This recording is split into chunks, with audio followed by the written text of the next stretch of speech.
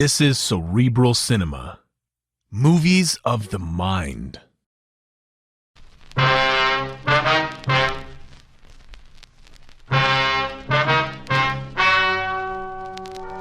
Ladies and gentlemen, the story you are about to hear is true. The names have been changed to protect the innocent. Dragnet is brought to you by Chesterfield, made by Liggett & Myers, first major tobacco company to bring you a complete line of quality cigarettes.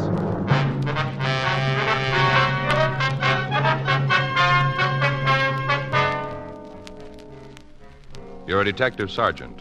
You're assigned a robbery detail. A pair of thieves has been terrorizing the merchants in your city. They're described as a man and a woman. From their actions, you know they're capable of murder. Your job, stop them. Today, you hear these three words everywhere. Chesterfield's for me. The cigarette with a proven good record with smokers. Here is the record. Bi-monthly examinations of a group of smokers show no adverse effects to the nose, throat, and sinuses from smoking Chesterfields. Chesterfields for me. The cigarette tested and approved by 30 years of scientific tobacco research. Chesterfields for me. Chesterfield gives you proof of highest quality, low nicotine. The taste you want. The mildness you want. The Chesterfield you smoke today is the best cigarette ever made. And best for you.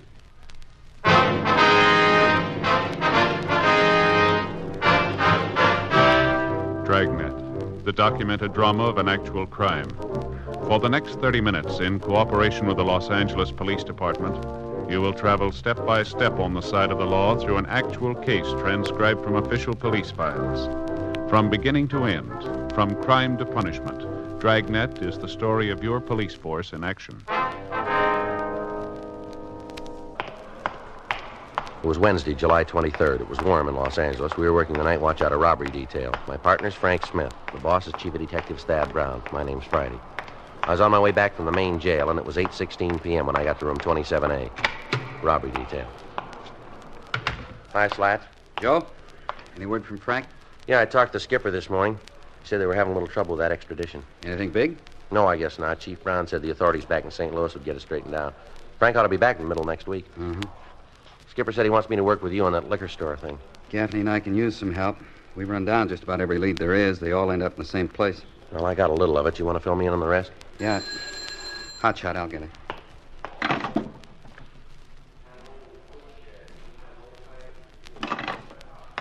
Well, you can get it firsthand. Yeah?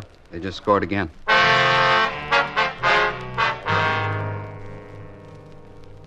Sergeant Slats Henry, Tom Gaffney, and I went downstairs to the carpool. We took out our robbery car and we rolled on the call code 3. It took us a little over 10 minutes to get to the corner of Alexandria and Burns Avenues. The place that had reported being robbed was a small neighborhood liquor store. By the time we'd gotten there, a radio car had answered the call, and a felony car from Hollywood Division had gotten there. While Gaffney talked with the men in the felony car, Slats and I went inside the store to see the victim.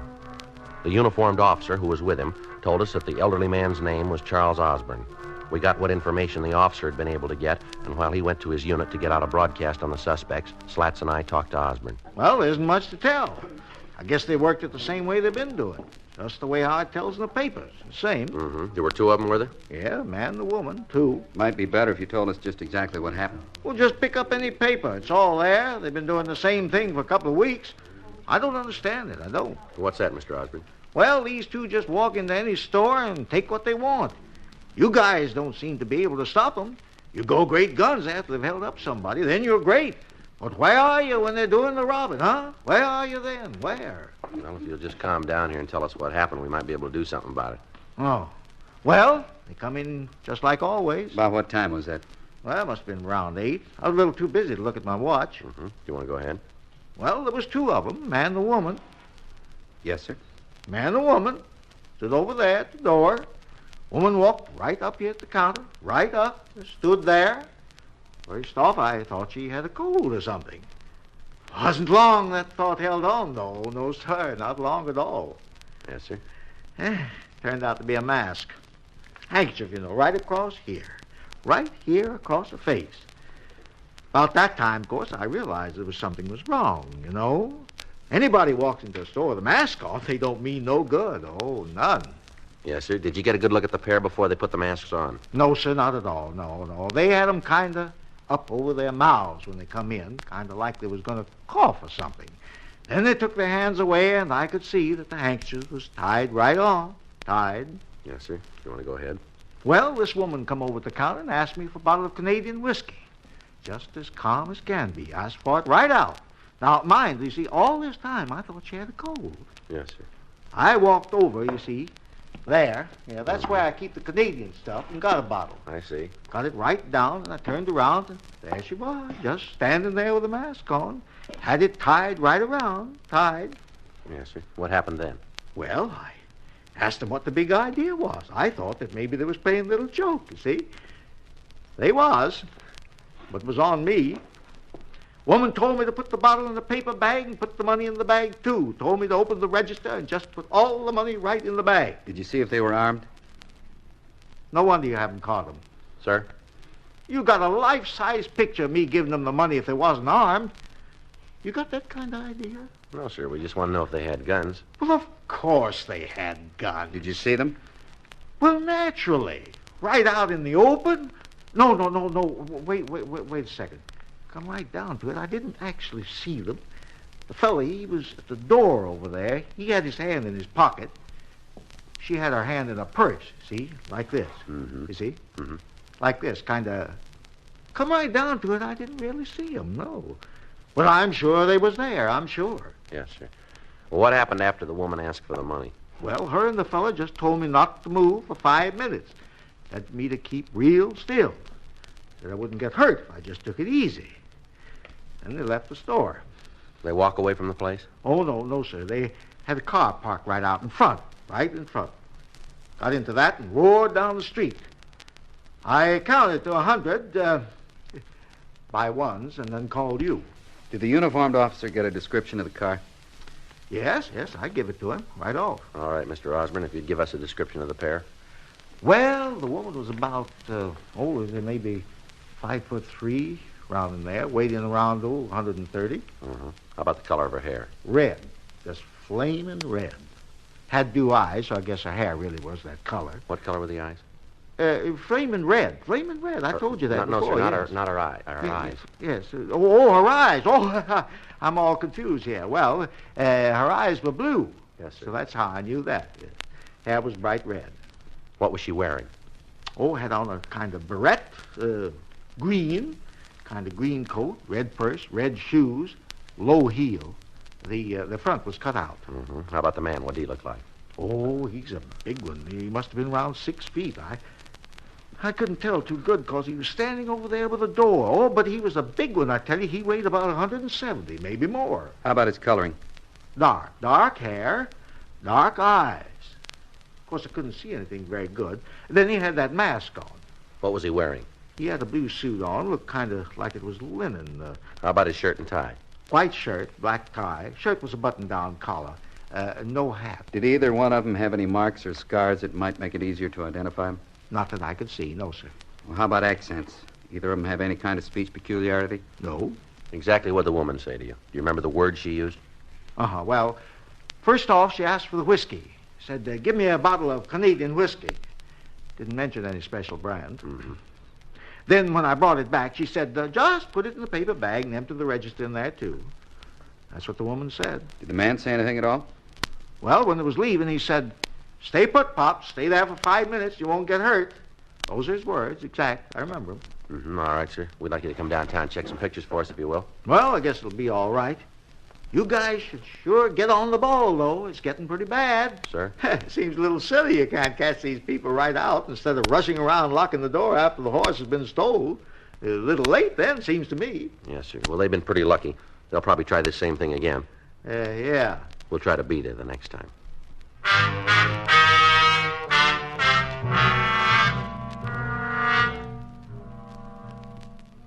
A search of the immediate area failed to turn up anything that might lead to the identity of the thieves. A broadcast had been gotten out to all cars in the city giving the description of the couple, the automobile they were driving, and the clothes they were wearing. The pair had been operating in the city for the past 3 weeks.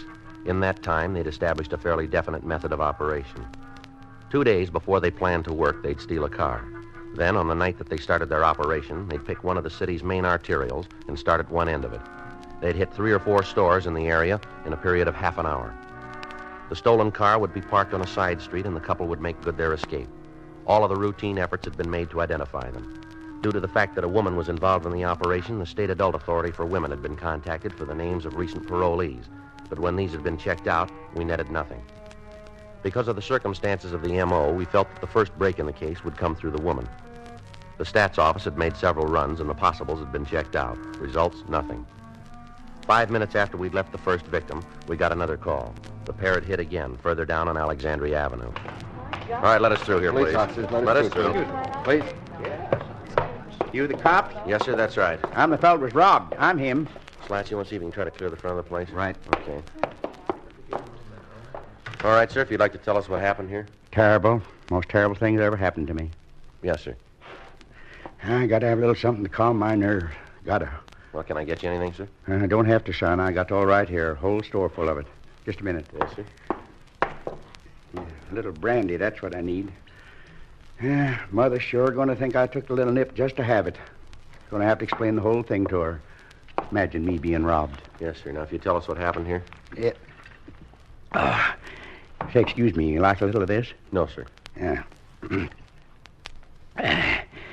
Well, these two came in here not more than 5 minutes ago. Man and woman. Came right in and asked for a bottle of whiskey. Mm-hmm. Do you recall what brand? Didn't ask for no special brand, just said they wanted Canada whiskey. Blend. Mm-hmm. You'd be able to give us a description of them? Well, the woman had red hair, and that's about the only thing I do remember about her, other than the way she talked. How do you mean, sir? Foul mouth. The way she swore at me, just something fierce. What did she say? Oh, just swear words, you know. I guess I didn't get the bottle fast enough for him. She told me to hurry up.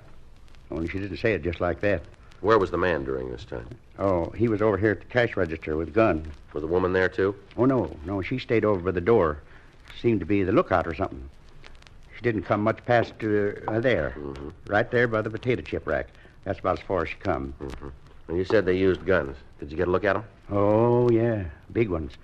I guess they must have been that long, and the barrel must have been that big around. Mm-hmm. What kind of a gun was it, would you know? I don't think I know what you mean. Or was it an automatic or a revolver? And I'm sorry, officer, but I don't understand. All I know, it was the biggest gun I ever saw. Must have been that long, that big around. Mm-hmm. Did it look like this one? Oh, no. No, that's just a pea shooter compared to the one that fellow was waving around. Mm-hmm. Did you see a car when they left? Yes, I did. Right out in front it was. Parked in front of the sign. Hey, you see there where it says reserved for patrons? Yes, sir. Right there. That's where the car was. After the fellow told me to dump the cash into the paper bag with the bottle, the woman opened the door, and both of them ran out and jumped into the car. Roared off down the street. But I got a good look at it. Real good. Mm-hmm. Then you can give us a description of it? You bet I can. Dark, 1953 Ford sedan. 4-door. Had one of them sun things on the front. You know, like a shade. Yes, sir. Used to have them on the buggies when I was a young man. Guess if you wait long enough, they get back to everything. Yes, sir. How much money did they get away with, sir? Oh, guess it must have been around $225. Round in there someplace. Give a couple, take a couple. Mm-hmm. Do you think you'd know either one of these people if you ever saw them again? Know 'em?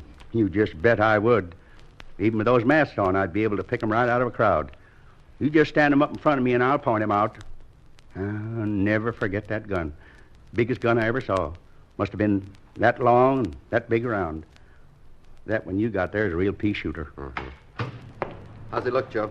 Well, it's the same couple. Description fits perfectly. I checked around the people in the crowd, found one old guy who says he saw the pair come out of the store. Got a good description of the car. I already gave him one. I can tell you anything you want to know. Yes, sir, we appreciate that, but we do want to talk to everybody who knows anything about the holdup. All right. You go ahead and talk to the other fella. You go right ahead. Yeah, but I got something he can't give you. What's that, sir? License number of the car they drove. An immediate supplementary broadcast was gotten out to the cars in the area with special attention to the units covering Alexandria Avenue. The search for the pair of thieves went on, but as the hours passed and they failed to hit again, it became apparent that they had eluded us again. The next morning, the car was found abandoned on the east side of Los Angeles. It was a stolen vehicle, and after it had been checked with the crime lab for latent prints, we were no further toward apprehending the suspects. Conferences were held with the chief of detectives, Thad Brown, and it was decided to place an extensive stakeout on the liquor stores in the Hollywood area. From past performances, the pair seemed to work their operation in that general area more than the other parts of town. The stakeout was maintained for 3 days without results. On Tuesday night, July 29th, Sergeant Henry and I waited in the squad room for reports from the other officers out in the field. 1:15 a.m. Well, looks like another night shot. Yeah, still no action. Stores will be closing in about 45 minutes now. Yeah. You got a cigarette? I'm out. Yeah. I think there's a couple left in here. Yeah, just 2. Here, go ahead. Well, I'll go down the hall and get a couple of packs Well, later. that's all right. Here. Heard from Frank? No, I talked to Fay night before last. She got a letter from him. Said he thought he'd be back about the end of the week. Say how it's going? No, he just read me a couple parts of the letter. I guess it's all straightened out. Suspect's coming back on his own. Extraditions can sure be a pain. I had to go back to New Orleans on one last year. Had a miserable time. Guy gave us a lot of trouble. Yeah, I remember. I get it.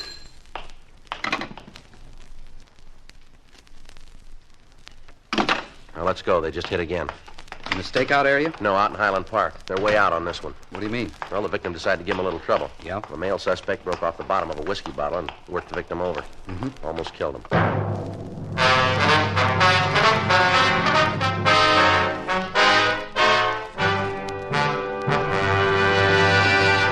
You are listening to Dragnet, the authentic story of your police force in action. Chesterfield's for me. You hear it everywhere. A brand new survey of campus cigarette dealers at 274 leading colleges and universities shows Chesterfield the largest seller. Nobody knows it better than America's #1 band leader, Ray Anthony, who plays college dates coast to coast. Here is Ray with his attractive wife, Dee. In cigarettes, the young crowd really goes for Chesterfields. I've noticed that wherever we've played. And I guess it's one of the reasons Chesterfield is America's most popular two-way cigarette. Of course, Dee and I are Chesterfield smokers, too. We know they're best for us. Chesterfield's for me. You hear it everywhere. The Chesterfield you smoke today is the best cigarette ever made. And best for you.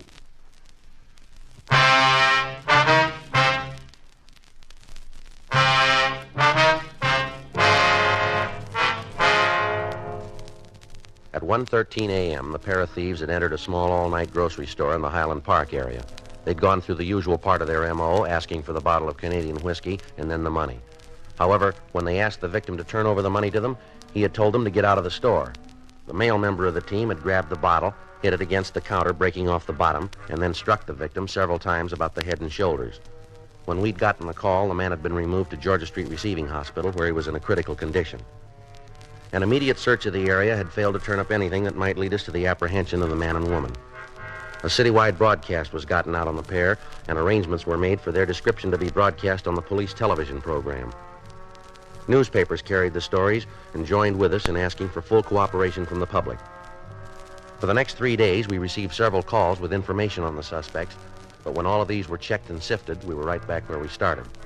The stakeouts were maintained on the liquor stores, but the suspects failed to hit again. On Monday, August 4th, we got a call from the county hospital telling us that the latest victim was in condition to be interviewed. Slats Henry and I drove over to see him. He was unable to tell us anything more than the dozen victims before him had told us. 3:15 p.m. We went back to the office. Want to check the book? Yeah, I'll get it. Yeah, there's a message here that a Reese McKay called. He left a number. Say what he wanted? No, he just wants us to call. This table, we gotta put something under this leg. It sure wobbles, doesn't it? Been that way for years. Yeah. I'd like to speak to Mr. Reese McKay, please. My name's Friday, Los Angeles Police Department. No, Police Department. Yes, surely. It's the attorney's office. Yes, sir? Mm-hmm. This is Sergeant Friday. Yes, sir. Certainly. When was this? Mm-hmm. All right, sir. No, we'll be right over. Yes, sir. Thank you very much. Oh, might be something. What'd he say? Woman was in his office this afternoon. Yeah? Said something about being involved in a robbery. Sergeant Henry and I signed out of the office and drove over to the address the lawyer had given me on the phone. We waited in the reception room for a few minutes, and then his secretary ushered us into Mr. McKay's office. Come in, gentlemen. Thank you very much. Thank you. I'm Reese McKay. Yes, sir. This is Sergeant Henry. My name's Friday. Oh, yes, you're the gentleman I talked to on the phone. That's right. Well, sit down and I'll try and tell you what happened. All right. Thank you very much. You've got to realize my problem in this thing. Yes, sir. What's that? Well, if this isn't anything worthwhile, I certainly don't want to have a client embarrassed. You can understand that. Yes, sir. Well, suppose I just tell you what happened, and we can go on from there. All right. That'll be fine. A couple of days ago, I got a call from a young woman who said she wanted me to handle a divorce for her. Mm-hmm. Well, we set up an appointment for her this afternoon. She came in, and we went over the problem. I don't want to go into the detail of the divorce action. I don't think that'll have any bearing on the rest of it. All right, sir. Well, to get to the short of it, we were going over the necessary information. The door burst open, and this man came in. Mm-hmm. I wanted to know what it was all about. My secretary was right behind him, seeing that he just pushed his way right through the reception room. Well, who was he? Do you know? Well, he said he was the woman's husband. That true? Well, apparently, I told my secretary to wait outside, then I asked him what he wanted. He didn't pay any attention to me at first, said it wasn't any of my concern, and told me to keep my nose out of it. Mm-hmm. And he and the woman had a big discussion. Seems that he didn't want her to divorce him, made all sorts of promises how things would be different if she came back to him. Mm-hmm. At first, she seemed to go along with the idea. As you know, we like to effect a reconciliation wherever possible. So I told him to go ahead and talk it over. Mm-hmm. Well, I left them in the office and went out of the reception room, and for a while it seemed they were getting along all right. Then the shouting died down, and they seemed to have agreed. And all of a sudden, it broke loose again. They started to scream at each other, and I went right back in the office, and just as I opened the door, I heard the man tell her that if she didn't come back, he'd cause her a lot of trouble. He said for her to remember that she was mixed up in the holdups, too, and these were the exact words. Don't forget, you're mixed up in those stick-ups as deep as me. I see. When they saw me, they both quieted down, and a couple of minutes later, they both left the office. The woman said she'd get in touch with me about the bill. It's certainly something that should be looked into. Yes, that's what I thought. That's the reason I called you. Can you give us the name and address of the couple? Yes, sir, I have it right here. Mm-hmm. Thank you. Pretty difficult to imagine that she'd be involved in anything like that. Pretty woman, beautiful hair. Is that right? Yes, flaming red. We obtained the address the woman had given Reese McKay, and we checked her name through R&I. We found no criminal record on anyone answering her description. While Slats called Chief Brown and told him what had happened, I asked the record division to make a run on the husband. We found that he'd been arrested 3 years before for attempted armed robbery, but that he'd been released for lack of evidence. 5:40 p.m. Slats and I drove over to the woman's address. The name on the mailbox in the apartment lobby read Mr. and Mrs. George Winston. We rang the bell and we identified ourselves. You want to come in? Thank you very much. Is there anyone else here, ma'am? You mean in the apartment? Yes. No, I'm alone. Where's that door lead, ma'am? Bedroom? You mind if we take a look? Maybe you better tell me what this is all about first, huh? You better go ahead, Slats. Yeah. Suppose you're used to hearing that you've got a lot of nerve. Yes, ma'am. Well, it's true. What's this all about? Isn't there some law that says you got to make a complaint or something? Where's your husband? That bum. Where is he? I don't know, and I don't care if I never see him again. Nothing but trouble did I ever get from him. Miserable man. Mm-hmm. You haven't any idea where he is? No. Don't think I'd tell you if I did until you let me know what this is all about. What's your husband do for a living, ma'am? You guys are so interested in him, why don't you ask him yourselves? Place is clean, Joe. Mm-hmm. I told you that going in. What's this all about? Now, come on, tell me or get out. We understand you and your husband had an argument this morning. Two of you mentioned something about a robbery. Oh, I understand it all now. Now it's all real plain. Look, what George said was a joke. That's all just a joke. He didn't mean anything by it. The way we got the story sounded pretty straight. You got it a little mixed up. Well, maybe you better come downtown and tell us all about it, huh? What for? Well, we've got some people down there we'd like you to meet. I got enough friends. Well, then let's put it down that these people would like to meet you. Do you want to get your coat? I think there's supposed to be something like a charge, isn't there? Yes, ma'am. That's the way you want it. I do. All right. Suspicion of robbery. What makes you think you can make it stick? Well, we wouldn't be taking you in if we didn't figure we had a case. You'd save all of us a lot of trouble if you'd tell us where we can pick up your husband. What's in it for me? What do you got now? Nothing. Well, that's the best we can do. What makes you think you can hold up this kind of a charge? A dozen victims, for one thing. Slats, you want to check the closet, see if you can find the green coat and the red shoes and purse? Yeah. What happens if I've got a green coat? Well, it makes us look pretty good, doesn't it? A lot of girls got green coats. Yeah, we're looking for one. She's supposed to look like me? Description we got matches exactly. A lot of people in the world look like me. Same people who have green coats. Mm-hmm. Got him, Joe. Found him up on the shelf in the closet. Take a look. They match what we heard. Yeah, would you like to try this coat on, Miss Winston? And then we can get going. Okay, but you guys are sure going to find out that you're wrong. Is that right? You just bet, and it's going to cost the city a lot of money because I'm really going to make a big thing out of this. Well, if we're wrong, we'll admit it. Then you admit you could be making a mistake. No, we don't. I read in the papers where there was an old guy beat up in a robbery. Same ones you're after me for? Might be, yeah. How's he doing, the old guy? We're not sure yet. He's going to live, though, isn't he? I told you, Miss Winston, we're not sure. You got a cigarette? Yes, ma'am, here. Here. I want you to tell me something. Tell me true. What's that? You really think you can put me in those stores? Yes, we do. I can't make a deal, huh? I'll tell you things and have it go any easier? No, ma'am. All we can do is see that it's marked down that way. Best I can get? That's the best. I'll take it. What? I'll tell you about it. Tell you the whole thing. All right, go ahead. Well, you got the right people, me and George. I knew when he hit that old man we'd had it. Knew it right away. That's why we quit. I was afraid. If the guy died, you'd be able to get us for murder. I didn't like the robbery part, but I didn't want any part of a killing. I never did like the setup. Never. I used to tell George I didn't like it. That didn't make any difference to him. He wanted to be the big man. He used to sit here after hitting the places. George would get the morning papers and sit here and laugh at the cops because he had them running after themselves. You know where he is? Yeah. He's in a hotel down on West 7th, using the name Evanston. I'll give you the address. All right, let's go.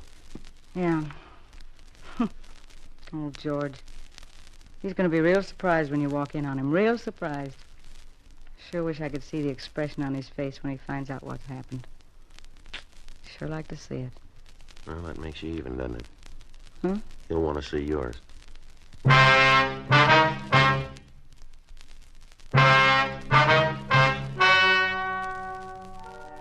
The story you have just heard is true. The names were changed to protect the innocent. On November 17th, trial was held in Department 98, Superior Court of the State of California, in and for the County of Los Angeles. In a moment, the results of that trial. Now, here is our star, Jack Webb. Thank you, George Fenneman. Friends, we've told you that Chesterfield is the best cigarette for you to smoke. Now, to me, Chesterfield's record with people who do smoke them regularly backs up that statement. Chesterfields are best because they're highest in quality, low in nicotine, because they smoke mild, and they're really satisfying. I wish you'd give them a try and see for yourself. America's most popular two-way cigarette. Regular or king-size Chesterfield. Best for me, best for you.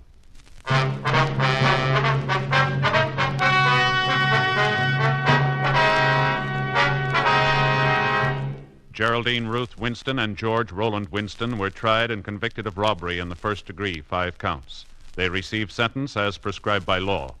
Robbery in the first degree is punishable by imprisonment for a period of not less than 5 years in the state penitentiary.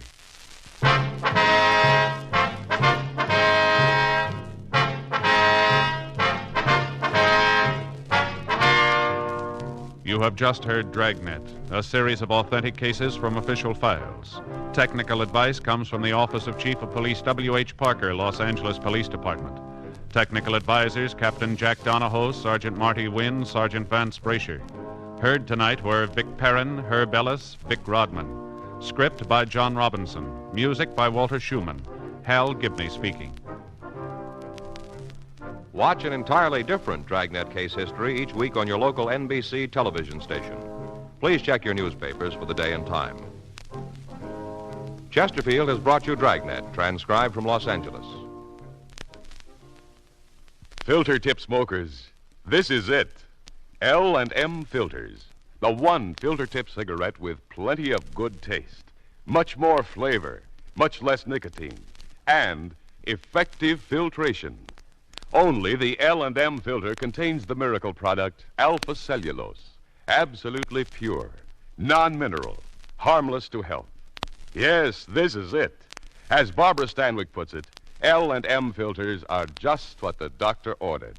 Buy L&M filters, the light and mild smoke.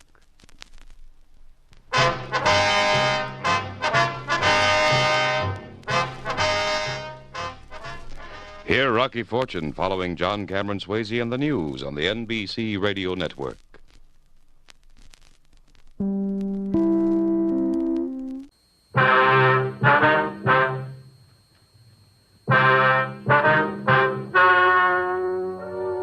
Ladies and gentlemen, the story you are about to hear is true.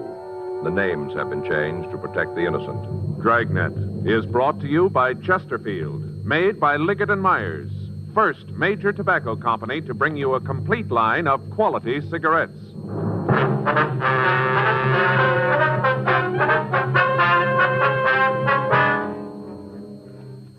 You're a detective sergeant. You're assigned to Bunko Fugitive Detail. A confidence man has set up operations in your city. The product he's selling has a ready market. Perfect cut blue-white diamonds. Your job? Stop him.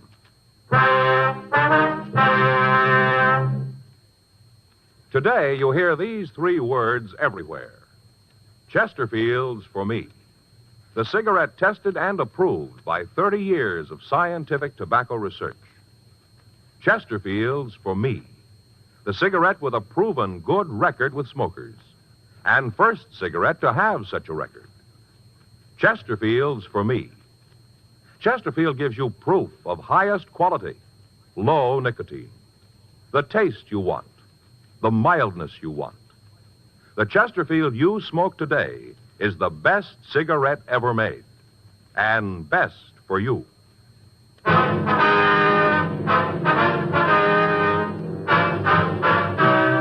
Dragnet, the documented drama of an actual crime. For the next 30 minutes, in cooperation with the Los Angeles Police Department, you will travel step by step on the side of the law through an actual case transcribed from official police files. From beginning to end, from crime to punishment, Dragnet is the story of your police force in action. It was Tuesday, November 9th. It was warm in Los Angeles. We were working the day watch out of Bunko Fugitive Detail. My partner's Frank Smith. The boss is Captain Didion. My name's Friday. I was on my way back from the record division, and it was 11:40 a.m. when I got to room 38. Bunko Detail. Did it check out? Yeah, there's 3 possibles. Descriptions don't match too well. We'll have to check them all out, I guess. Uh-huh. DeBetta was just in, said he'd give us a hand. That's good. Should we get on it? Yeah. Any calls? No, let's go. I got it. Bunko Fugitive, Friday. Yeah. Yes, ma'am. Well, I'm not sure. No, the officer that handled the case isn't here right now. I wonder if I could take a message. Yes, ma'am. He'll call you when he gets in. All right, uh-huh. Yes, all right. If you'll wait just a minute, I'll transfer it just a minute. Hold on, please. Would you give this call to 2949, please? Thank you. Oh, excuse me. Yes, sir. This the fraud department? Was Bunko Fugitive? Yes, sir. Then I guess this is what I want. I'd like to report a swindle. All right, sir. I'll check with DeBetta, Joe. You can go to work on this list. Right. I'll be right back. Okay. You want to come in, sir? Sit down right here if you like. Okay. Well, where'd be the best place to start? Would you like to give us your name, sir? It's Harold Filson. That's with an F. F-I-L-S-O-N, Filson. Yes, sir. What I want to tell you about happened to a friend of mine. All right. He's a little too embarrassed to come in himself, so I said I'd tell you about it. It's a terrible thing. Should be stopped. All right, sir. We'll do what we can. You want to tell us what it's all about? Well, this friend of mine was in the bank one day. He'd gone in to make withdrawal, a couple of $100. I see. On the way out of the place, this kind of seedy-looking man came up to my friend and started to talk. Did your friend know the man? Never saw him before in his life. All right, sir. Go ahead. Well, this little guy said he had a business proposition to put to my friend. Said they could both make a lot of money out of it. Mm-hmm. The little guy suggested that the both of them walk down the street to a little coffee stand that's there and have a cup of coffee. My friend didn't see anything wrong with that, so they did. That's where the little guy told the story. What was that, sir? Oh, about how he was a DP, a displaced person. Mm-hmm. Said he'd come over from Belgium. Big story about how he just managed to get out of Germany with his life. Really laid it on thick, real thick. Uh-huh. That's when he pulled the snapper.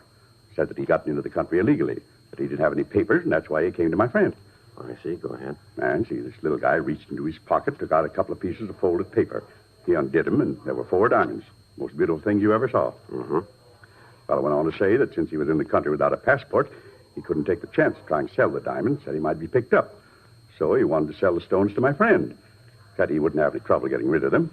Well, how much did he want for them, do you know? Said he'd sell a lot for $13,000. It's quite a bit, isn't it? Yeah, especially when this friend of mine doesn't know anything about diamonds. All right, sir. Do you want to go ahead? Well, the little guy said my friend could take the stones to any jeweler and have them appraised. Said he'd go along with whatever the jeweler said. And that's what your friend did, then? Yeah. Went to one of the best jewelry stores in the city. Took the stones with him and had the jeweler look at them. Now, this little man, did he go into the store with your friend? No, he said he'd wait outside. Uh-huh. Well, the jeweler looked at the stones and said they were worth $15,000. That's wholesale. $15,000. So your friend bought the diamonds, did he? Yes. He offered the owner $10,000 cash for him. The little guy wouldn't go for the deal, so he took the diamonds back. They hemmed and hawed around for a couple of minutes, and then he said he'd sell. So the both of them went to my friend's bank, got the money, and the deal was set. The little man reached into his pocket, took out the package, handed over the diamonds for the $10,000. Mm-hmm. Then my friend tried to sell them. He went back to the same jeweler. That's when he found out. Yeah? They weren't the same stones. My friend had gotten a different packet. Instead of diamonds, he bought 4 zircons, worth $25, $30 apiece. $10,000 for $120 worth of cut glass. Now, you've got to do something about it. You've got to figure some way to get that money back. All right.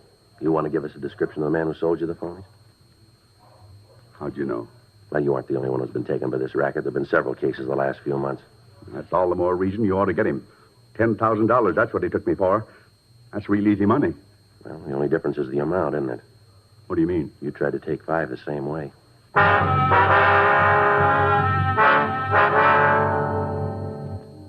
Frank came back to the office, and I filled him in on the story Harold Filson had given me. The victim gave us a complete statement and a description of the man who'd victimized him. He also gave us the address of the bank where he'd been approached. After that, Filson was taken down to the mug room and shown photographs of known confidence men who had used the same M.O. A local and an APB were gotten out, carrying the description of the suspect as well as a complete description of the clothes he wore and the method he used in approaching the intended victim. We got the name of the jeweler who had appraised the diamonds, and we asked the victim if we could keep the stones until we'd finished our investigation. He gave us his consent, and we signed a receipt for the zircons. 1:46 p.m., Frank and I drove out to the Hollywood area where we talked to Saul Maurice, the owner of the jewelry store. If you'll wait, I'll get my loop and check them for you. We'd appreciate that. No trouble. Probably should have known there was something wrong when I came in here. Average man doesn't carry $15,000 in unset diamonds around with him. Let me see the stones. Sure, here you are. Take a look at these, if you will. Mm-hmm. Well, the same ones, same as the diamonds. What can you tell us about them? Well, they look as if they were cut in this country. Yeah? Why do you say that? Facets, they're cut longer than European stones. Oh. Mm-hmm. Now, they were made in America. Is there any way we could tell where? No. Whoever did it, though, knew what he was doing. I remember the diamonds. Beautiful. You mean the real diamonds were just like these, then, huh? Yes, there was a 125 round, 2 1-carat marquee, and a 403 square cut. You sure about the size, are you? Reasonably, yes. I didn't weigh them at the time, but I did use a mow gauge on them. That's what they checked out. You can't give us any idea, then, where the zircons might have come from? No, I'm sorry. I can give you a list of the men in Los Angeles who might have done it. We'd appreciate it. No trouble at all. You want to take these with you? Yes, sir. Say, I don't understand. Why would a legitimate diamond cutter make these imitations? Well, if a person ordered them copied, there'd be no reason not to.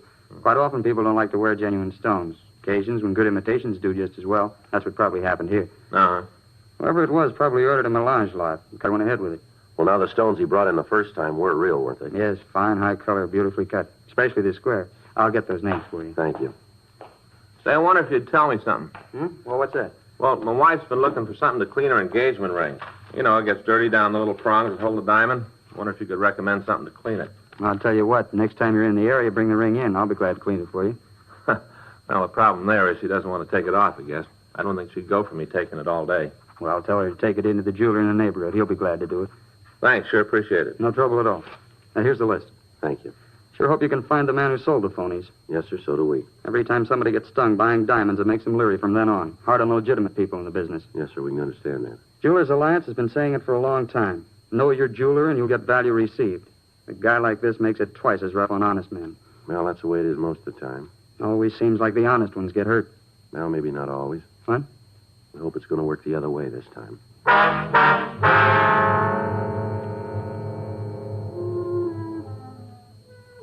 3:15 p.m. Frank and I returned to the office and got out a supplemental bulletin on the genuine diamonds that were being used.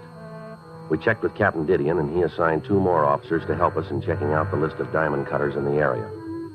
The questioning took the better part of the next day, and at 4:37 p.m., when we met in the bunco squad room, we were no further ahead with the apprehension of the suspect. During the week that followed, we continued to talk to the lapidaries in the Southland area, but they were unable to give us any leads as to who might have made the copies. On Monday, November 22nd, we received another complaint. An elderly woman who identified herself as Mrs. Myra Hacken told us that she'd been swindled out of $12,000. The story she gave us was almost identical with the one we'd gotten from Harold Filson. The description of the suspect was the same. Frank and I talked to the jeweler that had made the appraisal on the stones for her. He was unable to give us any concrete information. However, the zircons purchased by Mrs. Hacken were identical with those bought by the first victim, Filson. 2 more weeks passed, and in that time, the confidence man hit 2 more citizens. The method of approach was the same. The story he gave the victims was the same. Nothing in the story was new. The search for him went on. On Wednesday, December 1st, Captain Didion called a meeting in his office. Come in. Sit down. Right. Thanks. Now, what's it about, Skipper? You know what it is. Where are you on it? Oh, the diamond switch, huh? That's it. Going slow, Captain. Well, what's the score to date? About $45,000, isn't it? Yeah. You're no closer to the guy than when he started. Well, we got a description. We can't book that. We're doing everything we can, Captain. We talked to all the victims, all the people in town who might know who he is. There isn't a rumble. He must be playing it single. None of the usual sources know anything. How about the money? Anybody spending more than they can account for? No, not that we've been able to turn. Stats office? Well, they've given us a list of possibles, 14 of them. They've all been checked out, none of them fit. What about the Jewelers Association? What do they got for you? Well, they're doing all they can. They put out a notice to all their members to be on the lookout for the guy. Sent out a description to all the diamond cutters asking for information on the stones. Mm-hmm. We've had a composite drawing made of the suspect. M.O. sheet. It's been sent to all the banks in the area. Nothing back on it, though. Well, what's the answer? Got to be some way of nailing him. Well, we got an idea. The odds are on the long side, I guess, but it's about the only way that we can think of. Let's hear it. Well, we know that the guys work in the Hollywood area pretty heavy. Seems that most of the marks he picks are out there. They do business in those banks along the boulevard. Mm-hmm. We thought that if we could spot a couple of undercover people in the banks and make it look like they were doing business there, they might be approached. You meant it when you said the odds were long. How many people do you figure you're going to need for this? Well, we figure a minimum of a half a dozen. They all should be middle-aged or elderly. Suspect doesn't seem to bother anybody under 40. How about keeping in touch with the undercover people? How you figure to work that? Well, we thought we could cruise the area, work out some kind of a check system so we'd know what was going on. Mm-hmm. Okay, I'll get in touch with Chief Brown. Ask him to line up some officers that'll work the banks. You better get in touch with Hollywood. Fill him in on what you're doing. Might ask for a couple of F-cars to give you a hand in the surveillance. Right, Skipper. We'll get together here in the morning. You can brief him on what you want, how you're going to work it out. Okay. Better notify the banks, too. Give them the setup so there won't be any slip. All right. Excuse me. Bunko fugitive, Captain Didion. Yeah? Mm-hmm. Okay, we'll send him right out. That's right. Do what you can.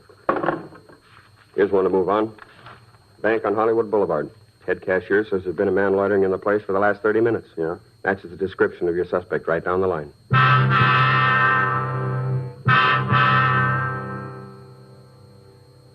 The man had been detained until we got there. We were told that the suspect had entered the bank at approximately 11:40 a.m. and that he'd been observed by the bank guard. When the man's movements had aroused the guard's suspicions, he'd notified the cashier, and he in turn had called us when he noticed the similarity between the suspect and our bulletin. We asked the suspect to step out to our car so we could question him. He appeared to have been drinking, but he was cooperative. He got into the back seat with Frank, and we asked him to show us his wallet. Hey, my wallet. Is there any money in it? Well, I don't know if that's any of your business. You got any money in the wallet? Well, it might be a couple of bucks, yes. Then again, on the other side of the fence, there might not. All right, mister. Take the money out and hand the wallet to me. Ain't none. I'm broke. All right, let's have it. Sure, I like to cooperate. Always like to cooperate. All right. Is your true name Samuel Gerald Pugh? That is correct. Ever been arrested? That, gentlemen, is my life story. Is that right? It certainly is. Many's the happy hour I've spent in your main jail. Delightful place. Referred to in the trade as the Gray Bar Hotel, you know. Yeah, what was the charge? I believe that's referred to in the trade as a 4127 ALAMC.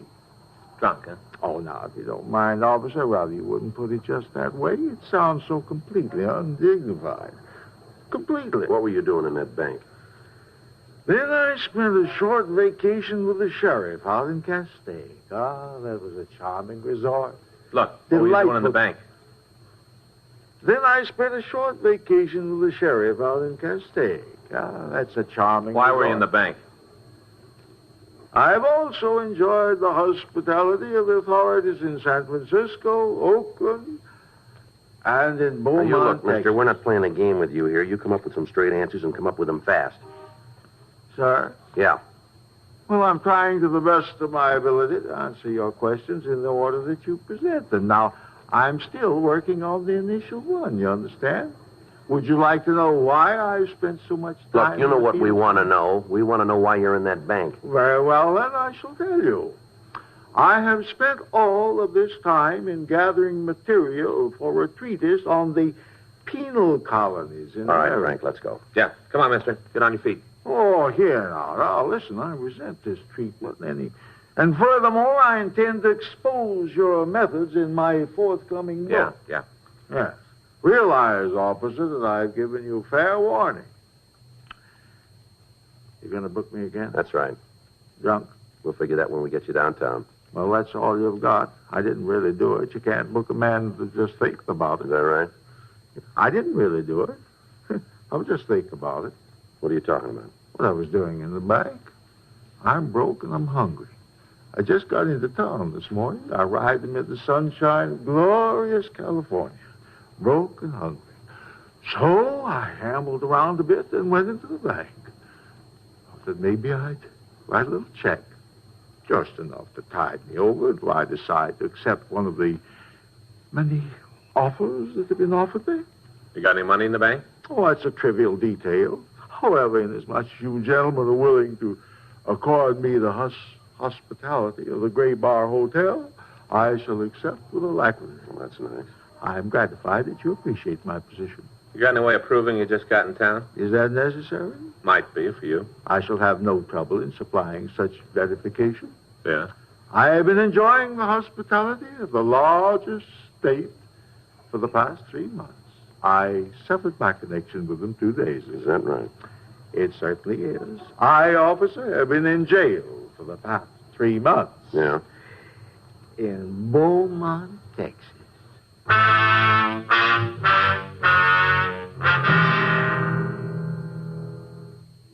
The suspect was taken to the city hall and held for further investigation. Teletypes were sent to the authorities in Texas, and they verified the story that we'd gotten. The suspect was booked in violation of 4127A LAMC. The following morning, Frank and I, along with Captain Didion, briefed the police officers chosen by Chief Brown. We told them the suspect's M.O. We gave each of them copies of the composite drawing that had been made. At 10:30 that morning, the plan was put into operation. It continued through the weekend without results. During that time, we received no new complaints regarding the confidence man. Wednesday, December 8th, Frank and I checked into the office. I want to call Faye. Tell her what time I'll be home. Okay. You want to check the book while you're there? Yeah. I got it. Bunko Fugitive, Friday. Yeah. Okay, where? Yeah, we know where that is. Right. See you there. Guess you'll have to call Faye later. What do you mean? Suspect. Yeah? He's setting up a mark in a coffee shop out on Hollywood Boulevard right now.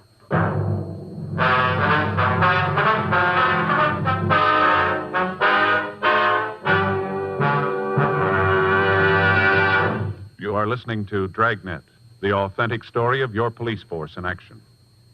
Meet the Tom Harmons. You know Tom as an All-American, and now a top sports announcer. Mrs. Harmon is the motion picture and television star Elise Knox. They're typical of people everywhere who are saying, Chesterfields for me.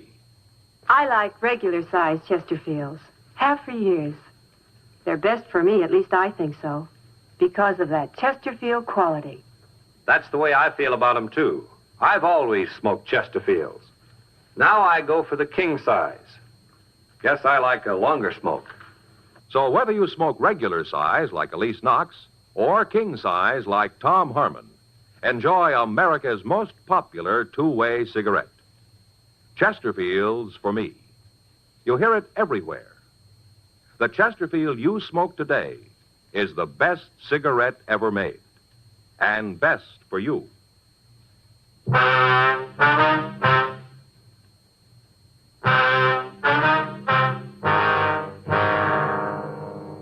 The call had come from one of the undercover people that we'd planted in the banks on Hollywood Boulevard.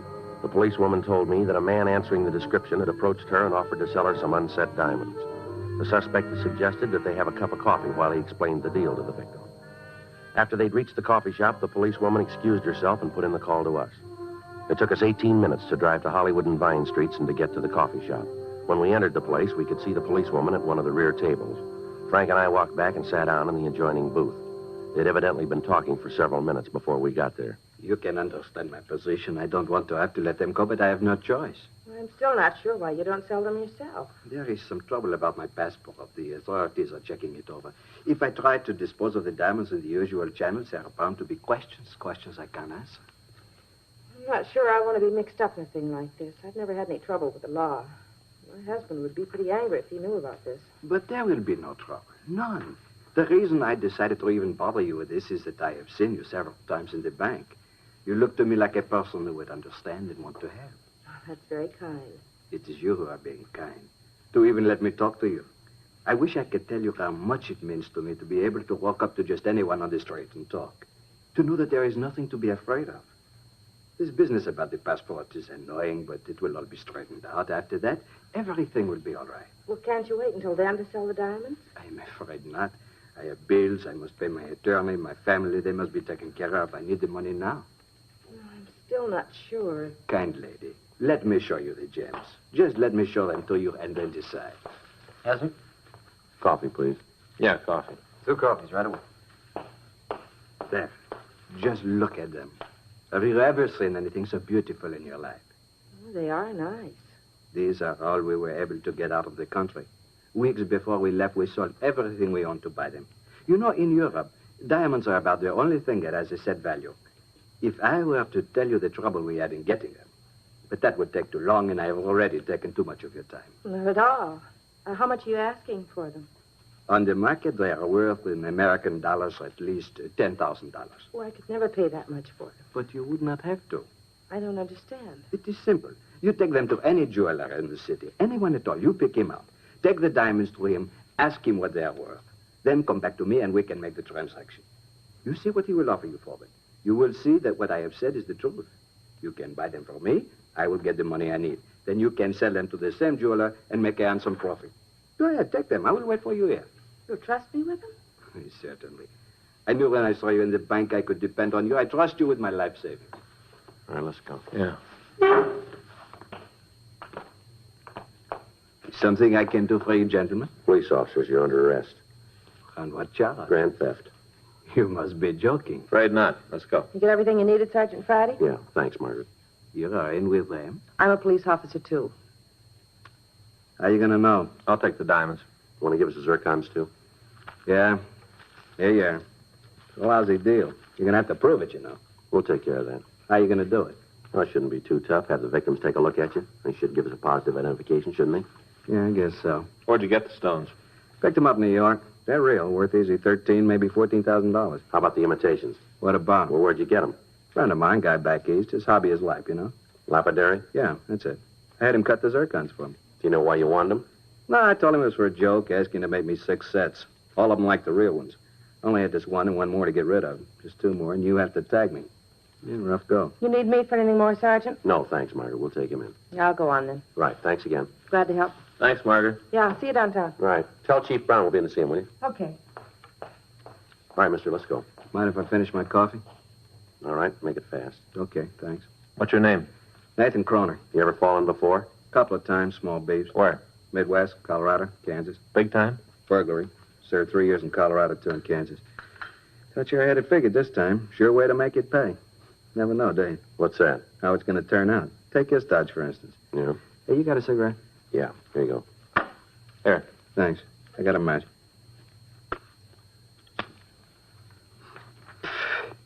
Yeah, this would never work if you tried it with honest people. Is that right? Sure. Right off, I told him I was having trouble with my passport. Even told one of them I was in the country illegally. That's when he should have gone to the cops right then. Mm-hmm. Gonna miss that. What's that? The coffee. Gonna miss it. Anyway, if every one of them didn't have a little thievery in them, isn't a con game in the world it'd work. You ever think of that? Yeah, once in a while. I hand over a bunch of diamonds. Now, I know they're worth a minimum of $15,000. Worth that anywhere in the country. Mm-hmm. So what happens? The Mark takes them into a jeweler and finds out they're worth that much, and right away he's out to try to make a fast buck for himself. He comes back, tells me they're only good for $10,000. You see? Thieves. Mm-hmm. You about finished with that coffee? Yeah. Now, the Mark stands to make himself a couple of $1,000 going in, but that isn't enough. He's going to take me for more. It wouldn't work if they weren't thieves at heart. Well, that still doesn't give you the right to take them. I suppose not. I get a real kick, though, out of figuring what they look like when they find out they're stuck with a handful of cut glass. Must be real yaks to see that luck. And how about that coffee? Come on, let's go. Yep. Okay, I'm with you. All right. pull this Dodge anyplace else in the country? Not me. This is the first place. Figured if I scored good here, I could take it easy. You know, work a bit, maybe once a year in a different city. Keep moving. Don't make any difference how they talk or what kind of clothes they wear. A mark's still a mark. I just had a bad deal. Going good, I could have lived off of it for years. That's what you wanted, huh? Yeah, just a deal to keep me in clothes and food. Roof over my head, nothing big. Well, it all worked out then, didn't it? What? That's what you're going to get. Come on.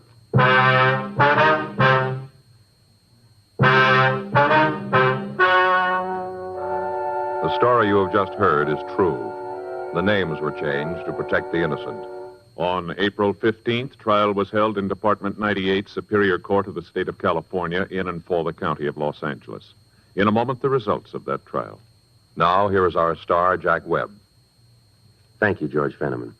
You know, the Chesterfield you smoked today is the best cigarette ever made, and best for you. Now, that's a fact. And to my way of thinking, it's the very reason for you to change to Chesterfield.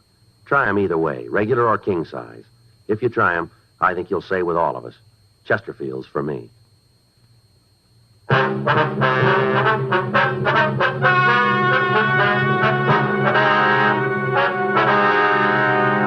Nathan Austin Kroner was tried and found guilty on 4 counts of grand theft and received punishment as prescribed by law. Grand theft is punishable by imprisonment for a period of not more than 1 year in the county jail, or for a period of not less than 1 nor more than 10 years in the state penitentiary. Ladies and gentlemen, crime has reached a new high. Over 2 million major crimes were committed last year in the United States. You and your loved ones, your lives and property are threatened. Now, during National Crime Prevention Week, the National Exchange Clubs urge you to act to protect yourself and your country. Go to church this Sunday and every Sunday. The nation needs the great moral vitality which springs from church-going men and women. And remember to be alert and be on the lookout for ways to prevent crime.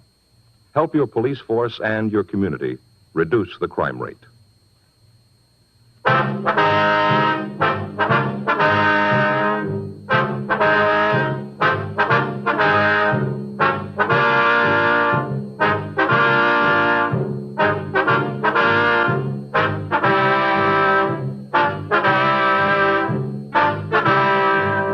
You have just heard Dragnet, a series of authentic cases from official files.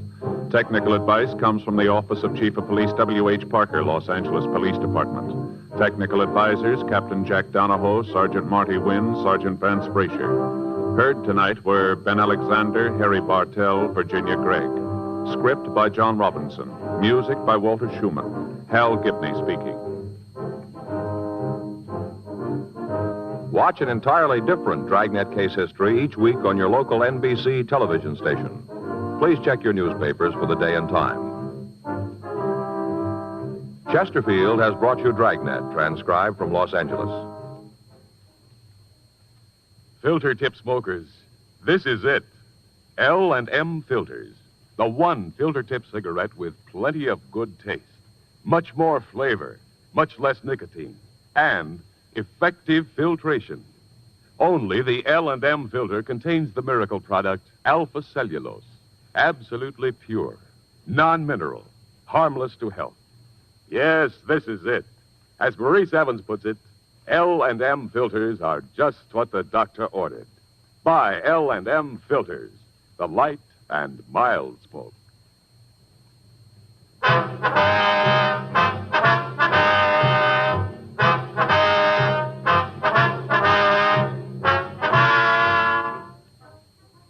Hear Rocky Fortune following John Cameron Swayze and the news on the NBC Radio Network.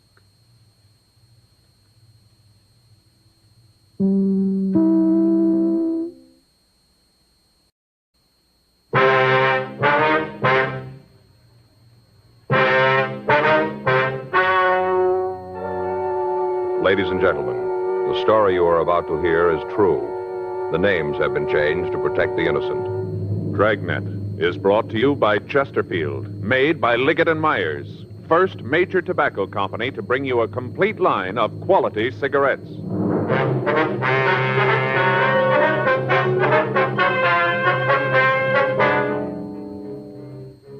You're a detective sergeant. You're assigned to homicide detail. The body of an attractive woman has been found in a downtown office building, beaten to death with a piece of lead pipe. The killer has escaped into the city. Your job, find him. Today, friends, you hear these three words everywhere. Chesterfield's for me. The Chesterfield you smoke today is the best cigarette ever made. Best for you, because Chesterfield gives you proof of highest quality, low nicotine. The taste you want, the mildness you want. Chesterfield is best for you because it is tested and approved by 30 years of scientific tobacco research. Chesterfield is best for you because it has an established good record with smokers, proven by test after test. Yes, friends, the Chesterfield you smoke today is the best cigarette ever made. For the taste you want, the mildness you want, join the thousands now changing to Chesterfield.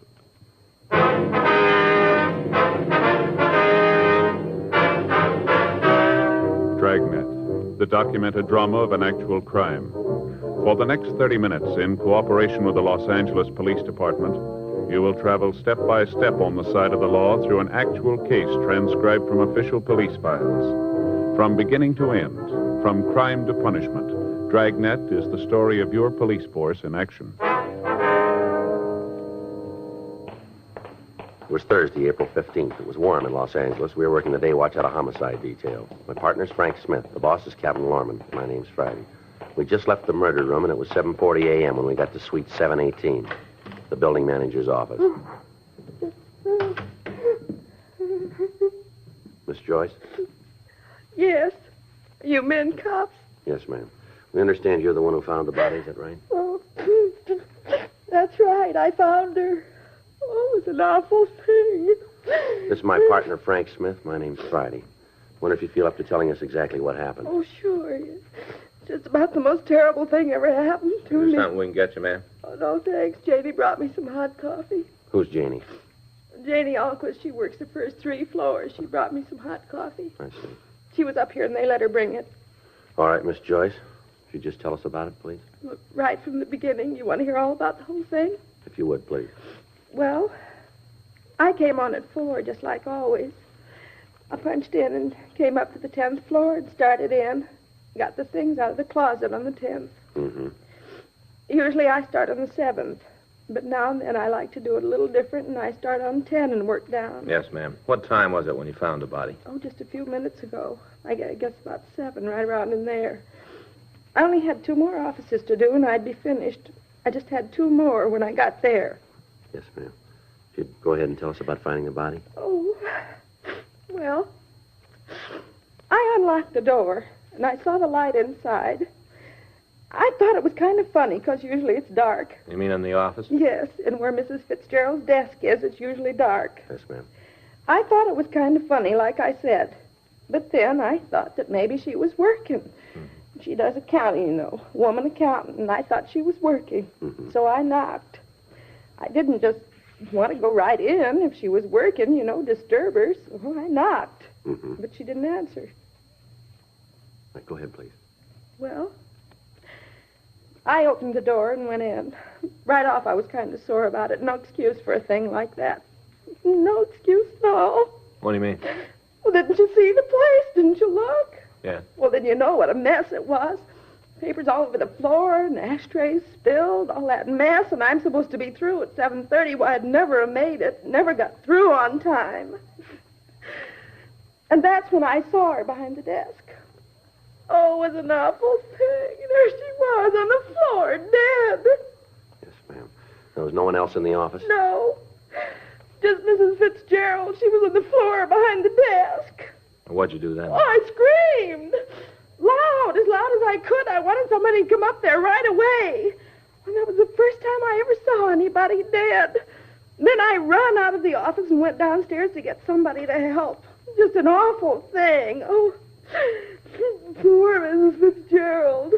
Oh, she was so nice. All the time saying hello when she'd come in early and I'd still be working.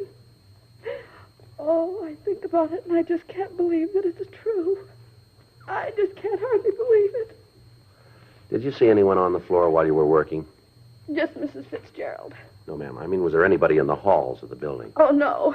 No, not that I saw. There wasn't anybody. I'd have seen them if they was there, but they weren't. All right, Miss Joyce. We'll contact you tomorrow about a statement. Meantime, we'll leave you one of our cards here. If you think of anything we should know, we'd appreciate it if you give us a call. Oh, I sure will. Anything at all I think of, I'll call you. Can I go now? Yes, ma'am. I've got Certainly. to go home and take a hot bath and calm my nerves. Surely. Oh, it sure is going to be a shock to her husband. Of course, not that he'll mind too much. Beg your pardon? Her husband, you know, Mr. Fitzgerald. Yes, ma'am. What about him? Well, just that it isn't going to bother that one too much. Why do you say that? Oh, I shouldn't have said anything. Not a word. I shouldn't have told you. I'd get fired, sure. Well, if it's got anything to do with Miss Fitzgerald's death, maybe you better tell us, don't you think? Well, if you'll promise not to tell the supervisor. All right, go ahead. It gets dull just being in a big building by yourself, all alone at night when there isn't anybody around. It's pretty dull. Mm-hmm. Once in a while, not real often, but just once in a while, I kind of read some of the letters that people throw away, you know, in the wastebasket. They don't want them anymore, so when it gets real dull, I read them. And I've read some in Mrs. Fitzgerald's office from her husband, Mr. Fitzgerald. Yeah. Seems like they've been having some kind of a big fight, going to court and all. I don't know what it's all about, but they've been fighting. And in the letters, he tells how she ought to leave him alone. I guess she's asking for a lot of alimony or something. That's what it sounded like to me. Some of the letters, the way he wrote to her, mean, used to threaten her all the time. You saw these letters where he threatened her, did you? Yes. One, I guess it was about a week ago. He said in that if she tried to railroad the thing through, now that's what he said, railroad the thing through, he'd come up here and... Yes, go ahead. Well, that's all there is. I couldn't find the other piece of the letter where he said what he was going to do. See, she tore up the letters after she read them. All right, Miss Joyce, thank you very much. No, I hope I helped. Yes, ma'am, I certainly have. I sure wish I could have found that other piece of the letter. No way of knowing what it said. Yes, ma'am. You suppose he really meant it? I don't know. We'll ask him.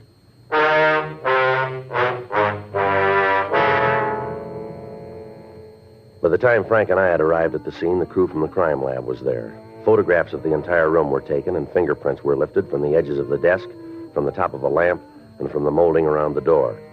The murder weapon, a 15-inch section of heavy lead pipe, was booked for evidence. There was nothing we could tell from the pipe itself other than the fact that it was the murder instrument. It was a plain piece of 3/4-inch pipe. One end was wrapped in a heavy brown paper. The other was blood-stained. Because of the appearance of the office, it looked as if robbery was the motive for the crime. However, on examination of the victim's personal effects, we found that 2 large diamond rings were still in her fingers. In her purse, we found cash in the amount of $226. On the desk itself, we found a woman's wristwatch set with 12 diamonds. The fact that none of this had been removed apparently ruled out robbery as the motive. The other employees of the building were questioned, but they were unable to shed any light on a possible suspect. None of them had seen any unauthorized persons in the place after closing hours. People on the street in the immediate vicinity were questioned. The only lead we were able to come up with was that at approximately 7:02 a.m., a newsboy had seen a short, stocky man walk from the office building entrance. Other than the brief description of the man's build, the witness was unable to tell us anything. An immediate broadcast was gotten out on what information we had. From a telephone book in the victim's desk, we got an address for her husband, Oscar Fitzgerald. It was a men's club located in downtown Los Angeles. Frank and I drove over to talk to him. Come in. Thank you. Thank you very much. Sit down. I'll call for some coffee. You fellas want some? No, no, thanks. No, sir. You don't mind if I have some? No, you go right ahead. Room service, please. Kind of early for the cops to come calling, isn't it? Yes, sir, I guess it is. This is Mr. Fitzgerald, room 417. Would you please send up a pot of coffee? That's right. Oh, and send a large glass of orange juice, too, huh? Yeah, make sure it's cold. 417. Right. One thing I can't go is warm orange juice. Like a cigarette? Yeah, thank you. Now, what's this all about? What do you want to see me for? Well, when's the last time you saw your wife? Ada? Thank you. I guess a couple of weeks ago. Why? Well, can you narrow that down to a day? Why? Any special reason for me to? Well, we'd like to hear it. Well, let's see. I guess it was around March 30th. I can check it if it's important. Where'd you see her? With my lawyers. We had a conference to try and work out the divorce and settlement. What line of work are you in, Fitzgerald? I think you better tell me what this is all about before I answer any more questions. If this is some sort of trick Ada's trying, you tell her it won't work and she can get off my back. No, it's no trick. I think it might be better if you'd cooperate with us and answer the questions. All right, but I'm going to tell you going in that if you try to pull a fast one, I'm going to deny everything I tell you now. If you tell us the truth, you won't have any trouble. Now, where do you work? Right now, I'm between. What's that mean exactly? Well, I'm an actor. Right now, I haven't got an assignment. Where'd you work last? Picture studio. Look, until you tell me what this is for, I'm not going to give you any names. Can you give us your movements for the past few days? Starting when? Well, let's try the day before yesterday. Okay, I got up and went out to see my agent. Of course, that was a waste of time. Hung around the office for a couple hours and then had lunch on the Strip. After that, I came downtown, saw a movie. I came home, took a shower, and then kept the dinner engagement. You prove that? If I have to, yeah. But you're getting no names until I know what's going on. All right, how about yesterday? What'd you do then? I got up and went out to my agent's. He told me he had a part on the fire. We went out on an interview. I was at the studio until about 4:30, and then we went back to my agent's office and had a couple of drinks. After that, I came back here, didn't feel too good, and I went to bed. Well, the man at the desk would be able to verify all that, would he? Yeah, just ask him. Fitzgerald, how'd you get along with your wife? Well, it's not any of your business, but I'll tell you.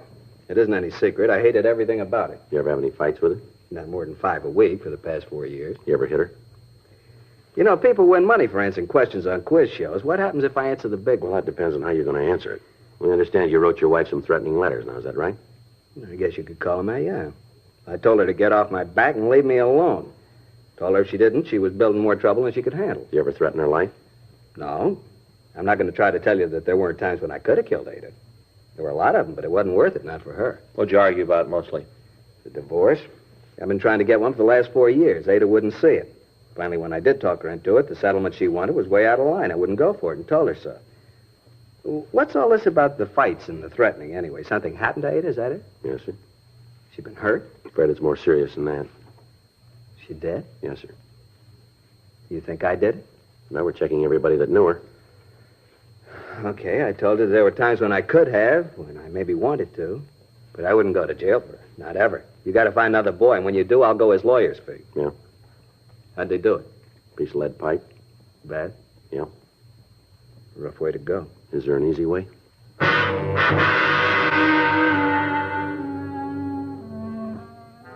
We made a preliminary search of the room, but we found nothing that would tie in the victim's husband, Oscar Fitzgerald, with the crime. We talked to the desk clerk, and he verified the man's story that he'd been in his apartment the evening of the killing. Fitzgerald made arrangements with us to attend the coroner's inquest, and Frank and I went back to the city hall. We checked with the crime lab on their investigation. Lieutenant Lee Jones told us that they'd been able to lift several partial fingerprints from the murder weapon, but that they were impossible to classify. He went on to say that the other prints that had been found at the scene were unusable as evidence, since it would be difficult to get enough points for identification. The other physical evidence taken from the office was of little use. A check had been made of the piece of pipe, but it was found to be of a common type and impossible to trace. Microphotographs had been made of the serrated edges, and these had been booked as evidence. We asked the stats office to make a run on the M.O. of the crime, and they told us that they would start through their files immediately. For the next 2 days, Frank and I talked to all of the friends and relatives of the victim, attempting to find a motive for the crime. From what we had to work on, the only plausible reason for the killing was either revenge or jealousy. None of Mrs. Fitzgerald's friends or business acquaintances were able to point out anyone with a strong enough reason to kill the woman. Monday, April 19th, Frank and I got back to the office after interviewing one of the victim's business competitors. Well, that's another one that didn't go anyplace. It seems like that's all we've been drawing on this one, doesn't it? Yeah. I'll check the book. All right. Anything come in from the stats office yet? No. Said they'd have the rest of the run for us this afternoon. First punch didn't turn anything. I got it. Homicide, Friday. Yeah, Jack. Anything on him? Sure. We're no place now. Well, no, anything's got to be. You want to give me that address? All right. All right, we'll check it. Good. All right, Jack. Thanks again. Bye. It was Jack McCready. Says he talked to one of his informants this morning. Guy came up with a couple of good things, maybe. Yeah? One of them's about a guy in the Olympia bar at 4th and Kohler. Fellow's pretty drunk. Been doing a lot of talking down there. Something for us? Maybe. He's bragging about beating a woman to death with a piece of pipe.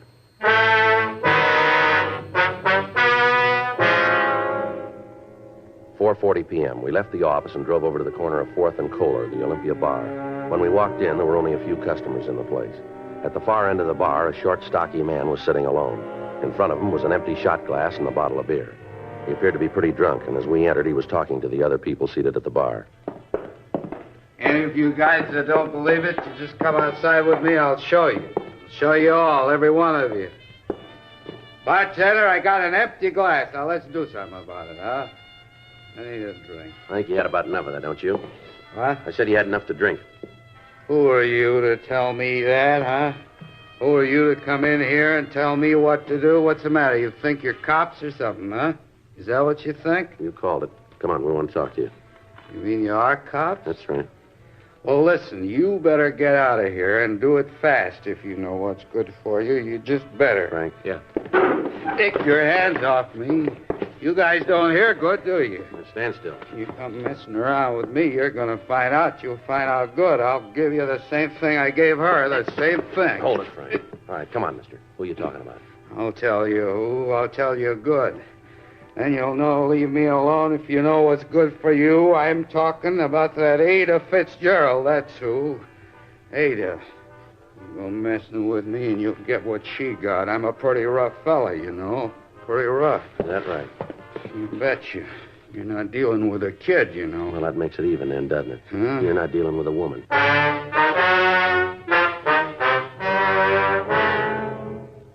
We took the suspect down to the homicide squad room. He identified himself as Carl Neely. He was handcuffed to a chair, and we ran his name through the record bureau. He had a long string of arrests for various charges, including attempted robbery, assault, and assault with intent to do great bodily harm. He'd never been convicted on a felony, but his record showed that he'd served 2 terms in the county jail for drunk charges and creating a public nuisance. While we were checking his record, the suspect passed out in an alcoholic stupor in the squad room. We contacted Sergeant Jack McCready and Officer Danny Galindo and asked them to make a search of the suspect's residence. In going over the place, they'd found a blood-stained shirt and a coat. The garments were packed in a cardboard box that had been hidden under the kitchen sink. They were brought downtown to us along with an empty envelope found in the apartment. It had been sent to the suspect, Neely, and the return address on the back indicated that the letter had been sent by the victim's husband, Oscar Fitzgerald.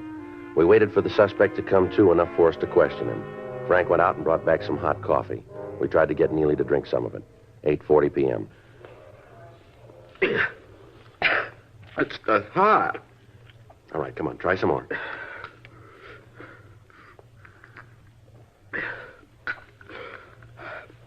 You're cops, huh? You've been the route before. Yeah. What am I here for? I want to talk to you about the Fitzgerald woman. Ada? Spouting off again. You said you killed her. Figures. Every time I get tanked up, I always kill somebody. It never fails. All right, tell us about the Fitzgerald woman. Nothing to tell. I read about it in the papers. This morning I started drinking. It always happens when I've been belting the booze. I right away tell people I killed somebody. These clothes here belong to you? Let me see. I don't know. Where'd you get them? Are they yours? I don't know. You got that many clothes? I know all the clothes I got. No trouble at all. You don't dress as good as me. All right, come off it, Neely. You're in trouble. Big trouble here. You sat in the bar this morning, told everybody about how you'd beaten a woman to death. We find these clothes in your apartment, bloodstains all over them. Here's another thing, this envelope. Where'd you get this? Through the mail, like it says. You see the stamp? You know Oscar Fitzgerald? I don't get mail from strangers. Sure I know him. Is it a crime to get a letter now? What was in that envelope? I don't think that's none of your business. Well, we do. What kind of dealings have you got with Oscar Fitzgerald? Well, you still work for him? Doing what? I took care of the place when him and Ada were married, sort of a general handyman. When'd you see him last?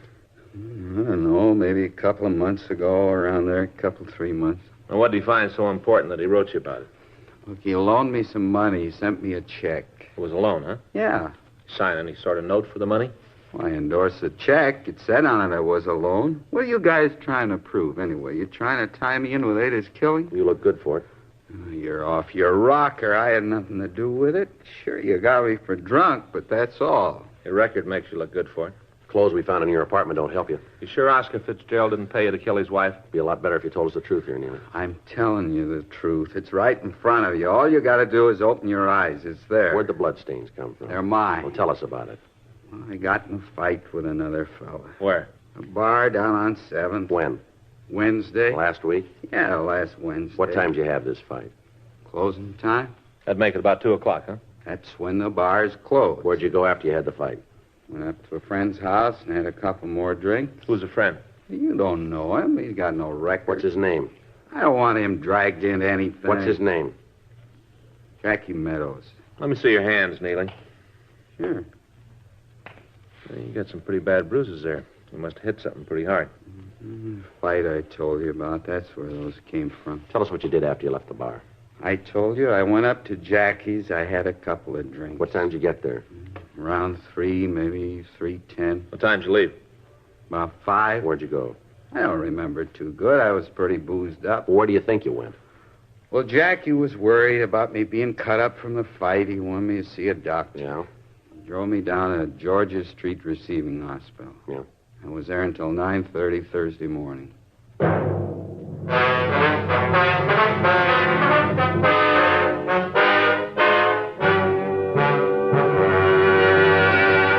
You are listening to Dragnet, the authentic story of your police force in action.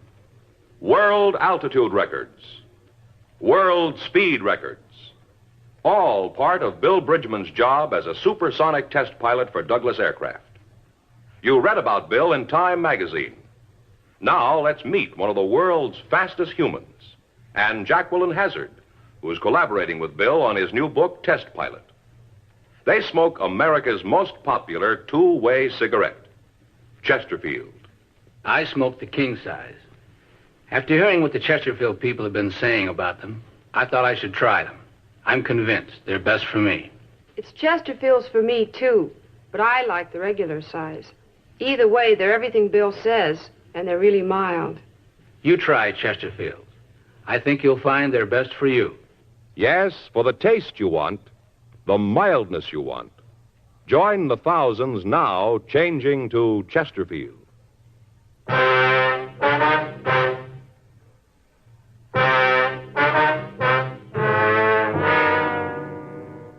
A call was put through to Dr. Hall at Georgia Street Receiving Hospital, asking if a patient was given emergency treatment on the morning of Thursday, April 15th. A search of the hospital records verified the story told to us by the suspect, Carl Neely. We checked through our crime reports, and we found that a miscellaneous injury report had been made. From the coroner's report, we knew that the victim had been murdered between the hours of 5 a.m. and 7 a.m. on that morning. We got in touch with Neely's friend, Jackie Meadows, and he also verified the suspect's story. He was booked in at the main jail on a charge of being drunk in a public place, and Frank and I started checking out the remainder of the list that the stats office had given us. Originally, there had been 12 names on the list. We talked to 10 of them. The 11th, a Norman Sitkin, had a record of burglary, attempted robbery, and assault with a deadly weapon. He'd been arrested and brought to trial on a charge of murder 3 years previously, but he'd been acquitted. The circumstances surrounding his arrest were the same as those in the Fitzgerald case. The main reason he'd been released a free man was the testimony of his mother, who had sworn that Sitkin had been home with her on the night of the killing. When we went out to his home, we found that he wasn't there. We talked to his mother, and she told us that he'd been in San Diego for the past 3 days. Under interrogation, we established the fact that on the night of the Fitzgerald killing, Sitkin hadn't been at home, but that he had been in Los Angeles. We put in a call to the San Diego authorities and talked to Lieutenant Mort Gear in the homicide detail. We contacted the hotel where he was staying in Los Angeles, and a 24-hour stakeout was placed on the location. Wednesday, April 21st. Frank and I got back from lunch. Better put in a call to Mort, huh? See if they got anything on Sitkin? Yeah. You want to do it? Right. Okay.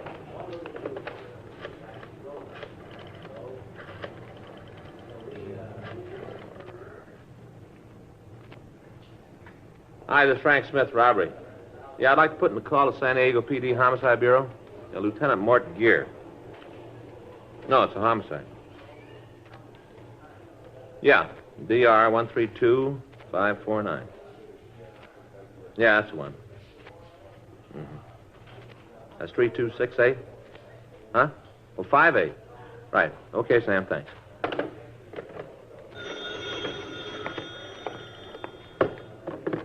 I'm on this one, Joe. Oh, sorry. Homicide Friday. Yes, sir? No, that's right. When was that? Yes, sir. Right away. Cancel that call, Frank. What do you got? Sitkin just walked into his hotel.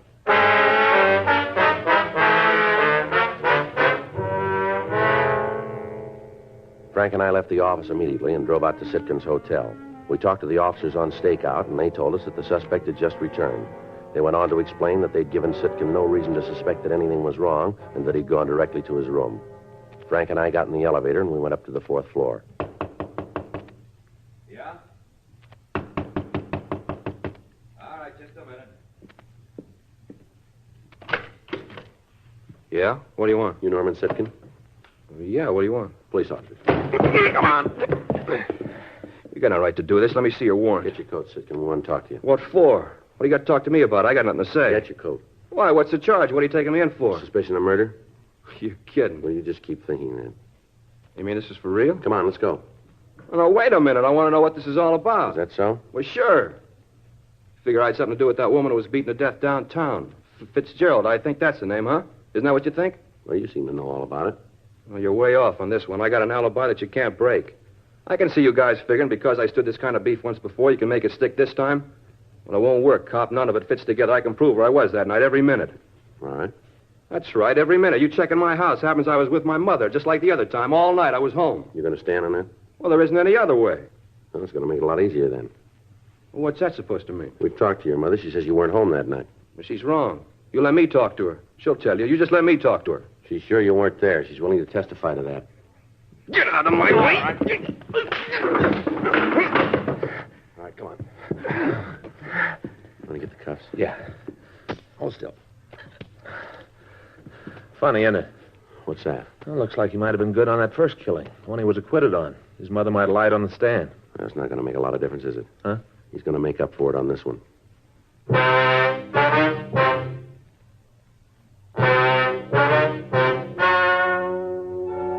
The story you have just heard is true. The names were changed to protect the innocent. On August 17th, trial was held in Department 97, Superior Court of the State of California, in and for the County of Los Angeles. In a moment, the results of that trial. Now, here is our star, Jack Webb. Thank you. Earlier, George Fenneman told you exactly why the Chesterfield you smoke today is the best cigarette ever made. And best for you. Now, the rest is up to you. Get a carton or two for yourself. Smoke them and you'll say, as we do, it's Chesterfields for me.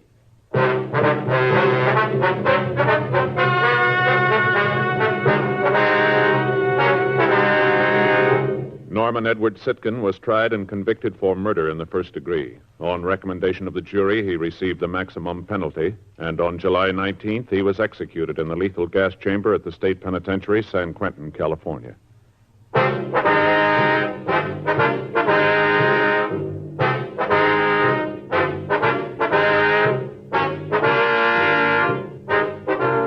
You have just heard Dragnet, a series of authentic cases from official files. Technical advice comes from the Office of Chief of Police W.H. Parker, Los Angeles Police Department. Technical advisors, Captain Jack Donahoe, Sergeant Marty Wynn, Sergeant Vance Frazier. Heard tonight were Ben Alexander, Virginia Gregg, Herb Ellis. Script by John Robinson. Music by Walter Schumann. Hal Gibney speaking. Watch an entirely different Dragnet case history each week on your local NBC television station. Please check your newspapers for the day and time. Chesterfield has brought you Dragnet, transcribed from Los Angeles. Filter tip smokers, this is it.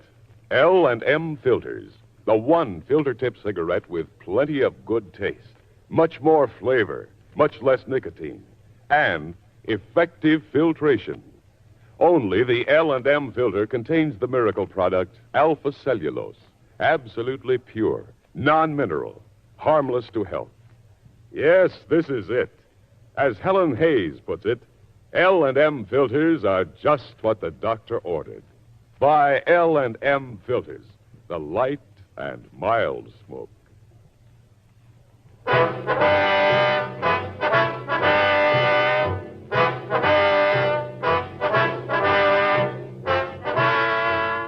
Hear Rocky Fortune following John Cameron Swayze and the news on the NBC Radio Network.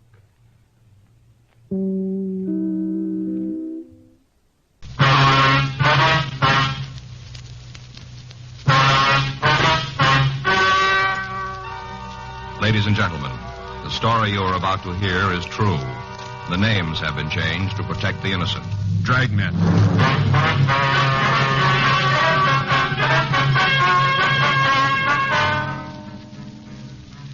You're a detective sergeant. You're assigned the missing persons detail. You get a call that a young mother and a 9-month-old baby have disappeared. Routine investigation turns up the possibility of foul play. Your job? Find them. was Tuesday, August 12th. It was warm in Los Angeles. We were working the day watch out of Homicide Division, missing persons detail. My partner's Frank Smith. The boss is Captain Lorman. My name's Friday. We were on our way out from the office, and it was 10:14 a.m. when we got to 1865 Malabar Street. Manager's apartment. Better try it again, huh? Yeah.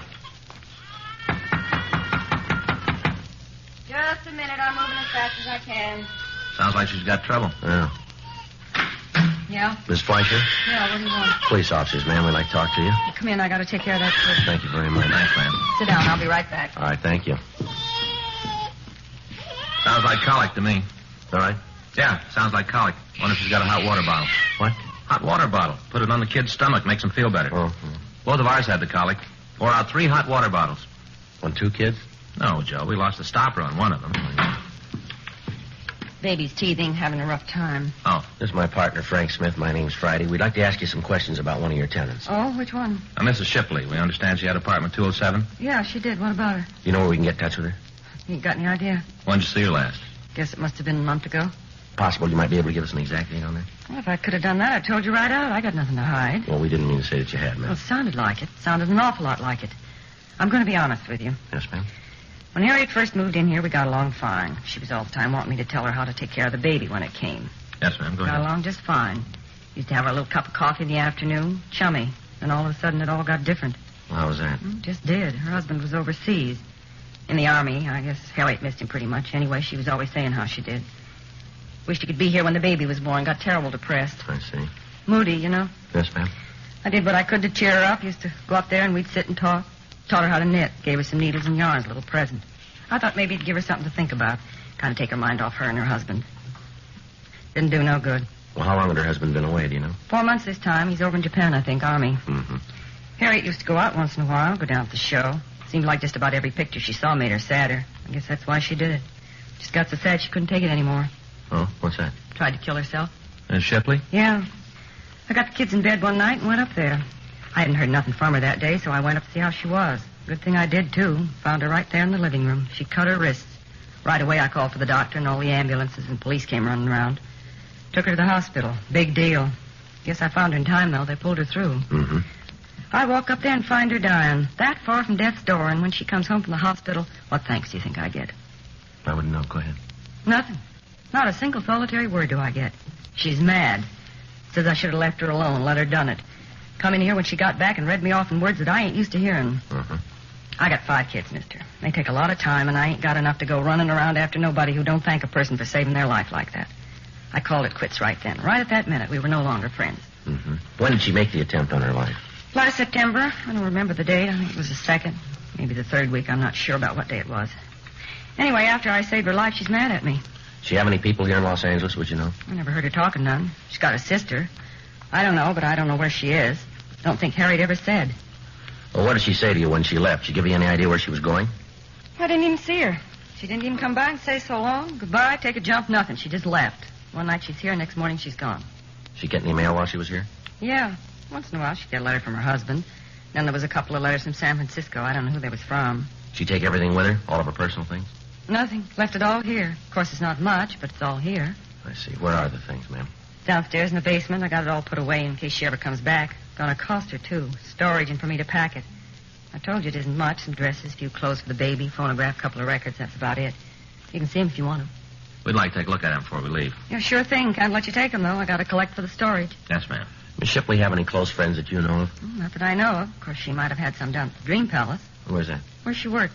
Dance hall downtown. She was kind of hostess there. Mm-hmm. That's the name of the place, is it? Dream Palace? Yeah. She might have had some friends down there. None of them ever came here, though. At least if they did, I never saw them. You know of any reason that she might have left in such a hurry? Not right off, I can't think of one. There was something wrong with her, though, when she came back from the hospital. You know, when she had the baby, she was worried about something. Would you know what it was? No, all I know is that when she'd been home a couple of days, she came down here and asked me to do some work on the apartment. I told her if she wanted anything done, she could do it herself the way she talked to me. Well, what'd she want done? Silliest thing I ever heard of. She didn't have anything to steal. Yeah? She wanted all the locks on the doors changed.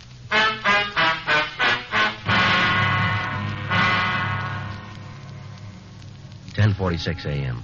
In the company of the apartment manager, Barbara Fleischer, Frank and I went down to the basement and looked through the missing woman's effects. Other than the phonograph, several cardboard boxes of used baby clothes, and cheap woman's dresses, we found nothing. There were no snapshots or letters to aid us in ascertaining where she might have gone. We asked Mrs. Fleischer to notify us in the event that she heard from the Shipley woman. We put in a call to Georgia Street Receiving Hospital and verified the story about the attempted suicide. 11:15 a.m. We checked the phone book for the address of the Dream Palace Dance Hall. It was on the second floor of a large building at the corner of 7th and Margot Streets. On the front of the building were several faded photographs of contest winners with the cups that they'd won and the name of the proprietor, Ernest Lasnik. We went upstairs. It was a large barn-like room with crepe paper birds hanging over the lights. In the rear of the place, at one of the tables, we found Lasnik. He was just eating his lunch. Mr. Lasnik? Yeah? What do you want? I'd like to ask you some questions. We're police officers. My name's Smith. This is my partner, Sergeant Friday. Hi. How are you? I won't shake hands. Got butter all over them. Sit down. Thank you. Care for a sandwich? No, thank you. No, you do. Go right ahead. There's all the makings, bread, butter, salami, pickles. Help yourself. No, thanks, Mr. Lasnik. You don't mind if I go ahead, huh? Bunch of kids coming in at 3:30. I'd like to get the place cleaned up before they get here. No, sir, you go right ahead. All right. What do you want to see me about? It's about one of your employees, sir. Yeah? Which one? Girl named Harriet Shipley. Oh, yeah, I remember. Hey, she don't work here anymore. She doesn't work here anymore? No. Got any idea where she is? No, got the slightest. I ain't seen Nadine in about maybe 6 months. No, sir, you don't understand. We're inquiring about a Harriet Shipley. Yeah, I know. I told you. I ain't seen her in 6 months. What's this about Nadine? That's her club name. Oh. See, lots of girls don't like to use their real names. In case a fellow wants to get chummy away from here, it's easier if we don't know the girl's real name. Harriet used Nadine. I understand. You know, we got a bunch of them. When one of the girls leaves, we put the name back in a hat. New girl picks it. Had 14 Nadine since we opened.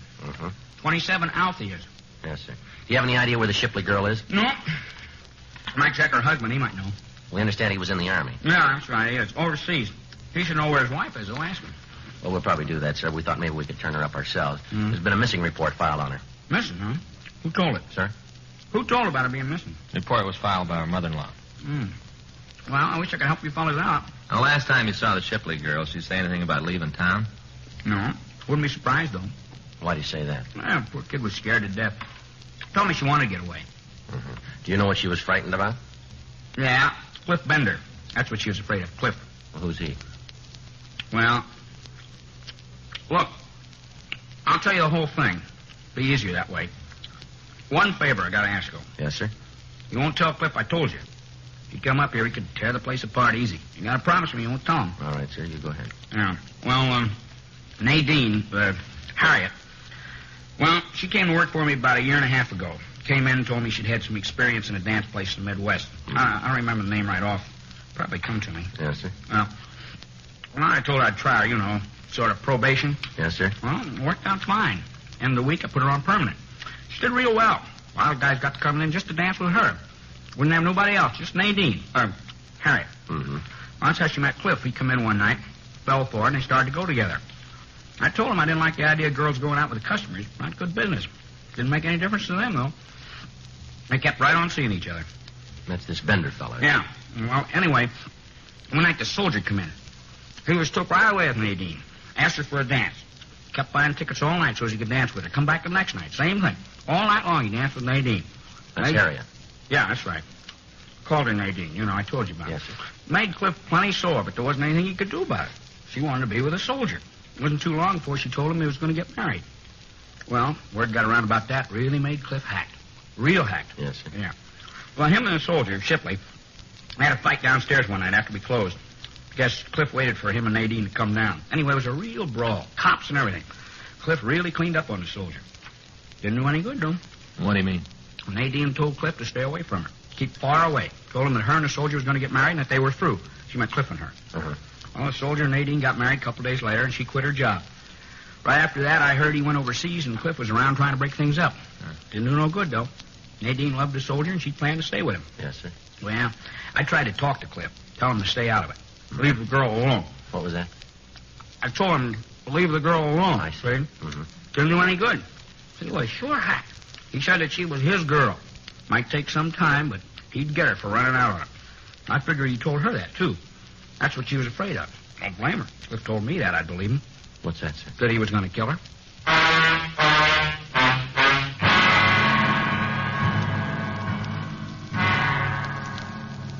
12:26 p.m. After we'd gotten the names and addresses of the employees of the Dream Palace who knew the missing girl, Frank and I went back to the office. We had the names checked through the record bureau, but we found that only one of the 14 people on the list had arrest records.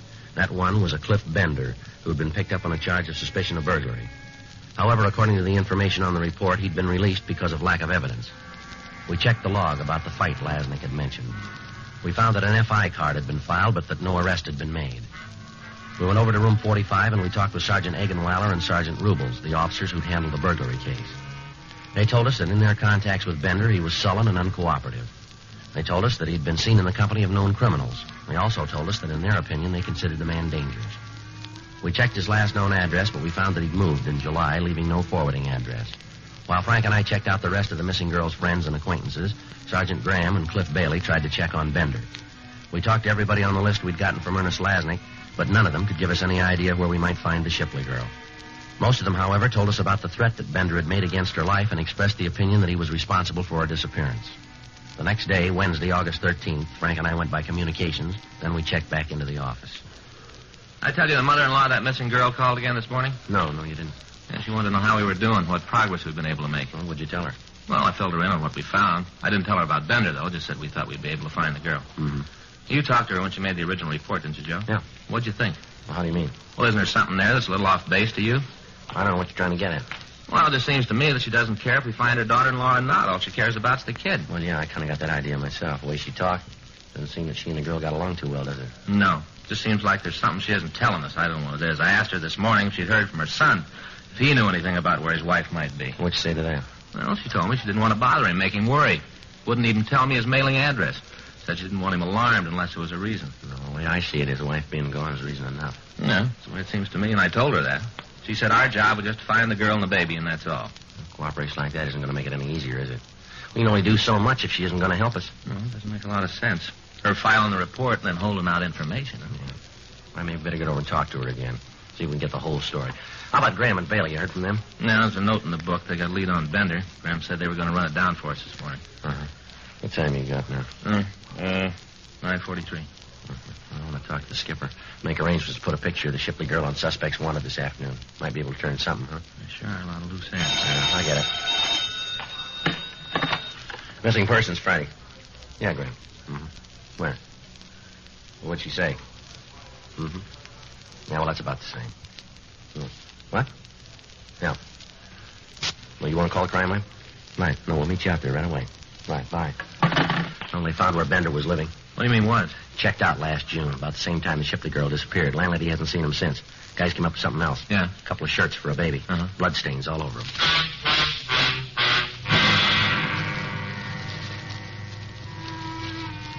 "10:02 a.m.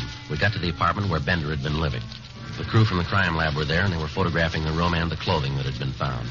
Sergeant J. Allen told us that he'd have to run a precipitate test on the stains before he could tell whether or not they were of human origin. 10:45 a.m. They finished their investigation on the scene, and they went back to Central Station to compile the results. Frank called the office, and a local and an APB were put out on Cliff Bender, asking that he be picked up as a possible suspect. We also had his card flagged in the record bureau. We talked to the landlady of the apartment building, and she told us that Bender had left his apartment hurriedly one night about the middle of June. She was unable to tell us the exact date, but she did go on to say that she'd been getting a check for the rent each month. We asked her if she could show us either one of the checks or an envelope that had come in. She explained that she'd thrown the envelopes away and had cashed the checks. She was unable to tell us where they'd been mailed from. She said that as far as she knew, she'd never seen the Shipley girl in Bender's apartment. We asked her to notify us immediately in the event that the suspect returned. We put in a call to the bank where the rent checks were cashed, and we asked that they give us the information on them. 1:30 p.m. Frank and I went over to the crime lab, and we talked to Jay Allen. He told us that the stains on the baby clothes were human blood. He showed us the photographs taken, but there was nothing in them that would give us any lead as to either the girl's or Bender's whereabouts. That afternoon, the picture of Harriet Shipley was telecast over the police program. We got several calls from citizens who said that they'd seen the girl. We checked them all out. One of the callers, a bus driver, told us that he'd seen the girl and the baby on his bus during the month of June, and that she'd gotten off in San Diego. We alerted the police in that city to look for her. Thursday morning, Frank and I checked into the office. You want to check the book, Frank, see if there's anything from San Diego? Right. I got it. Missing persons, Friday. Yes, that's right. Yes, we did. Uh-huh. Where? You sure about that? Right away. Mm-hmm. Frank, get your coat. What do you got? Shipley girl. They found her.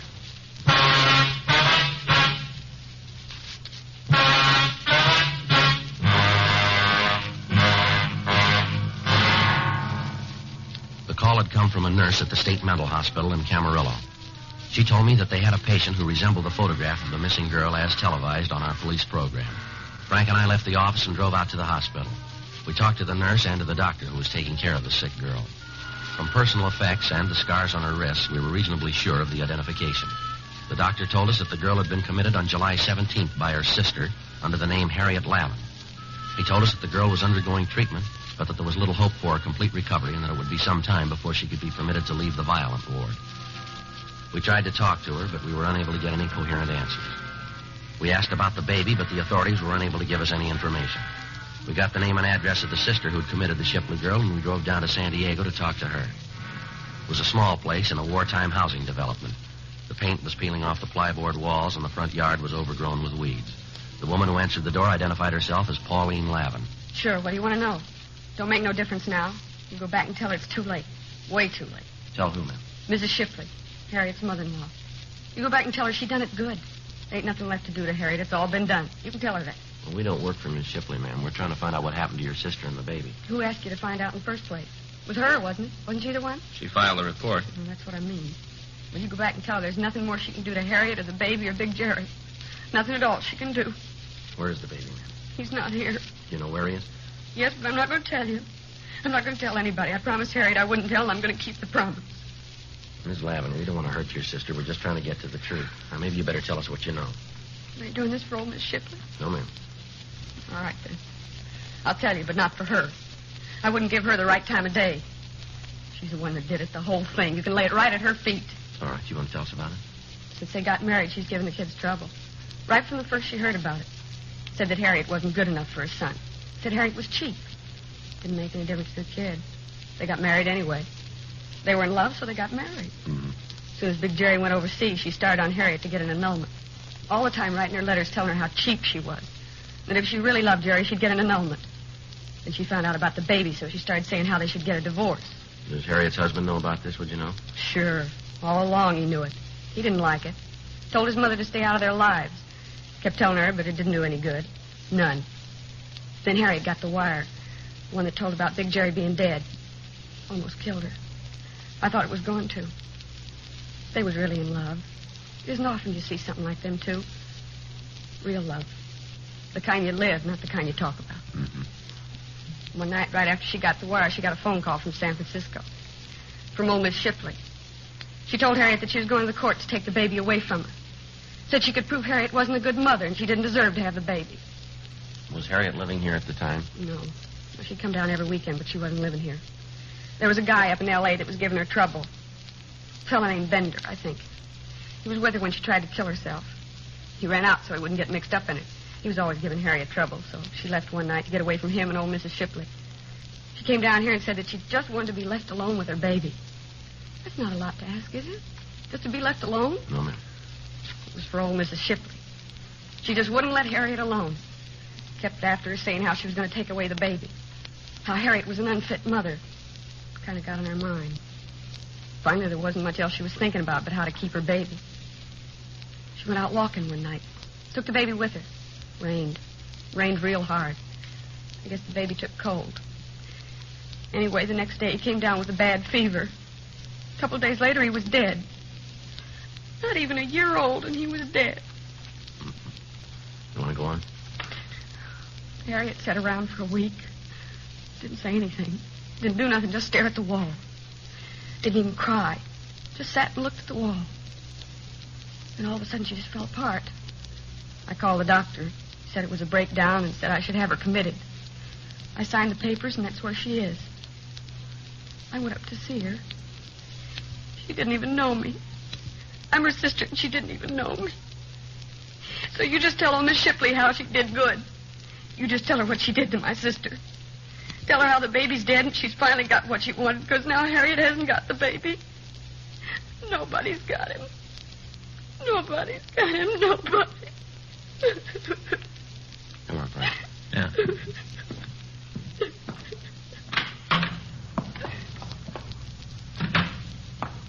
Where to? Well, we better get back to town. Guess so. See Miss Shipley.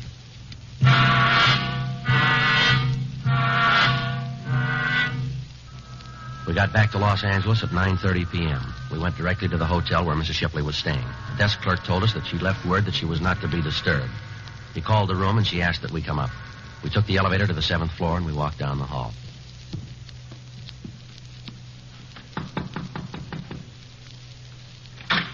Good evening, Sergeant Friday. Officer Smith, come in. Thank you. Thank you, ma'am. I'm just having a drink. May I fix you one? No, thank you. How about you, Mr. Smith? No, thank you. You don't mind if I go ahead? No, ma'am. Not at all. You just sit down, and I'll be right with you. Thank you. The desk clerk said it was important. Yes, ma'am. You found my daughter-in-law? Yes, ma'am. And the baby? Where is he? Is he still with her? No, ma'am, he's not. Where is he? Your daughter-in-law's pretty sick, Miss Shipley. Oh? Yes, ma'am. She's in the state hospital up at Camarillo. Amarillo? Yes, ma'am. That's a mental hospital, isn't it? That's right. Well, I'm sorry to hear about Harriet, but I knew she wasn't very stable. Why didn't you tell us your son was dead, Mrs. Shipley? I didn't think it had any bearing on the thing. What difference does it make? You don't seem to be very interested in his wife. I'm going to be honest with you, Sergeant. I'm not. Not in the least interested in what she does or where she is. I never did feel she was the right girl for my son, never. When the baby was born, I tried to go along with it. I tried to be nice to her, and she wouldn't have it. She wouldn't even be friendly. She poisoned my son, turned him against me. She's a terrible woman. Just terrible. Whatever's happened to her is just exactly what she's got coming. Naturally, I'm sorry it's the way it is, but there's nothing I can do. All I'm interested in right now is my grandchild. I want him. And if I have to go to court to get him, then I'll do it that way. That won't be necessary, ma'am. Where is he? I'd like to go and get him now that Jerry's wife can't take care of him. He's dead, ma'am. If this is some kind of a joke that you're making up to help my daughter-in-law keep him, it won't work. It's no joke. It's the truth. He died in a hospital in San Diego. It's not right. It's not right that he's dead. She did this. Harriet. She did it to get even with me. I know she did. We're sorry, Miss Shipley. First my husband, then Jerry. I haven't got anybody. I'm all by myself. There isn't anybody in the world who cares. Nobody. No, we're sorry, Miss Shipley. I wish there was something we could do. No, you're not. You're like the rest of them. But it's Harriet. She is the one. Nobody else to consider in this mess. Just her. What about the baby?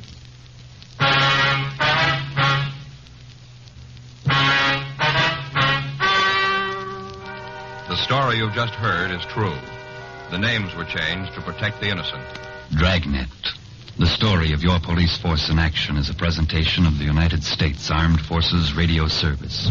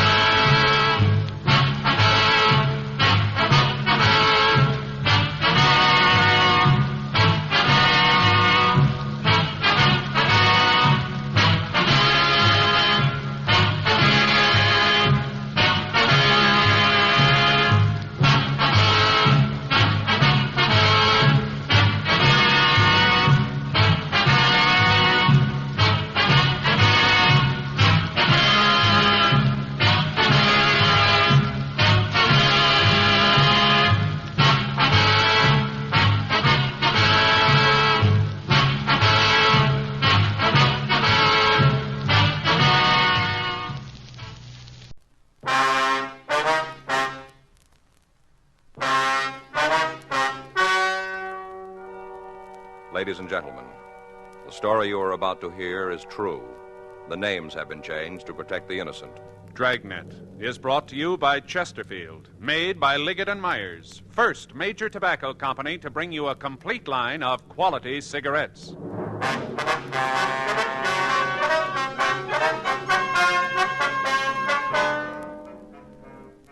You're a detective sergeant. You're assigned to homicide detail. A howling dog causes a man to check his neighbor's house. He finds the brutally beaten body of an elderly woman. She's been killed by person or persons unknown. Your job, investigate. Today, friends, you hear these three words everywhere. Chesterfield's for me. The Chesterfield you smoke today is the best cigarette ever made. Best for you, because Chesterfield gives you proof of highest quality, low nicotine, the taste you want, the mildness you want. Chesterfield is best for you because it's tested and approved by 30 years of scientific tobacco research. Chesterfield is best for you because it has an established good record with smokers, proven by test after test. Yes, friends, the Chesterfield you smoke today is the best cigarette ever made for the taste you want, the mildness you want. Join the thousands now changing to Chesterfield. Always say, Chesterfield's for me.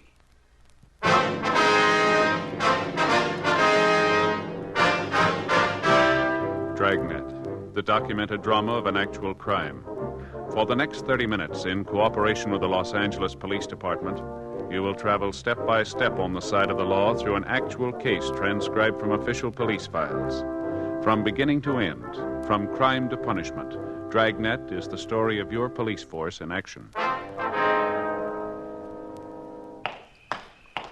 It was Tuesday, June 10th. It was warm in Los Angeles. We were working the night watch out of homicide detail. My partner's Frank Smith. The boss is Captain Lorman. My name's Friday. I was on my way back in from the alley, and it was 7:26 p.m. when I got to 9782 Green Oak Drive. Front door. You find anything? No sign of anybody out back. Did you call the crime lab? Yeah, I talked to Lee. He's on the way. That's good. Call Hollywood Division 2. They're going to send out some more men to help us. Well, it's an outside chance we might come up with something. Yeah. Whoever did it sure must have been wild, Joe. I don't think I ever saw a killing as brutal as this one. It's pretty rough. Must have hit her a couple of dozen times. Look at there. Mm-hmm. See? Wristwatch is broken. Looks like she might have raised her arm to try and stop some of the blows. Yeah. Crystal smashed up pretty bad. It's hard to read. Yeah. Looks like 3:04, doesn't it? Uh-huh. Must have been the time. From what the neighbor says, that'd have to be this afternoon. Yeah. Did you find anything that looks like the murder weapon? Nothing out in the open. Thought it'd be better if the crime lab checked the place first. How about the other rooms? They as bad as the one out front? Yeah, stuff's all scattered around, drawers pulled out, contents thrown all over. Whoever it was sure wanted us to think it was robbery. Well, let's check the neighbor. Yeah, he's across the street. Said he wanted to go home and take something to help quiet him down. Must have been quite a shock to the old guy. Yeah. You want to tell Brian and Phillips where we'll be? Yeah. All right. Phillips is out in back. I saw him when I came in. I'll talk to Brian. All right. Ask him to let us know when Lee gets here, will you? Yeah. All right.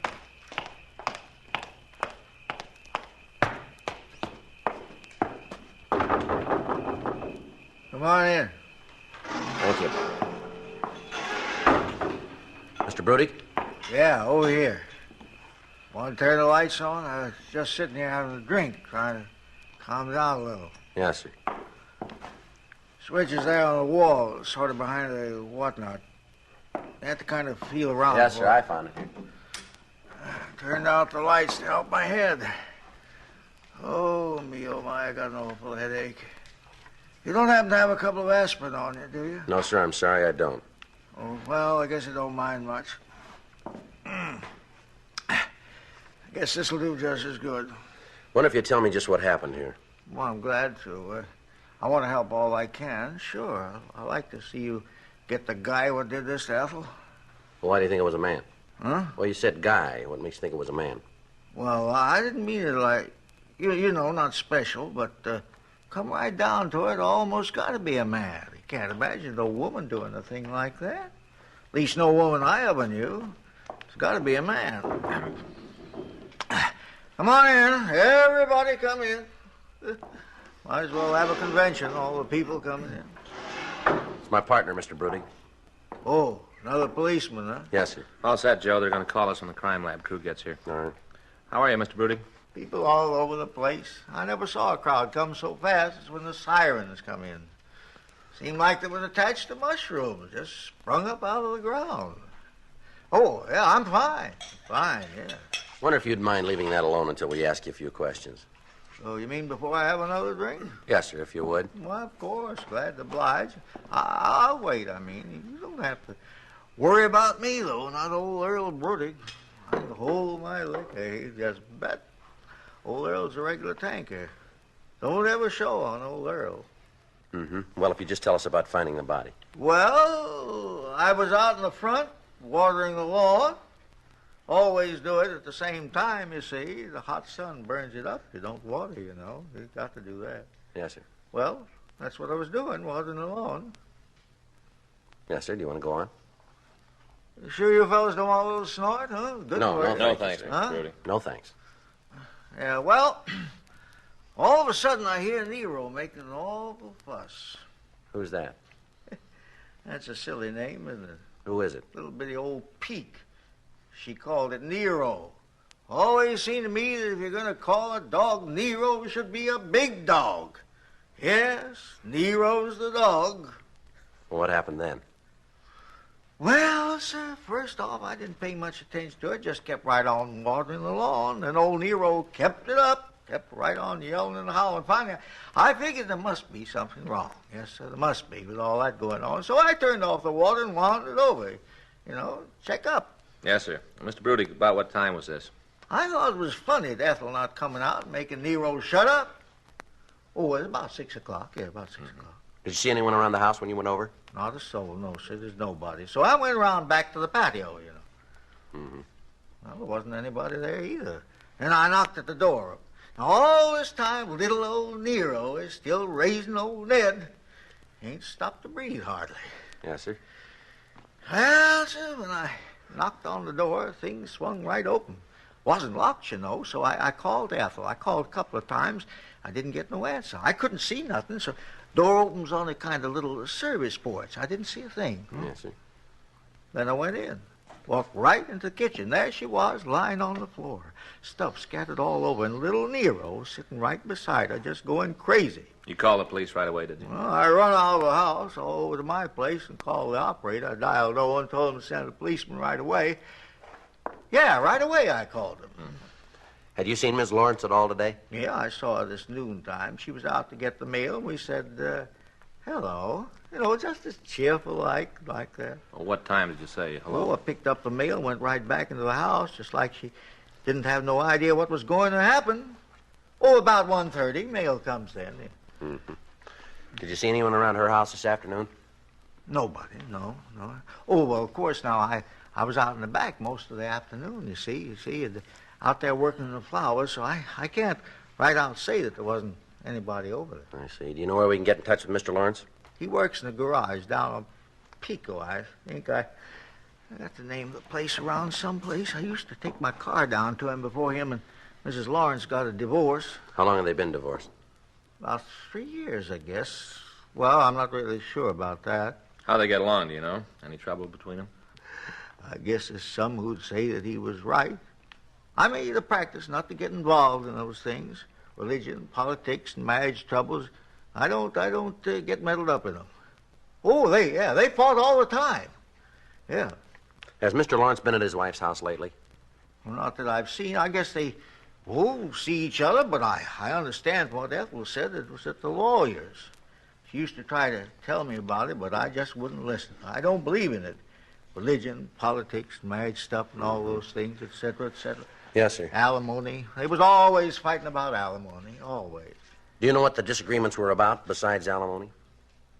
I'll tell you, mister. You better talk to Mr. Lawrence about that. He's the one to set you right on it. I go telling you, and I'm liable to say something wrong, you see, and that wouldn't be right, now would it? You better talk to him. You talk to him. All right, sir, if you'll just give us the address, please. Sure. I'll take a look at my checkbook, see if I can find it. You talk to him. He don't give you all the scoop, then maybe I can help you out a little. All right, Mr. Brudig, thank you. Got any more questions you got to ask me right now? Well, if you don't feel well, sir, we can talk to you later. Well, it ain't that I don't feel good, just that I like another little snort, you know, kind of pick me up a little, body and soul together, awful thing. Oh, just awful. Well, there may be some more things we'll want to check with you later tonight. A little old snort ain't going to do no harm. One thing everybody says is old Earl can hold his liquor. Everybody says that. You can ask them, everybody. Mm-hmm. Hardly a day goes by somebody don't say that. Well, if you'll get Mr. Lawrence's address for us, please. Right away, sir. Wonder how you're going to take all this. All them years of battling, screaming at each other. Now they're over. You ain't going to have no more trouble because of her. No, that's not quite right, sir. Huh? He's liable to have a lot more.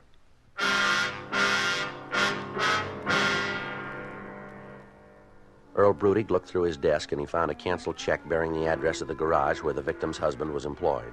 While he was looking for the check stub, Frank and I interrogated him further on the relations between Ethel Lawrence and her husband. He refused to tell us any more than he had, explaining that if the answers we got from the husband weren't adequate, we could come back and see him. 6:48 p.m. We returned to the victim's house and we talked with Lieutenant Lee Jones. He told us that the crew from the crime lab had been unable to find the murder weapon, but that they had been able to lift several good fingerprints from the kitchen. He went on to say that these had been checked with those of the victim and they were not the same. Little other physical evidence was found in the house. However, an impression of a shoe had been found in the soft earth at the side of the house and a plaster cast had been made of it. We asked Lieutenant Jones to take the fingerprints of the neighbor who had found the body and check them with the impressions left in the victim's house. 9:46 p.m. The coroner arrived and removed the body and attached the paper seal to the front door. Frank and I went back to the office and checked the name of the victim and her husband through the record bureau. We found that Bernard Lawrence had been arrested 4 years previously on a wife-beating charge, but that he'd been released when his wife refused to prosecute. We checked the name Earl Brudig. He had no record.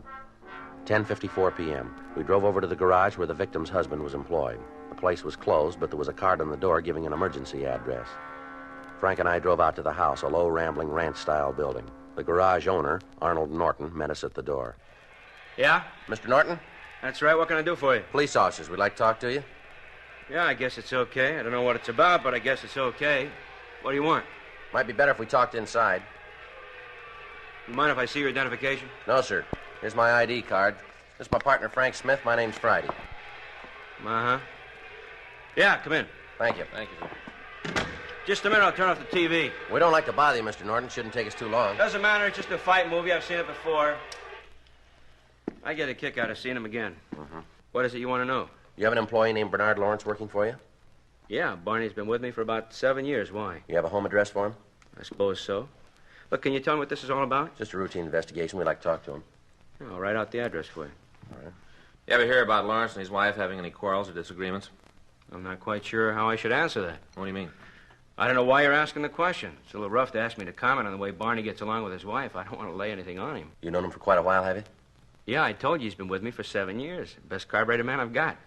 You must have heard him discussing his home life at one time or another, haven't you? Look, I went through the same thing before, I got myself right in the middle before. I don't want it to happen again. I don't understand. When they got the divorce, all the time lawyers coming around asking questions, trying to get me to take sides. I'm not going to do it. If Barney's trying to bring the thing up again, he should be the one to tell me, not have you fellas come around and do it. I'm not going to get in the middle again. I've known both of them for a long time. I think a lot of them.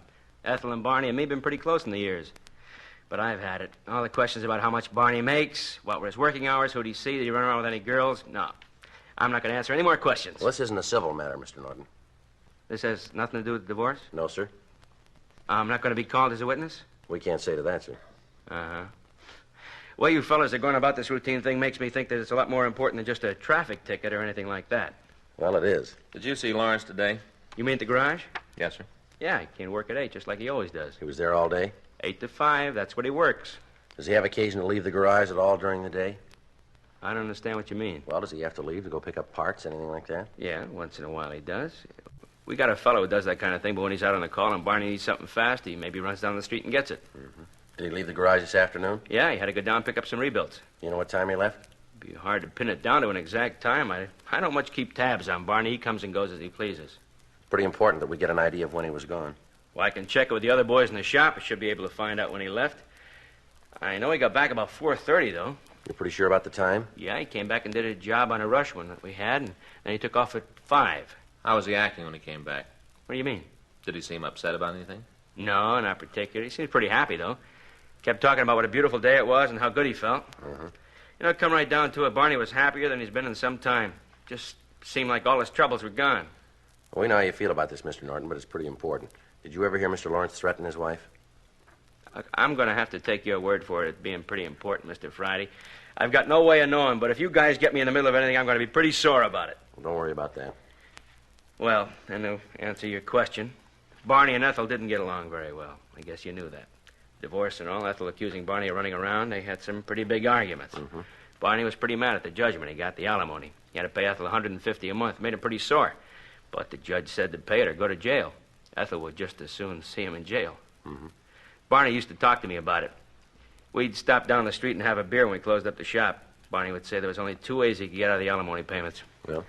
One was if Ethel got married again, and Barney always said she was so mean that no sane man would have her. What about the other way? That was for her to die. I guess that was about the only threat he ever made so I could hear it. What's that? That he wouldn't mind helping her out.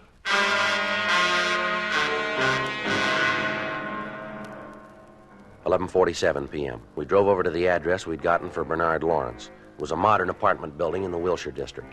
We rang the bell to his apartment, but we got no answer.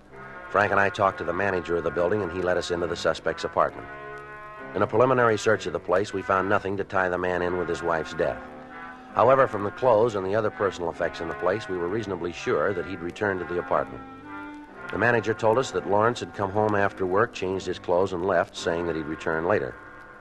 We put in a call to the office, and we told them where we were, and we made arrangements to be relieved the next morning in the event the suspect hadn't returned. Frank and I settled down in our car, which was parked across the street from the apartment, to wait for Lawrence. At 1:30, Frank went down to the corner and called Fay to tell her he'd be a little late. He brought back a carton of hot coffee and some sandwiches.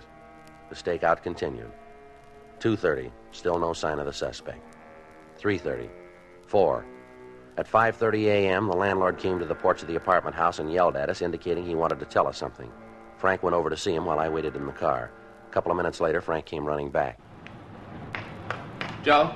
Joe? Yeah? Manager just got a call from Lawrence. What about? Lawrence wanted to have his stuff packed and sent down to the depot. Yeah? Said he's leaving town.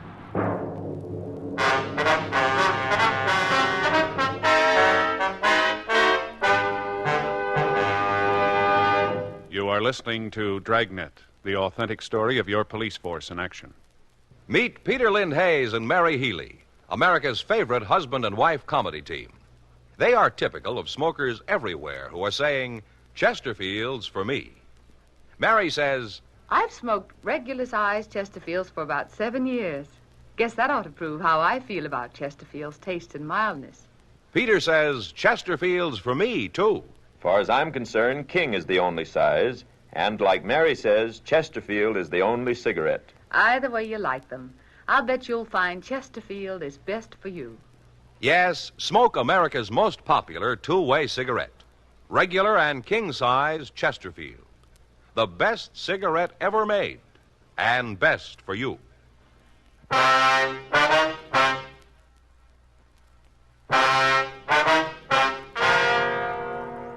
5:42 a.m. We called the business office and had arrangements made to check the reservation lists on trains going east. We also set up stakeouts on the depots and on the airline terminals in the event the suspect changed his mind about taking the train. 2 officers came out and relieved us at the apartment. The manager of the apartment was instructed to notify the officers on stakeout in the event he heard from Lawrence. 6:12 a.m. Frank and I drove back downtown. We went to the business office and got out a local and an APB on the suspect. We checked out of the office to go home and change our clothes, and at 8:46 a.m., we met back in the squad room. Well, you made it fast, huh, Joe? Yeah, carton of coffee there if you want some. No, thanks. I've got something to eat on the way in. No? Any word? No, not yet. Lawrence still hasn't showed up at the apartment. There's nothing from the depot stakeouts. Oh, man, I'd sure like to get some sleep. Well, I'm with you there. You know, Faye's sure sore. What about last night? Yeah, had it all planned that we were going to a movie tonight. Always plans it on my day off. Well, you know, we have dinner and go down to the neighborhood. Kind of nice. She looks forward to it. What's that got to do with last night? Well, this is my day off, right? Yeah. Yeah, that's what it says in the schedule. And I'm working, right? Yeah. Well, I worked all last night, too. Huh? Yeah. Gonna be no movie tonight. I don't follow you. Well, I'm gonna sleep. As soon as I get home, I'm gonna climb right into the shower, dry off, into bed. Gonna sleep the clock around. Yeah. That's why. Mm-hmm. We got to talk to Skipper this morning. Is he in yet? Yeah, he's down at Chief Brown's office. Mm-hmm. You fill him in? Yeah, a little bit. He goes along with us. Mm-hmm. Well, let's check R&I. I want to look at that arrest report on Lawrence, see if any of his friends are listed. We might be able to get a lead on him. Better find out if he made that call he was supposed to have made when he was gone from work, huh? Yeah. The way it looks, he's still in town. Well, that doesn't do us a lot of good unless we know where. Well, we can go out and talk to the fellow that found the body. He might be able to come up with something. Better put a stake out on the garage where Lawrence worked, too. He might show up there. Right. I'll get Norton on the phone. Tell him to let us know if he hears anything. Right.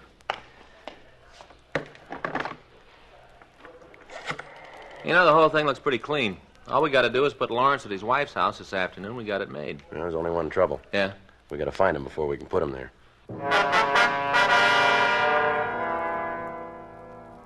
After putting in the call to the garage where the suspect was employed and arranging for a stakeout on the place, Frank and I checked the arrest record that had been made out 4 years previously and obtained a list of his friends and relatives. We contacted each one of them, but they could give us no information on Lawrence. That morning, we met with Captain Lorman, and we went over the evidence with him. The fingerprints found at the scene of the murder had been eliminated when they were compared with those of the neighbor, Earl Brudig. Other physical evidence netted us nothing. The murder weapon still had not been found. The only piece of evidence that we had to attempt to identify the killer was the plaster cast of the footprint found by the side of the house. However, Lee Jones said that it would be of little use other than to identify the size of the shoe. It was a size 10 with a leather sole and a leather heel. There were no distinguishing marks on the impression. 2 days went by and we still hadn't found Lawrence. We talked to the men he worked with, but none of them could supply us with any information as to his possible whereabouts. We checked the bars he was known to frequent without results. Apparently, the suspect had disappeared without a trace. On Saturday, June 14th, 3 days after the murder, Frank and I got back to the office after lunch. You want to check the book? Yeah. Where can I find Joe Friday? I'm him. I'm Barney Lawrence. Well, we've been looking for you. I want you to get off my back. Leave me alone. You mind telling us where you've been for the past 3 days? It's none of your business. The only reason I'm here now is I want to tell you to stop going around asking a lot of questions, causing me embarrassment. What do you mean by that? You know what I mean. I don't mind telling you I'm pretty sore about the things you said behind my back. You probably didn't think I'd find out about them. But I did, and I'm telling you to stop. You ought to take it easy, Lawrence. You keep your nose out of this, cop. I'm talking to him. I got a few things for you, too, before I leave. Yeah? I don't think you're going to leave. What's that supposed to mean? Just what it sounded like. You're under arrest. For what? Suspicion of murder. You figured I killed Ethel? You look good for it. Then you better get a pair of glasses, cop. I'm walking out of here, and if you're smart, you won't try to stop me. I wouldn't try it, Lawrence. Lawrence? Now hold it. If you haven't done anything wrong, you got nothing to worry about. Now come on back here. You know something? What's that? I've always wanted to hit a cop. Come on, Lawrence. On your feet. Keep your hands off me, cop. Just keep your hands off me. All right, now sit down. Right here. Sit down. Go ahead. We're investigating a murder. Someone beat your wife to death. We're trying to find who did it. Well, it wasn't me. You got a funny way of showing it.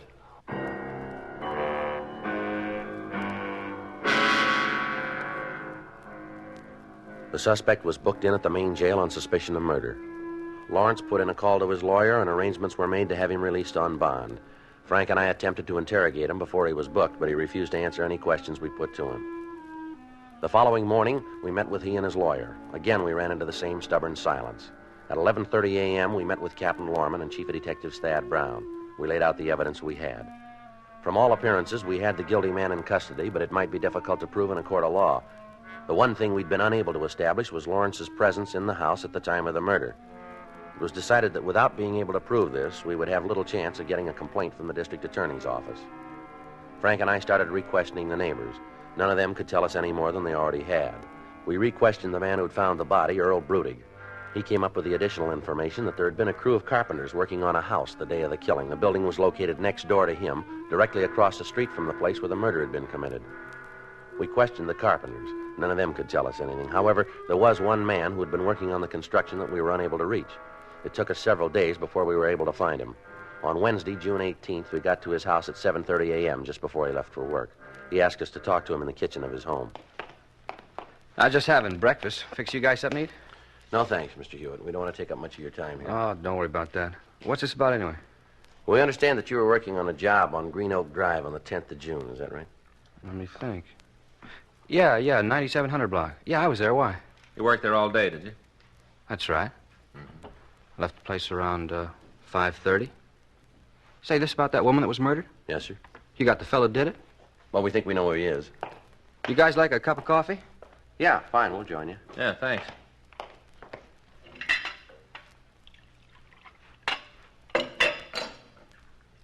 Either of you use sugar? No, thanks. No, thanks, sir. Don't see how you can drink coffee without it. Always use 2 spoons myself.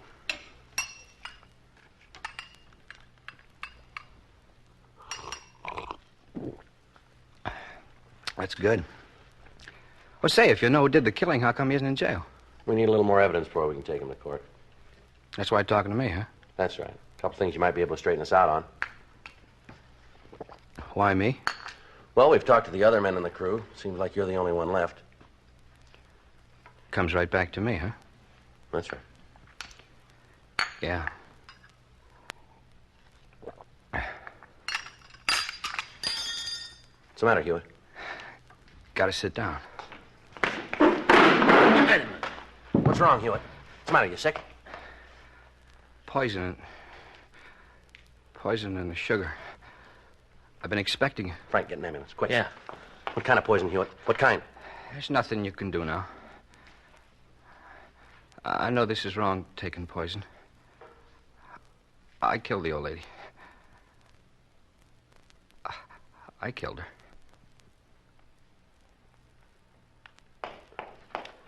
Ambulance on the way, Joe. No hurry. He's dead. The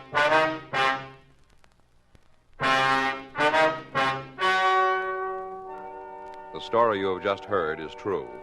The names were changed to protect the innocent. On June 23rd, an inquest was held in offices of the coroner in and for the county of Los Angeles. In a moment, the results of that inquest. Now, here is our star, Jack Webb. Thank you. Earlier, George Fenneman told you exactly why the Chesterfield you smoke today is the best cigarette ever made. And best for you. Now, the rest is up to you. Get a carton or two for yourself. Smoke them and you'll say, as we do, it's Chesterfields for me.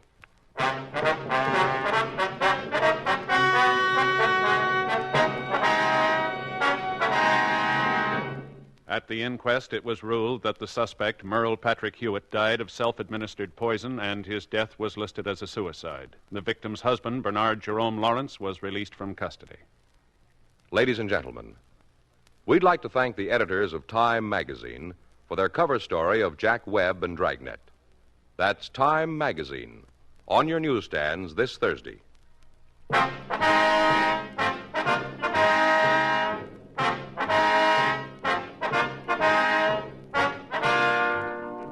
You have just heard Dragnet, a series of authentic cases from official files. Technical advice comes from the Office of Chief of Police W.H. Parker, Los Angeles Police Department. Technical advisors, Captain Jack Donahoe, Sergeant Marty Wynn, Sergeant Vance Brasher. Heard tonight were Ben Alexander, Vic Rodman, Jack Crucian. Script by John Robinson. Music by Walter Schumann. Hal Gibney speaking. Watch an entirely different Dragnet case history each week on your local NBC television station. Please check your newspapers for the day and time. Chesterfield has brought you Dragnet, transcribed from Los Angeles. Filter tip smokers, this is it. L&M Filters, the one filter tip cigarette with plenty of good taste, much more flavor, much less nicotine, the right length for effective filtration. Only the L&M filter contains the miracle product alpha cellulose, the purest material for filtering cigarette smoke. Yes, this is it. As Ann Sheridan puts it, L&M filters are just what the doctor ordered. Buy L&M filters, the light and mild smoke.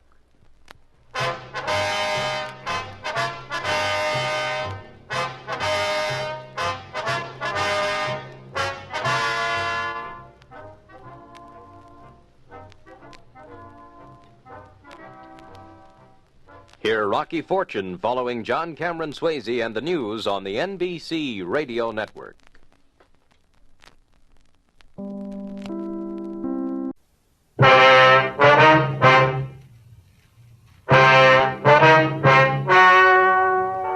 Ladies and gentlemen, the story you are about to hear is true. The names have been changed to protect the innocent. Dragnet is brought to you by Chesterfield, made by Liggett & Myers, first major tobacco company to bring you a complete line of quality cigarettes.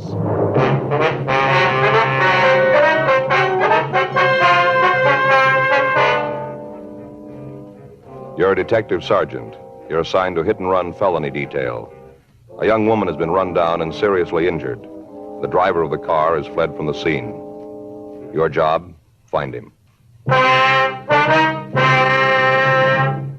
Today, friends, you hear these three words everywhere. Chesterfields for me. The Chesterfield you smoke today is the best cigarette ever made. Best for you, because Chesterfield gives you proof of highest quality, low nicotine, the taste you want, the mildness you want. Chesterfield is best for you because it's tested and approved by 30 years of scientific tobacco research. Chesterfield is best for you because it has an established good record with smokers, proven by test after test. Yes, friends, the Chesterfield you smoke today is the best cigarette ever made. For the taste you want, the mildness you want. Join the thousands now changing to Chesterfield. Always say, Chesterfield's for me.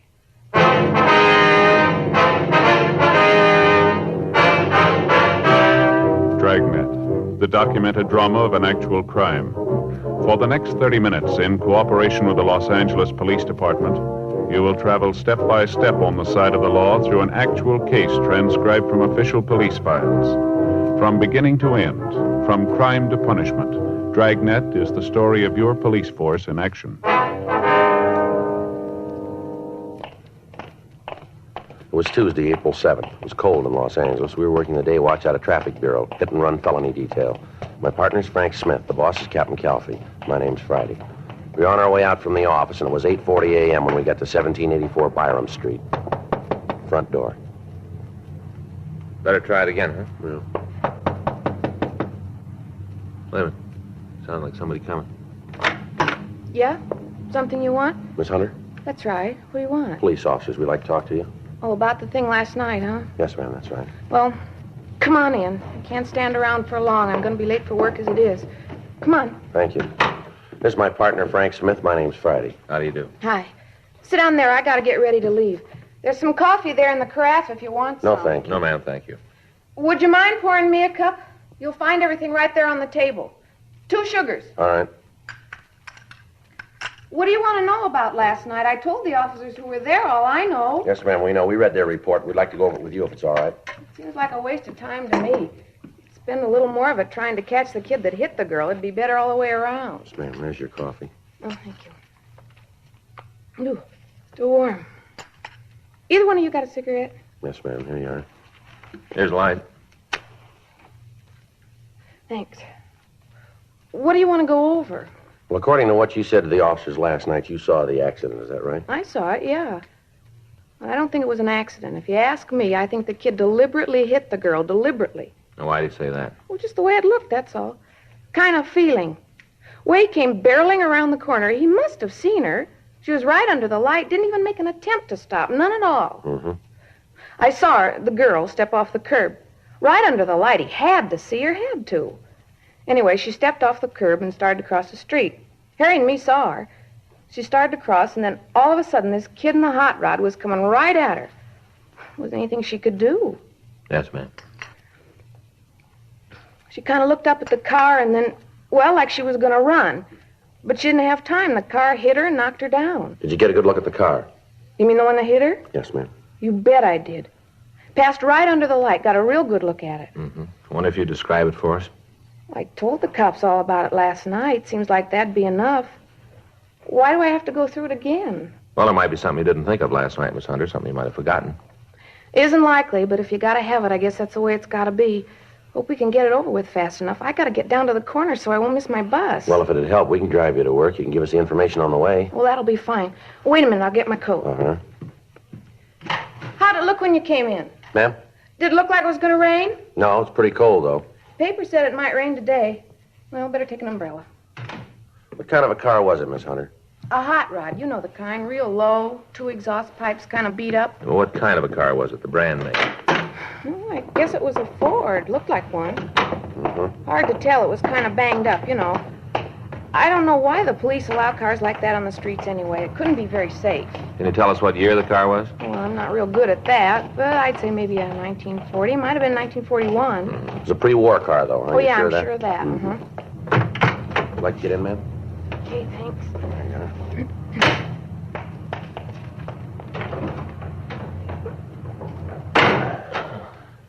Where can we drop you, ma'am? Near First and Broadway will be fine, just on the corner there. Okay. Miss Hunter, was there anything about the car that'd make it easier to identify? Not especially. Black Ford, all beat up. I'm sure I'd know it if I saw it again, any place. Did you get a good look at the driver of the car? No, not too good. All I could see was that he was a kid, you know, maybe 19, 20 years old. Uh-huh. Sure like to see you get that kid. Is the girl all right? She looked pretty bad last night. Well, she's still in a critical condition. Doctors aren't sure yet whether she'll be all right. Sure hope she is. Have you talked to her? No, we haven't. Not yet. It's a terrible thing. Kids like that running around in hot rods, barreling around the city. Person's not safe on the streets anymore. Well, just because a car's got twin tailpipes, Miss Hunter, doesn't have to be a hot rod. Well, this one was. Even had the little sort of license plate hanging down from the back bumper. You mean a state license plate? No, one of those with a club name on it. You know the kind. There's not a notation of that on the report that we remember. I guess I forgot all the excitement and all. I must have forgot. Well, did you see the name on that plate? Yeah. Not real good, but I saw it. Think you can remember it? Not all of it.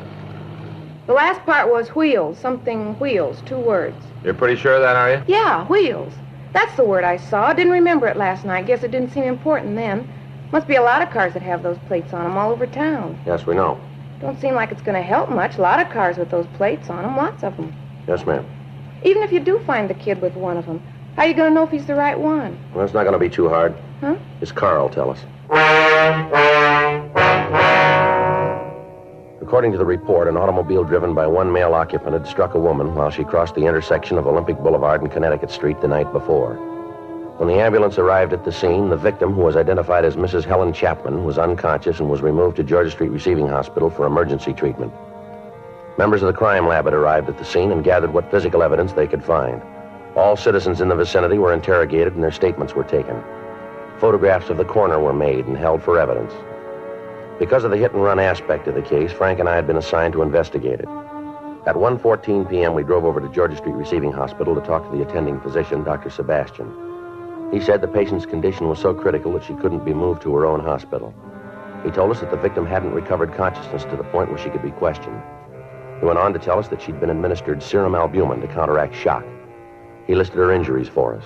Compound fractures of the femur, rib fractures, and associated internal injuries, including a punctured lung and brain concussion. It was not expected that she'd live.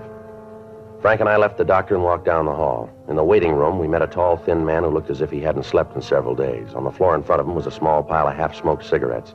He identified himself as the victim's husband, Carl Chapman. I don't know. I came home from work. They told me about it. I didn't even know. Didn't they try to call you at work? No, I guess they called the house. There wasn't anybody home. I just walked up to the door, and there was a note telling me to call there.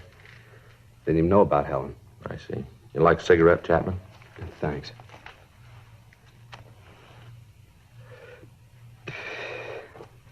You talked to the doctor? Yes, sir, we just did. Is there anything new? She can be all right? Well, I don't know yet. You can ask the doctor yourself. Why don't anybody tell me anything? All the time I ask how my wife is, they tell me to ask the doctor. Why won't they tell me? I don't know, sir. Can't even find out if she needs anything. He won't let me see her. And anybody who'll tell me what's really happening in there, it's been over 10 hours. Nobody will tell me what's going on. Well, best thing is try to sit down and take it easy, Mr. Chapman. Oh, that's great to say. Just sit down. Easy to say. It's not your wife who's in there. It isn't someone you love. Why are you here, anyway? Why aren't you out trying to get the rotten little punk that did it? Why don't you look for him? We'll get to him, sir. When? After Helen's dead? Is that going to be when you start looking? We're looking for him now. We came over in the hopes that we could talk to your wife. We thought she might be able to give us some information. What in God's name do you want from her? The name and address of the kid who ran it down? Does she have to get out of bed and go find him for you? It's your job, yours. All this talk about the police department being so good, but what are you doing? You're standing around here with your toe in the dirt waiting for my wife to come to enough to point the kid out. All right, sir. Now, take it easy. Take it easy, nothing. You listen to me, both of you. You listen. If she dies, if that kid killed her, I'll find him. I don't know how, but I will. I'm going to do the same thing to him with my hands that he did with his car. I'll find him, I swear I'll find him, and I'm going to kill him. With my hands, I'm going to kill him. Mr. Chapman? Yeah. Can I see you for a moment? Yeah. Would you excuse us for a minute, Sergeant? Sure, Doctor. We'll wait out in the hall. It's a rough one, isn't it? Yeah. Wonder what's going on in there. I don't know. Better call the skipper. Tell him about that plate on the car. Get a broadcast out on it. Check the phone book for the address of the National Hot Rod Association. Better talk with them, huh? They might have something for us on the club. Right. You better start, cop. You better find him fast because I'm looking too. You ought to go home and get some sleep, Mr. Chapman. You're all worn out. I'm not going to get any sleep until I catch that kid. Until I catch that kid. How is the girl? She's dead. Both of them are. Both of them? Yeah. She was going to have a baby in a couple of months.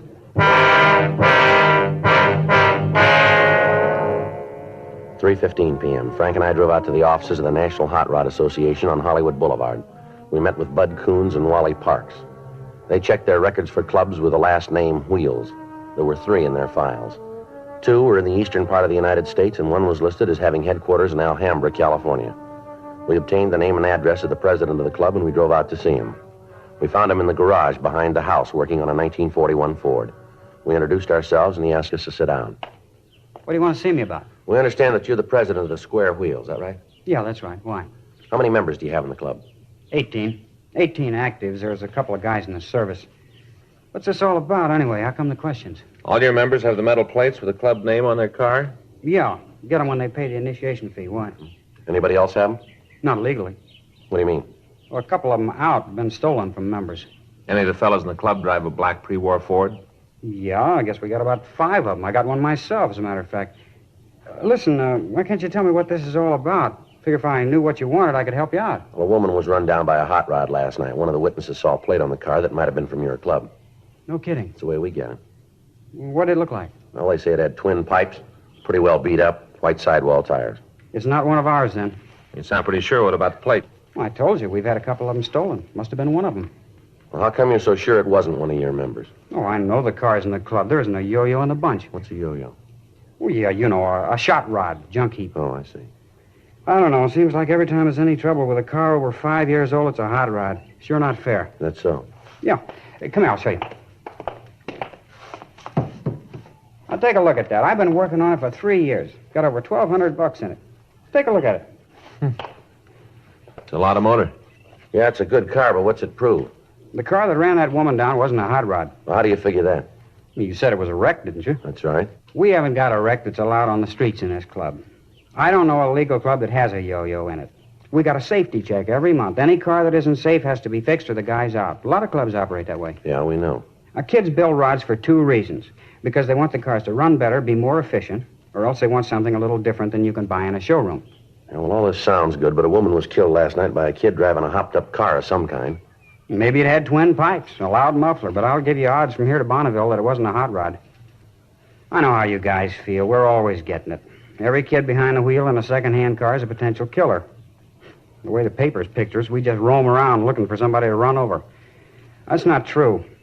You check the records. I think you'll find that the ratio between tickets given out to members of hot rod clubs, members of the NHRA, and any other group of drivers will make the hot rodders look pretty good. There hasn't been a ticket in our club in the last year and a half. The one before that was for overtime parking. Oh, I'm sorry, fellas. That car last night wasn't one of our guys, and you can bet he wasn't a hot rodder either. You got any way of knowing who could have gotten the plaque? Well, not right off, but we'll find him. How? There's only so many streets in Los Angeles. We'll find him. Guys like that make things rough on the clean drivers in this town. We'll find him for you. Well, we'll appreciate any help you can give us on this, but it's police business. If you find him, give us a call right away. Don't worry, we will. How do I get in touch with you? I'll leave you one of our cards. Anytime. You call us. All right. I'll get on the phone and get the fellows rounded up. If you turn anything, call us right away. Don't try to take care of it yourselves. Only one thing we're interested in. Yeah, what's that? Proving to you it wasn't one of us. That's what's important. Showing you we're on your side. Well, that shouldn't be too hard. Huh? There's a lot of room. We got the names and addresses of the members of the Square Wheel Club, and we talked to them. We checked their cars, and each of them volunteered to assist us in attempting to locate the hit-and-run vehicle. 6:40 p.m., Frank and I got back to the office. During the afternoon, the broadcast on the car had gone over the state wire, and every police officer in the state of California was looking for the hit-and-run car. When we checked with communications, there'd been no replies to our broadcast. 7:15 p.m., we put in a call to Georgia Street Receiving Hospital, and we talked again to Dr. Sebastian. He told us that the victim's husband, Carl Chapman, had been placed under the care of his family doctor and had been given sedatives to make him sleep. While I checked with Lieutenant Wolfram on the developments, Frank went over to the crime lab and talked with Lieutenant Lee Jones. 8:47 p.m. We met back in the squad room. Any word yet? No.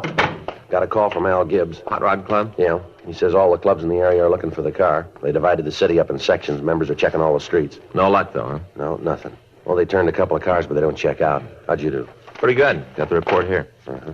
Had a couple sandwiches sent in. Got you Swiss on rye. Good. In the bag there. Where's coffee? Right there, carton. Oh. The lab sure did a good job on this stuff. Here. Mm-hmm. Here's the scene. Victim was found 10 feet 4 inches from the northeast corner, 4 feet 8 inches from the north pedestrian crosswalk. That'd put it about here, wouldn't it? Yeah. They found particles of broken glass. Checked on him at the lighthouse. Lenses from a 1940 Ford. Here's a picture of him. Yeah. In the gutter of the southwest corner, they found this. There's a bumper guard. Yeah, I looked at it. It's new. Any brand name? Yeah, but it's not going to help much. Distributed all over the country. Well, how about skid marks? Any sign of them? No, not that they could find. Either the kid didn't have time to use them or else he didn't want to. They came up with this, though. Yeah, what's that? Well, some marks from a tire. Lee says he thinks they were made when the kid dug out to get away, spun the back wheels. Sure indicate that he didn't mean to stop at any time, huh? Well, that's the way Lee's got it figured. Well, it isn't much to go on, is it? Well, they've come easier. Yeah. Well, let's go out and check the neighborhood again. We might still be able to turn up a decent description. We start checking the garages in the morning. Try to turn a car with a broken headlight and a missing bumper guard. Okay. Better call communications, get out a supplemental on the tires. Huh? Yeah, I'll take care of it. I got it. Hit and run felony Friday. Yeah, that's right. Mm-hmm. Anybody there? No, keep it under surveillance. We'll be right out. Yeah, don't burn it. Right, bye. What do you got? Well, it's beginning to go our way, maybe. Huh? They found the car.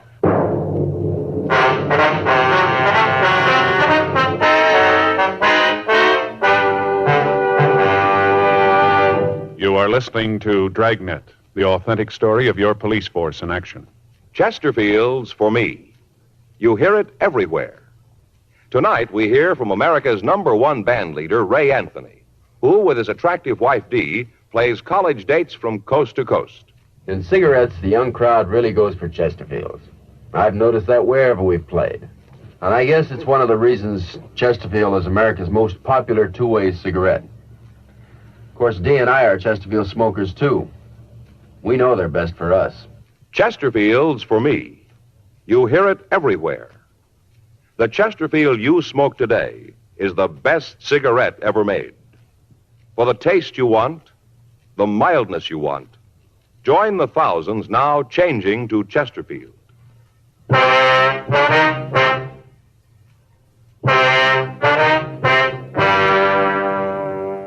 During a routine patrol of the streets in East Los Angeles, a radio unit had come across a car parked at the curb on Vancouver Avenue.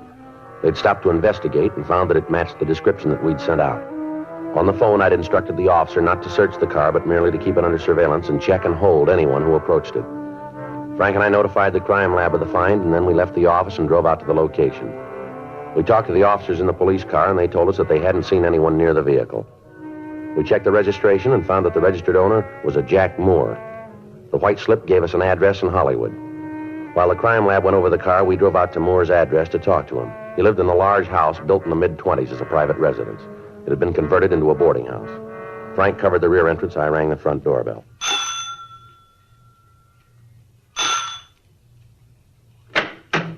Yeah? What do you want waking me up this time of night? Police officers. You have a tenant here named Jack Moore? What about him? We'd like to talk to him. Too late, Mac. He ain't here. Where is he? I don't know. He moved out this afternoon. He didn't say where he was going. A thorough search was made of the suspect's room. The manager told us that Moore had come home that morning, packed his belongings, and left the house. We called the crime lab, and Lieutenant Lee Jones told us that they'd established that Moore's car was the one that had run down the Chapman girl. We talked to the other people in the rooming house. None of them could tell us where Moore might have gone. We put in a call to auto records, but the car was not listed as being stolen. Frank called his name into R&I, but we found that he had no felony record. From the occupants of the rooming house, we found that the suspect had no relatives in this state and no close friends that they could recall. Leighton Prince came out and went over the room, and in going over it, we found a wastebasket Moore had used to dispose of articles that he didn't want. In the basket, we found several match folders from a bar out on West 7th Street. We put in a call to the bar, but we found that it was closed. From the manager of the rooming house, we got a good description of the suspect, along with the information that he received no mail and that he was apparently unemployed. A stakeout was set up on the house, and at 3:36 a.m., Frank and I checked out of the office and went home for the night. The next day, Wednesday, April 8th, we contacted DMV and asked that they give us all information on the car. 9:15 a.m., we drove over to the bar on West 7th Street. Not open yet. Don't open till 10. Police officers like some information. License is back there on the wall in plain sight. There's nothing going on here. You have a customer in here named Jack Moore? We just open the doors. We got no say about who comes in. As long as they don't cause trouble, we don't either. This guy's about 20 or 21, 5'8" to 5'10", 165 pounds, blonde. Name's Moore, Jack Moore. What's he done? We want to talk to him. About what? Police business. Have you seen him? Nothing that's going to get the bar in trouble? Now, that's a simple question, mister. Have you seen him? Maybe, yeah. You tell me what it's all about, and I might be able to help you out. You're running out of time. Have you seen Jack Moore? Yeah. When? Last night. Here? Yeah, he was in. Got liquored up. I tossed him out when we closed. Where's he now? You better ask him. I'm going to tell you once more. If you know where he is, you're going to save yourself a lot of time by cooperating with us. I run a clean place here. I don't want any trouble with the cops. My license is on the wall. I got no choice of the customers who come in here. I don't want to get mixed up in anything. We're not calling it that way. That's the way it is. This is a clean place. That's not what the book says. You've been tabbed a couple of times for serving minors. You run B-girls. You haven't served straight liquor in here for a couple of years. Now, if we have to get the information from you downtown, that's the way it's going to be. Get your coat. Oh, now look, fellas, I was just trying to take care of myself. You did. Get your coat. Isn't there some way we can work this thing out? I don't want any trouble. Where's Jack Moore? I try to run a clean place. A couple of times I've been... We've been over all that before. Now, where is he? I got him up at my place. You there now? I guess so. He got pretty loaded last night. Told me he didn't have any place to pad down. I took him home. What's the address? 1862 and a half Woodworth Court, room 14. All right, let's go. Yeah. And don't try to call him. I got no phone in the room. If he's done anything, I had no part in it. Just trying to help a friend out, that's all. Just help a friend out. Yeah, sure. You tell him that. How he got me in trouble, all because I tried to help him out. You just tell him. Yeah, we will. And tell him not to come around here anymore. Tell him to keep out. Tell him that, will you, for me? Tell him not to come back. Don't you worry about it. He won't be back. We called the office, and another team of detectives came out to the bar to keep the bartender under surveillance in the event that he might try to contact the suspect. It took 5.5 minutes to drive to the Woodward Street address. It was a large building located at the end of a blind street. Room 14 was on the third floor in the front of the building. Frank and I approached the room, and we listened. There was no sound from inside. You want to try the door? Yeah. It's unlocked. Yeah. There he is on the bed. Yeah. Looks like the right guy. Now, let's wake him up. Come on. Come on, Moore. Wake up. Come on. Let me alone, Charlie. Come on, get up, Moore. Get up on Let your me feet. alone. I told you, Charlie, let me... Who are you guys? What are you doing Police here? officers, you're under arrest. Wait a minute. All right, let me go. Now, come on, stand still. All right. All right, I quit. I quit. You want to shake him, Frank? Yeah. Yeah, he's clean. Where you taking me? I ain't done nothing. You got no reason to push me around like All this. right, let's go. Where? Where you gonna take me? Downtown. For what? Manslaughter. I didn't do it. I didn't. You got the wrong guy. You got the wrong one. I didn't do it. All right, come on, let's move. But you got the wrong one. I didn't do it. I didn't know what you wanted. That's why I run. I didn't know what you Well, wanted. you do now, so let's go.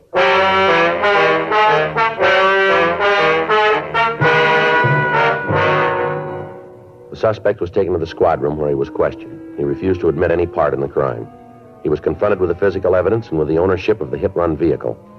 The witness to the crime came to the office and said that Jack Moore was the man that she'd seen at the wheel of the car when Helen Chapman had been run down. Throughout the interrogation, the suspect refused to say anything. At 1:47 p.m., the door to the squad room opened and Carl Chapman came in. Where is he? I know he's here. I want to see him. All right, take it easy, I Chapman. heard you caught him. I want to see him. I want to tell him. Is that the kid?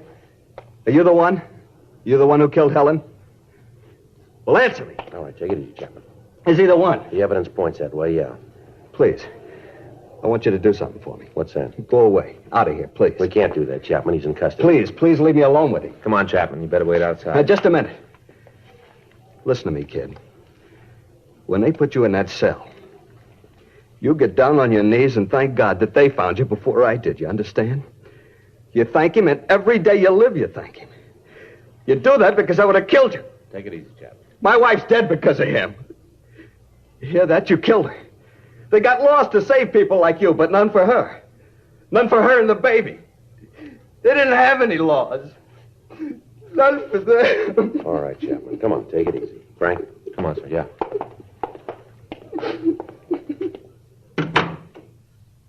Pretty upset, ain't he? I want you to remember something, kid. In the years I've been in this department, I've seen some bad ones, real bad. Teenage kids that didn't know any better scraped up off the pavement and sent home to their parents. Drunks who were too loaded to know what went on. There's been a lot of them go through here, but you finish way ahead of the field, boy. You talk good. I bet you're on a lecture team around here. I'm getting fed up with you kids roaming the streets in death traps. Now, I don't care about you. You want to wrap yourself around a post, you go ahead. We'll try and stop you, but don't you take somebody else with you. Every year, the number gets bigger, more people killed. It isn't the honest drivers that do it. It's people like you who don't care for anybody else. Now, we've tried about everything in the books to make you understand. Doesn't look like any of them did any good, does it? I'm a bad one, ain't I? You killed a human being, boy. A woman who didn't even know you. She never saw you until it was too late. You threw a ton and a half of metal at a 120-pound woman, and then you ran away and left her in the gutter to die. You wrecked the family. You tore it right down the middle and rolled over it. You've ruined the lives of all the people around that woman. You gave a group of decent kids a bad time because you stole their name. Now, you get on your feet, young fella, and you keep that smart mouth of yours closed. Do you understand? Can I ask you something? What's that? Hit and run. How much will I get? I don't know, but it won't be enough.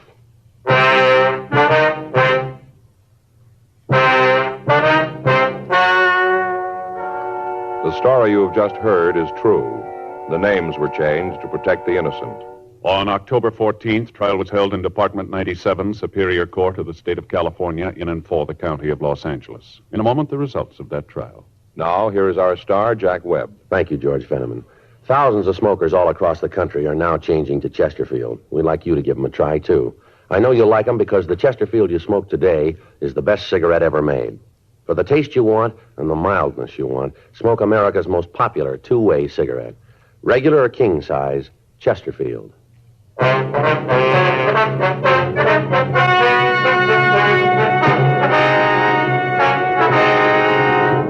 Jack Carlisle Moore was tried and found guilty of manslaughter, 1 count, and received sentence as prescribed by law. Manslaughter is punishable by imprisonment in the state penitentiary for a period not to exceed 10 years.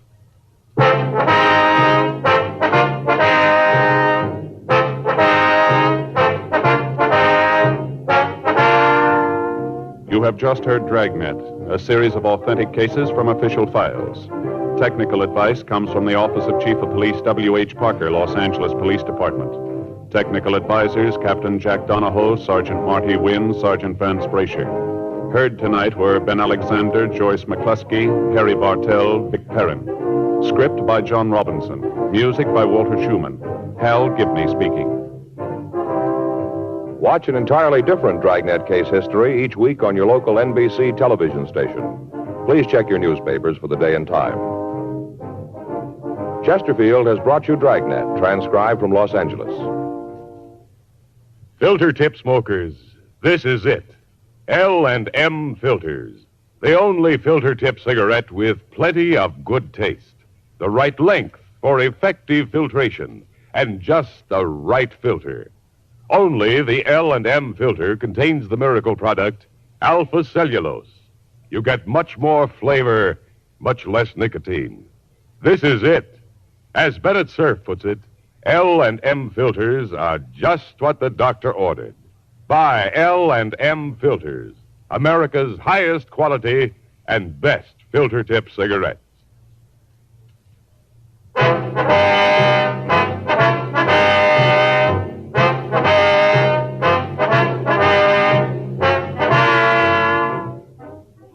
Hear Rocky Fortune following John Cameron Swayze and the news on the NBC Radio Network.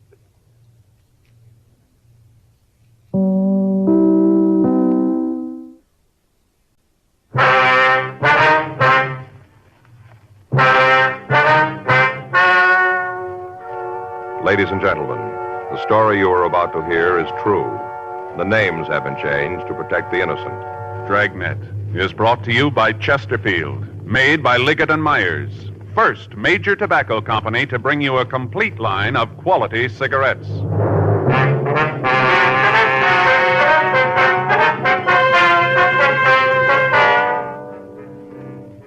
You're a detective sergeant. You're assigned to robbery detail. A supermarket in your city has been robbed. The thief wore a disguise. You don't know who he is or what he looks like. Your job, find him. Today, friends, you hear these 3 words everywhere. Chesterfield's for me. The Chesterfield you smoke today is the best cigarette ever made. Best for you, because Chesterfield gives you proof of highest quality, low nicotine. The taste you want, the mildness you want. Chesterfield is best for you because it's tested and approved by 30 years of scientific tobacco research. Chesterfield is best for you because it has an established good record with smokers, proven by test after test. Yes, friends, the Chesterfield you smoke today is the best cigarette ever made. For the taste you want, the mildness you want. Join the thousands now changing to Chesterfield. Always say, Chesterfield's for me.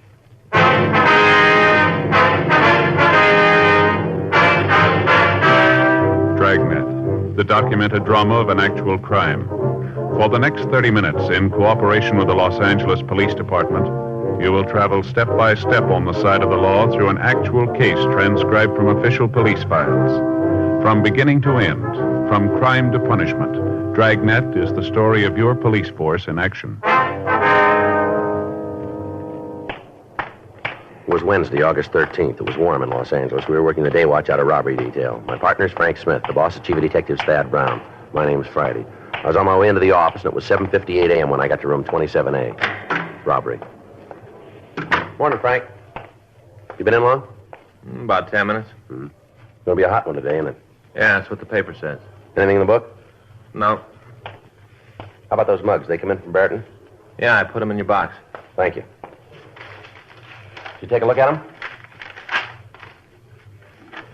Hey, Frank. What? I said, did you see the mugs? Oh, no. All right. What's the matter? Faye?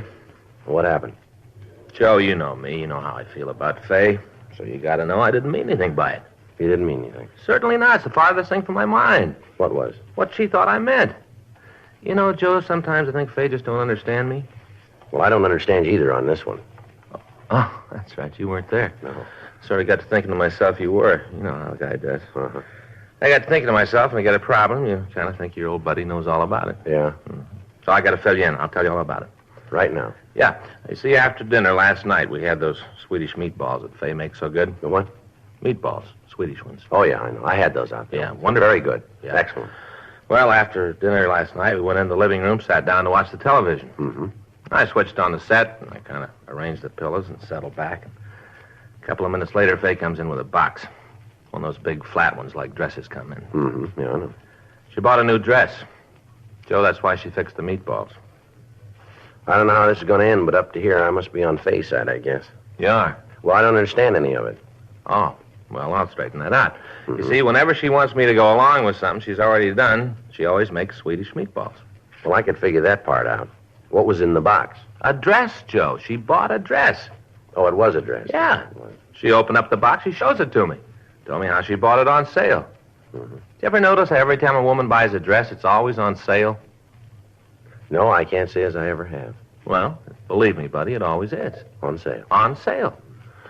I don't want you to go through the whole day with this on your mind, but if you don't get to the point, it'll be time for us to sign out. And then we can talk about it. Well, I didn't mean anything by it. Nothing. She held the dress up for me to see, and all I did, I just said, what size is it? You know how you do. Want to look at these mug shots now? No, wait a minute. I want to finish. You asked me what I was mad about. I wanted to tell you. I asked her what size the dress was. She told me it was a 12. A 12. A 12? Yeah. So I just kind of casually mentioned that when we got married, she wore a 9. That's all I said, that she wore a 9. Want to look at the mug shots now? No, wait a minute. Will you help me with this thing? It's the use of being partners. If you can't help a little, we'll look at the mug shots. When we were married, she wore a 9.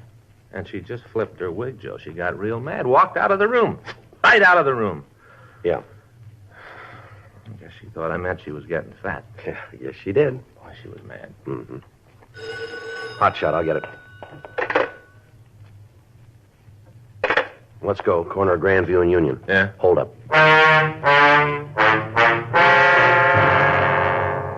By the time we got to the supermarket, a broadcast carrying the description of the suspect had been gotten out to all cars in the city.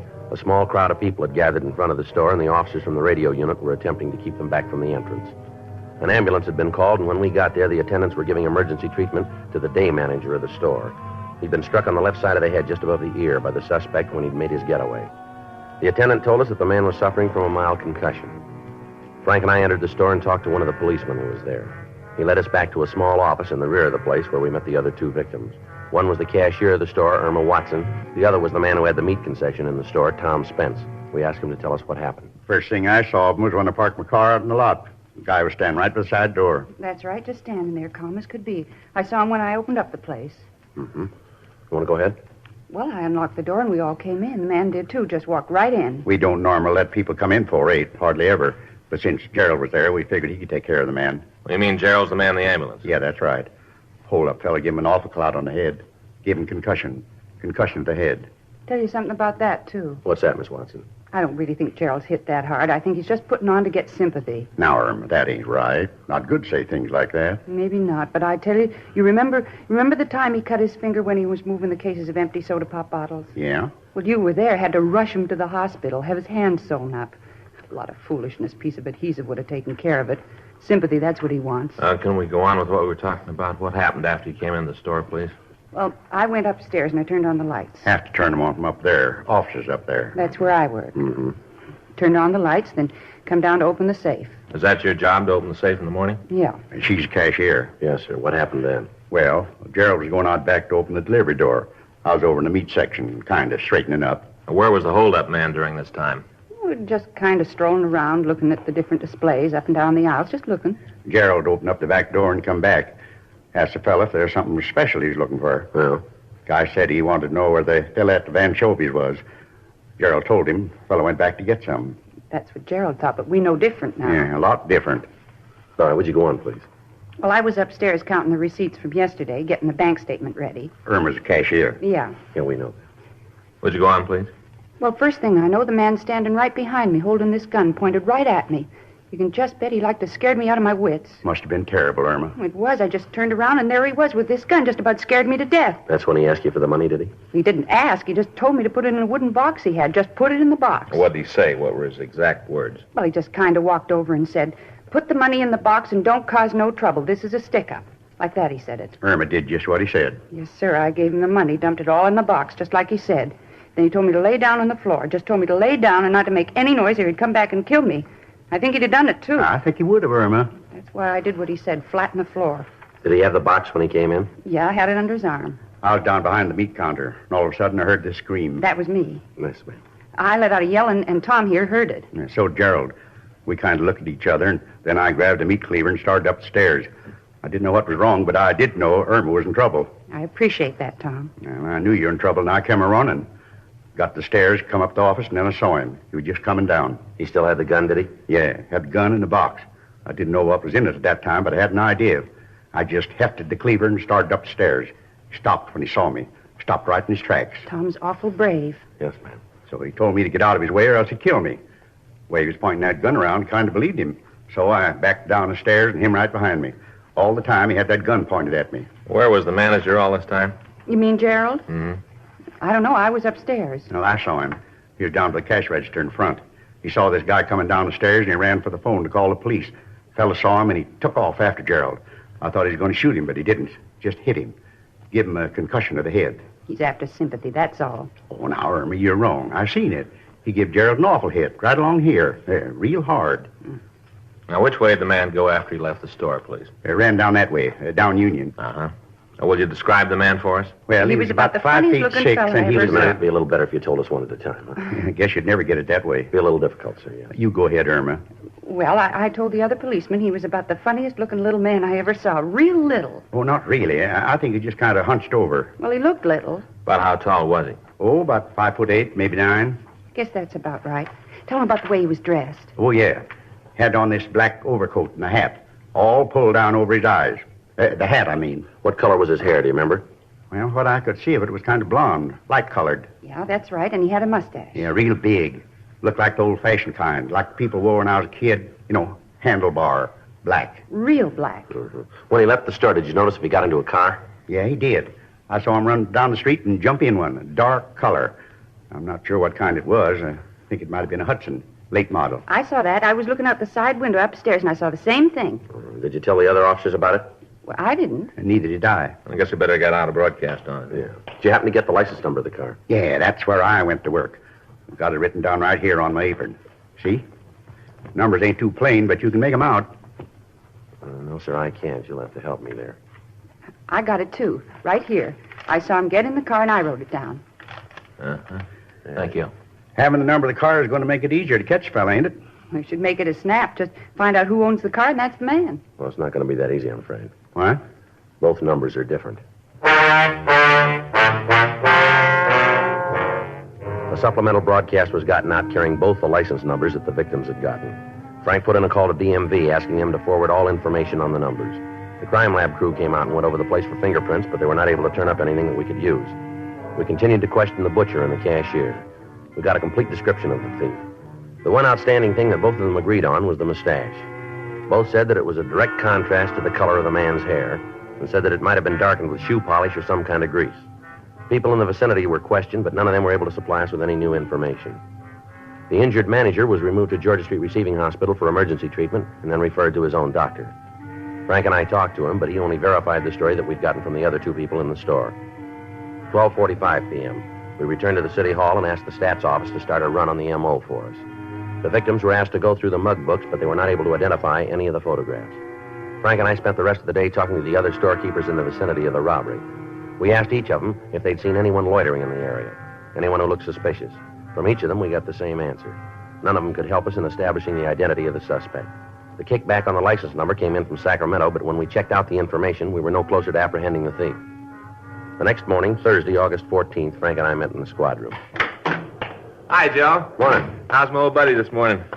I'm all right. You sound happy. The problem with Faye straightened out? Oh, yeah, sure. Got home last night. Everything's great. Is that right? Hey, we started last night. What's that?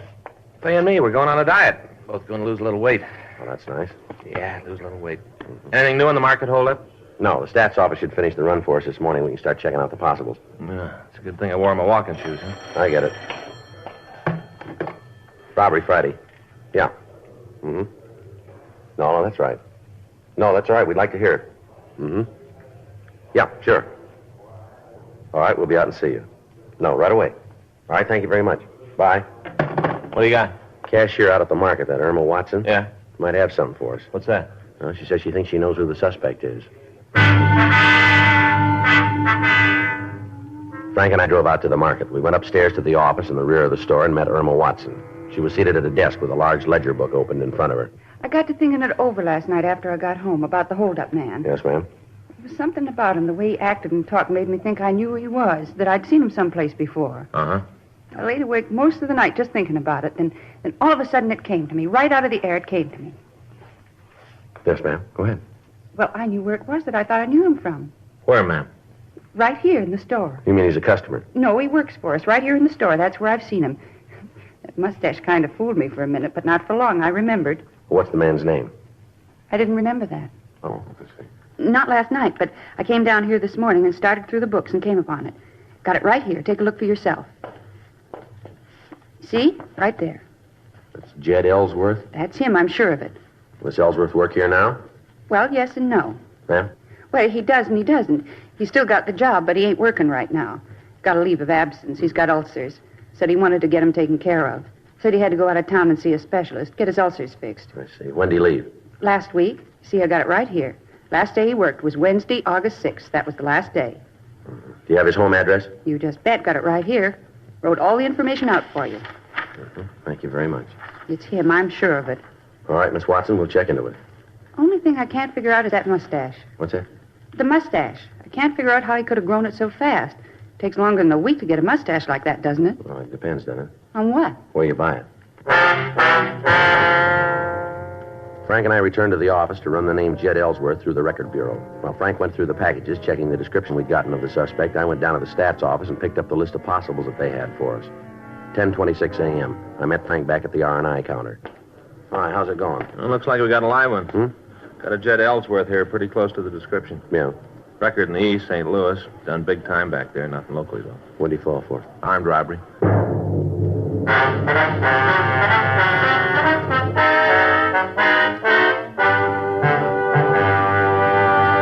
You are listening to Dragnet, the authentic story of your police force in action. Meet the Tom Harmons. You know Tom as Michigan's All-American football star, now a top sports announcer. Mrs. Harmon is the motion picture and television star Elise Knox. They're typical of people everywhere who are saying, Chesterfields for me. I like regular-sized Chesterfields. Have for years. They're best for me, at least I think so, because of that Chesterfield quality. That's the way I feel about them, too. I've always smoked Chesterfields. Now I go for the king size. Guess I like a longer smoke. So whether you smoke regular size like Elise Knox or king size like Tom Harmon, Enjoy America's most popular two-way cigarette. Chesterfield's for me. You hear it everywhere. The Chesterfield you smoke today is the best cigarette ever made. For the taste you want, the mildness you want, join the thousands now changing to Chesterfield.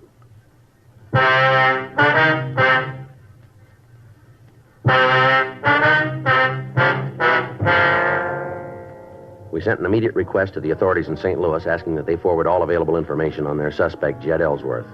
1:15 p.m., Frank and I drove out to the address we'd been given by the cashier at the supermarket. It was a one-story redwood house in the Beverly Glen area. We rang the front doorbell. Yes? We'd like to see Jed Ellsworth. He's not here. Well, do you know where we can reach him? What's this about? He in trouble again? Ma'am? Jed in trouble again? We'd like to talk to him, please. You cops? Or police officers. Uh-huh. Figures. What's he done this time? Well, it's just routine. We want to ask him a couple of questions. Where is he? I don't know. Well, he lives here, doesn't he? Yeah, I don't know where he is. Haven't seen him since the day before yesterday. He's packed up and left. I don't know where he went. Well, didn't he give you any idea where he was going? None. Went through my purse, took what money I had, and shoved off. Don't much matter to me if I never see him again. I'd probably be better off. Wonder if we could see his things. You mean when he left? Yes, ma'am.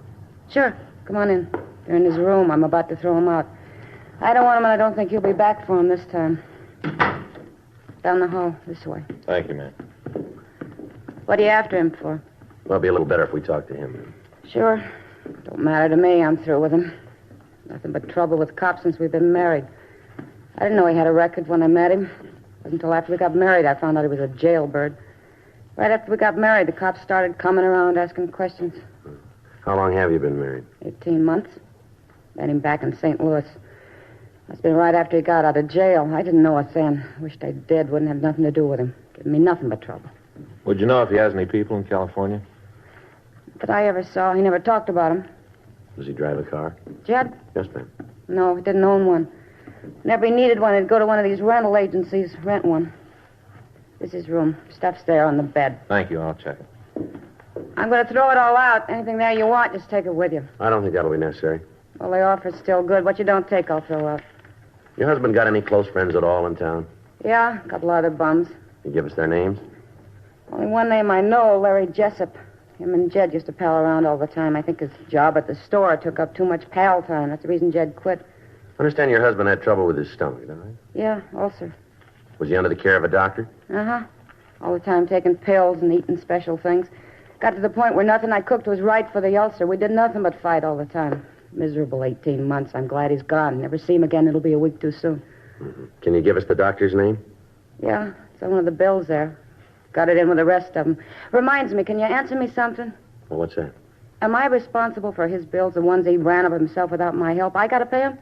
Well, ma'am, that's not a police problem. You better check with a lawyer on that. Oh, are you? Yes, ma'am. More expense. Seems like all I do is put out money for him. Boy, I'm glad he's gone. Do you have a picture of him? You mean like a snapshot? Yes, ma'am. No, Jed wouldn't let nobody take pictures of him. Said it was bad luck. Mm-hmm. He had a mustache, didn't he? That's inside, no. Miss Ellsworth, Yeah? you know what's on these dictograph records? Oh, those are mine. I'm a stenographer. Sometimes I do work at home. Those are mine. Oh. Just letters. It's the one thing he ever did for me. What's that? Made that box for records. Real big thing. Took him all day to make it. Just a plain, simple wooden box. You'd have thought it was a Taj Mahal. Only thing he ever did for me. I see. Your husband get many phone calls here? No, not that you'd notice. Larry'd call once in a while. I told you they was real pally. Yes, ma'am. You ever hear any of the conversations by any chance? Just on this end. You know what they were talking about? Not too good. They used to get real secret. You know, low voices. They were planning something, though. I don't know what it was, but they were planning something. Well, this fellow Jessup, he drive a car? Yeah. You know what kind? Yeah. New Hudson.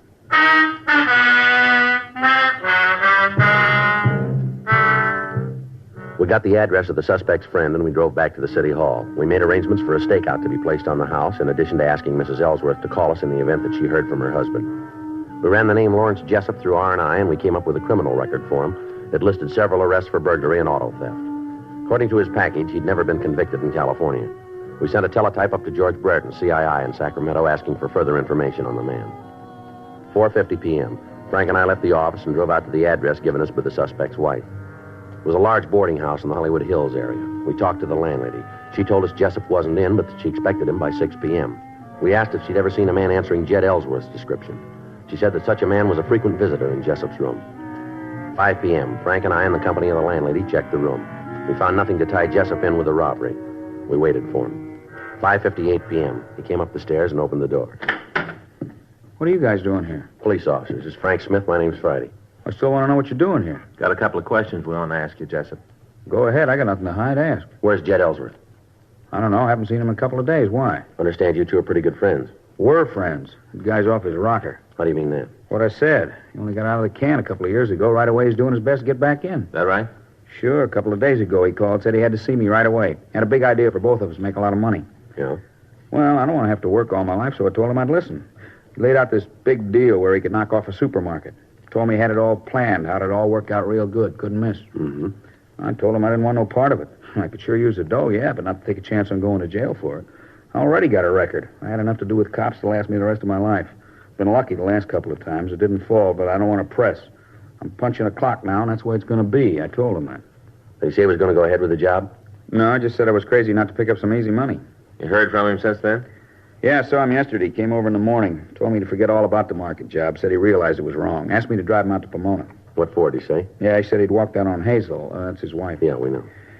Said he left her and was going to Pomona. Had a job out there. You drive him? Yeah, to a motel there. I can show it to you if you want. Is he still there? I don't know. As far as I know, he is. That's where I left him, sitting out there counting his money. What money? He told me he drew all the dough out of his and Hazel's account. Said she wasn't going to get any of it. Must have had about $4,000. Uh-huh. You know what bank he had the money in? No, he didn't say. I didn't know him and Hazel had that much. Of course, she works pretty hard. Thrifty, you know. Jed always said she was stingy. A lot of money. Uh-huh. Yeah, had it in this wooden box, all stacked in there, real neat.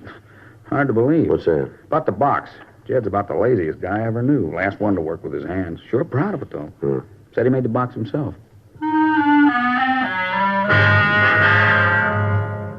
Larry Jessup, Frank, and I drove out to the motel in Pomona. We checked with the manager, but found that the suspect had checked out that morning. Fortunately, the room had not been cleaned yet, and we went over it. On a shelf in a closet, we found the wooden box that Jessup had spoken of. It was a duplicate of the one that we'd seen at the suspect's home.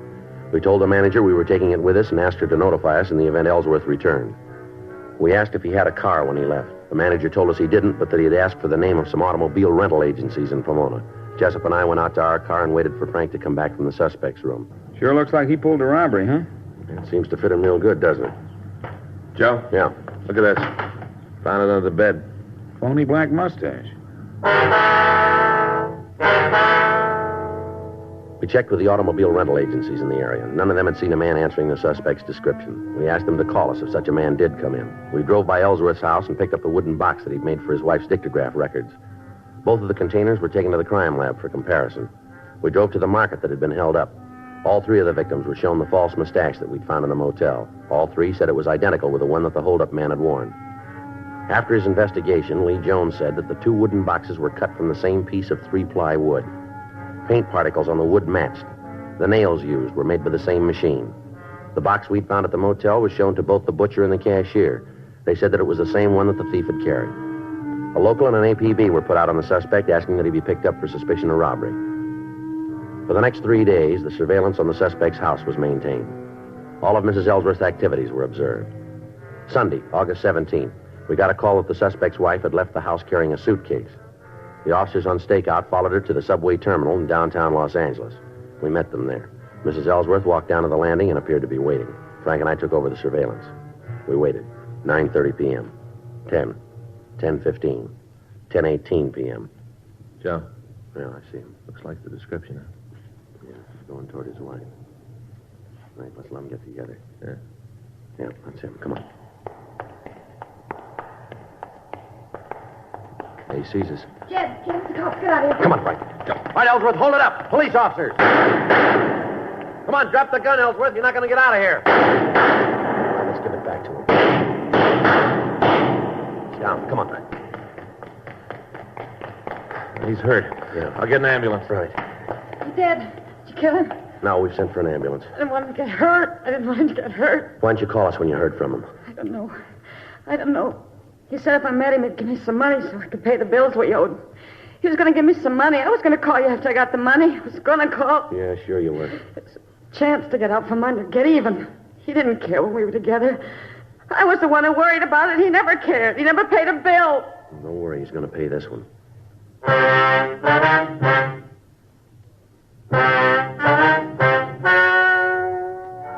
The story you've just heard is true. The names were changed to protect the innocent.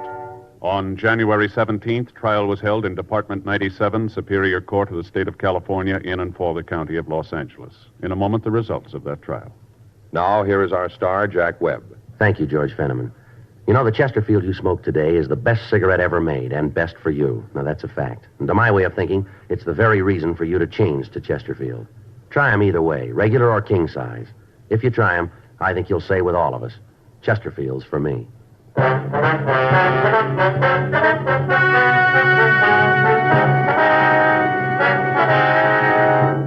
Jed Warren Ellsworth was tried and convicted of robbery in the first degree and received sentence as prescribed by law. Robbery in the first degree is punishable by imprisonment in the state penitentiary for a period of from 5 years to life.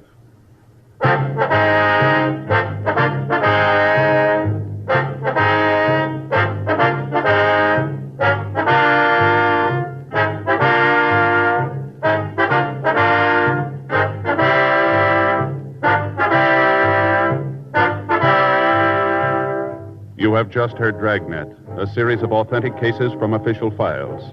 Technical advice comes from the Office of Chief of Police W.H. Parker, Los Angeles Police Department. Technical advisors, Captain Jack Donahoe, Sergeant Marty Wynn, Sergeant Vance Brasher. Heard tonight were Ben Alexander, Ralph Moody, June Whitley. Script by John Robinson. Music by Walter Schumann. Hal Gibney speaking.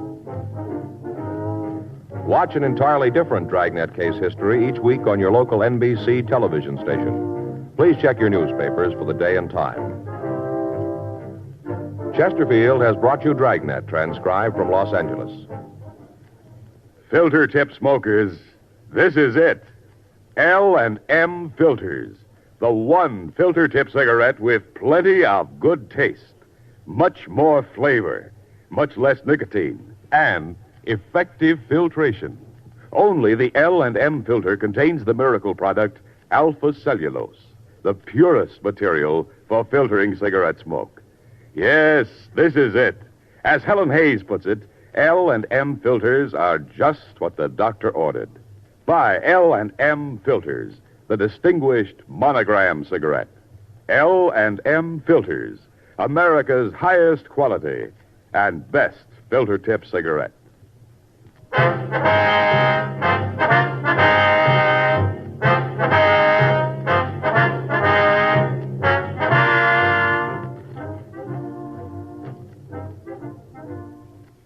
Hear Rocky Fortune following John Cameron Swayze and the news on the NBC Radio Network.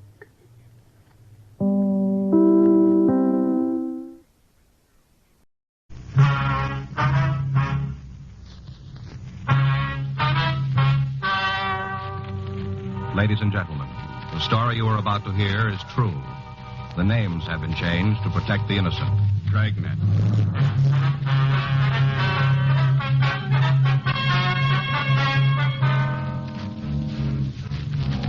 You're a detective sergeant. You're assigned the homicide detail. A young man walks into your office and tells you he has a problem. From the way he talks, you know it's serious. Your job, listen.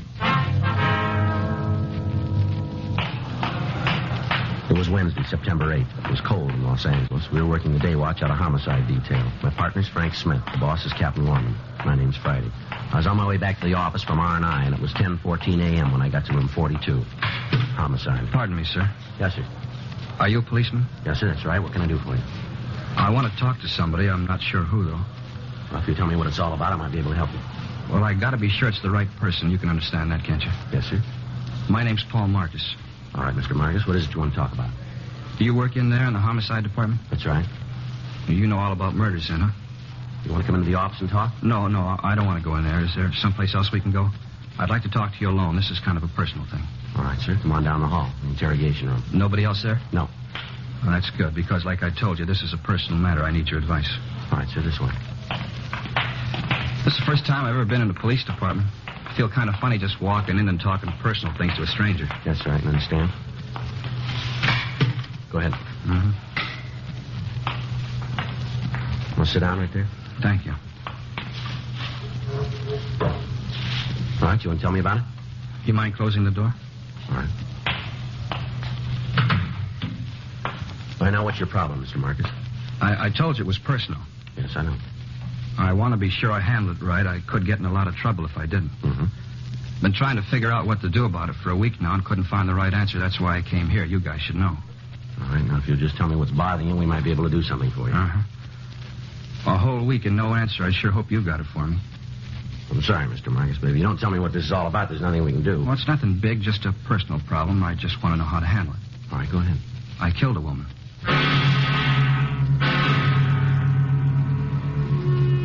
10:18 a.m. We got the name of the woman Paul Marcus said that he'd murdered. We also obtained a description of the victim, and Frank went down the hall to missing persons to see if a report had been filed on her. I waited with the suspect. It's a personal problem. You know how to handle it. I wasn't sure. That's why I came to you. All right, where did you meet this Lorraine Farrell? San Francisco. How long ago? A couple of weeks. I just knew her a little while before it happened, just a couple of weeks. Fisherman's Wharf. What's that? Fisherman's Wharf. That's where I met her in San Francisco. I was on a vacation. 2 weeks with pay, and I went to San Francisco. Fisherman's Wharf. That's where I met Lorraine. All right, go ahead. Well, I was down there sitting on the dock looking at the boats, just sitting there eating prawns. You know how they cook them in those great big pots? Yeah. Well, I was just sitting there eating prawns, and I met her. Well, where'd you kill her? Look, you've got to let me tell this in my own way, or I'm not going to tell you at all. It's got to be right so you'll understand. Now, if you don't get it right, the whole thing's gone wrong. You see, it's a real personal thing. All right, sir, go ahead.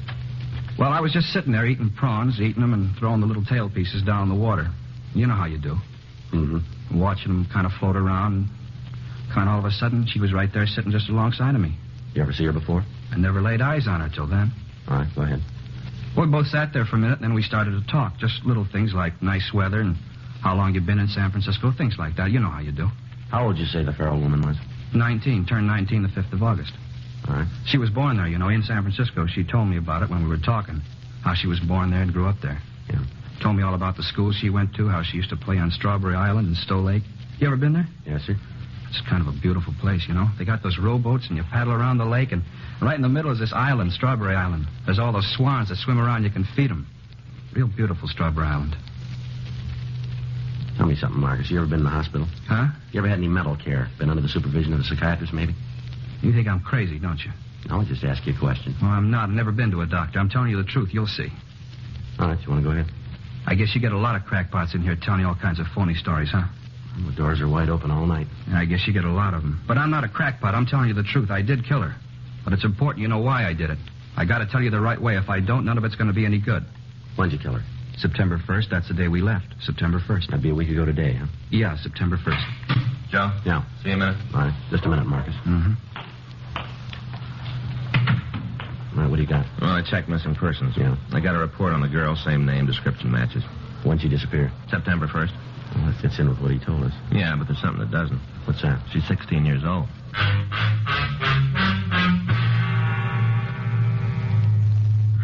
Each year, there are hundreds of citizens who walk into the nearest police station and confess to some sort of crime. Some have actually happened, others have occurred only in the mind of the person confessing. No matter how wild the confession, how implausible the details of the crime, each report has to be checked out. To doctors, such cases are clinical. But to the working detective, they're the cause of a lot of legwork and a great deal of checking. They cost the taxpayer untold man-hours and investigating time and many times result in nothing.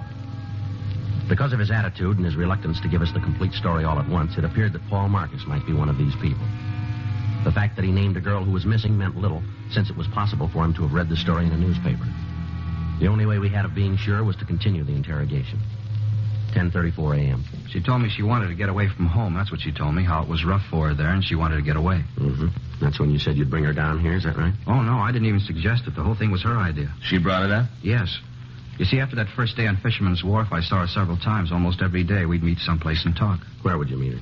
Well, sometimes in one of the hotel bars. Once we met out at the Steinhardt Aquarium. We met on the rotunda there. You know where they have the big pool and all the alligators swimming around? You know where? Well, we met there once, and we walked over to the place where they have the band concerts right across the way where the band plays, only they weren't there that day. Wasn't anybody there, just Lorraine and me. We sat on the benches and talked. That's when she said she wanted to go with me. To Los Angeles, huh? Yeah. That's where I was going. She wanted me to take her. She came right out and asked you. Sure. Told me how it was hard for her at home and she wanted to get away. She told me she had friends here. Said she could stay with them until she got things straightened out. You know, get a job and a place of her own. Well, she was going to do that, get a place of her own and a job, and then she'd be all right. You ever meet her parents? No, I never went to the house. She told me where it was, though, someplace out by the Twin Peaks Tunnel. I didn't know where exactly. She didn't want me to go out there. Said it would only cause her more trouble. That's why I'd meet her in town. You ever meet any of her friends up in San Francisco? Yeah, just once we were in a drugstore on Market Street having a sandwich. We were just sitting there, and she was telling me how it was bad for her at home, and a girl came in. Looked like she was a schoolgirl. You know how I mean, young? Mm-hmm. Well, she came in and talked to Lorraine, then they went over to the phone booths and talked. You didn't actually meet the girl? No. Lorraine said if I did, the girl might say something to Lorraine's parents, and that would cause trouble. You know this girl's name? I think it was Grace. I'm not sure, but I think it was Grace. When'd you leave San Francisco? Wednesday morning, September 1st. I wanted to get back in time to get some rest before I had to go to work. You know, my vacation was up, and I had to go back to work. Where'd you pick up the girl? Wasn't a pickup. I was sitting on Fisherman's Wharf eating prawns and looking at the boats, and we started to talk. Wasn't a pickup. We just got friendly. No, Marcus, he means that where'd you pick up the girl when you left for Los Angeles? Oh, I thought you meant when I met her the first time. That's what I thought. Uh-huh. I met her out at the tunnel. Where's that? Well, you know where Castro Street runs into Market, where the L car comes in from the beach? That's where I met her. She came from home, had her suitcase and all, and she came out on the L car. All right, go ahead. Well, she got off the streetcar, got into my car, and we left for Los Angeles. Where'd you kill her? I told you before, if I don't tell it my way, it isn't going to work. You're not going to understand. It's got to be my way. All right, go ahead, Mark. Well, it was a beautiful day, just the kind of a day you want when you're going on a drive. You know how I mean, clear and the sun shining. Yeah. Well, that's what kind of a day it was. Uh-huh. You could see all across the bay, over to Berkeley, and way up north. It was real clear. You want to go ahead with your story? Mr. Friday? Mm-hmm. My way? Yes, all right, go ahead. All right. We drove all day, stopped for lunch at a place near San Luis Obispo, a little lunch stand there. Had a French dip sandwich. It was one of the best I ever had. The meat was real lean, and they didn't sop up the bun with the gravy. Just the right amount. One of the best I ever ate. Mm-hmm. Lorraine liked them, too. She didn't like the bread all sopped up with gravy. Well, go ahead. What happened after you had lunch? Well, we left there and drove on. We got down to around Malibu. I guess it was really before that where the divided highway is, up the coast. You know where the cliffs are? Yeah, we know. Well, we stopped. She was such a beautiful night, I just wanted to sit there and look at the ocean. People don't take time anymore. And what happened then? We just sat there, had a cigarette, and talked. That's when I told her. First time I ever said it. What was that? It's funny. I guess most fellas say it a lot. You know how I mean, to a bunch of girls that never mean it. Go ahead. I told her. First time I said I loved her, and I told her that she didn't have to get a job, that I wanted to marry her and get her a house and all, and she wouldn't have no more trouble at home. How she'd have her own home and everything would be all right. I told her all that. Yeah. And that's when I knew, right then. You could divide the second in a million parts, and in one of the parts I knew I had to do it. Kill her? Yeah. You see, she didn't tell me the real reason. She lied to me, and I knew I had to do it. So she wouldn't lie to anyone else. You can understand that. You can see why I had to do it. Well, maybe you better tell us. Well, it was all a lie, all about the family being mean to her. All that was a lie. She just wanted to get to Los Angeles because she wanted to meet some other fella here. That's why. She lied about the family, and that's why she did it. So, you see, I had to kill her. I had to. How'd you kill her? Huh? I say, how did you kill her? We got out of the car and walked over to the cliffs. We could see right down to the ocean. We just stood there. I just hit her. She fell down. It was quiet. So I pushed her over into the water. Mm-hmm. What'd you do then, Marcus? I got in the car and drove home. You just left her there, huh? Certainly. There wasn't anything I could do for her. You point out the place where all this happened? Well, sure. It's up the coast where the highway's divided, north of Malibu. It's real easy to find. Anybody else around? You mean when I hit her? That's right. No, we were all alone. I didn't see anybody, just the two of us. All right, Marcus, you willing to give us a statement on all this? You mean what I just told you? Yeah. Well, sure. You want me to tell all about it again? We'll call in a stenographer. So you can write it down, huh? That's the idea. Well, sure, I'll tell it. Tell me something, Marcus. When did you get out of the hospital? I told you before, I was never in one. You guys sure make it tough, don't you? What's that? I came in here because I wanted to tell you about Lorraine. I wanted you to know so you wouldn't think it was my fault, that's all. So you wouldn't think it was my fault, and now you don't believe me. You think I'm just another crackpot trying to sell a phony story. You guys sure make it tough. We gotta be sure. When I'm telling you the truth, I want you to believe me. Yeah. I want you to believe me. Maybe we're beginning to.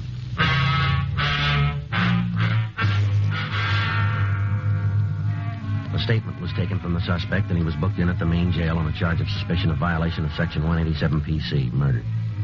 We sent a teletype to San Francisco, and we contacted Inspectors Ed Vandervoort and John O'Hare of Homicide Detail. We filled them in and asked that they check out the suspect's story on their end.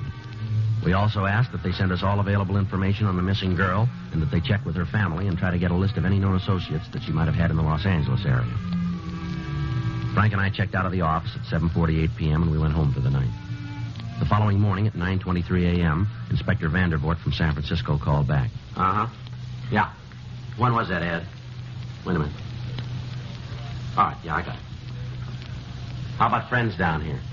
I say, how about friends down here? Mm-hmm. Oh, I see. Well, it should be here this afternoon, then. Right. Yeah, we'll check them out. No, that's on the way. We put it in the mail for you last... Well, you should have it by now, then, huh? Okay, right. Right, Ed, thanks very much. We'll be checking with you. Right. Bye. How about it? Well, they checked the family and the friends, the place where Marcus said he stayed up there. Yeah. Marcus' story checks out all the way.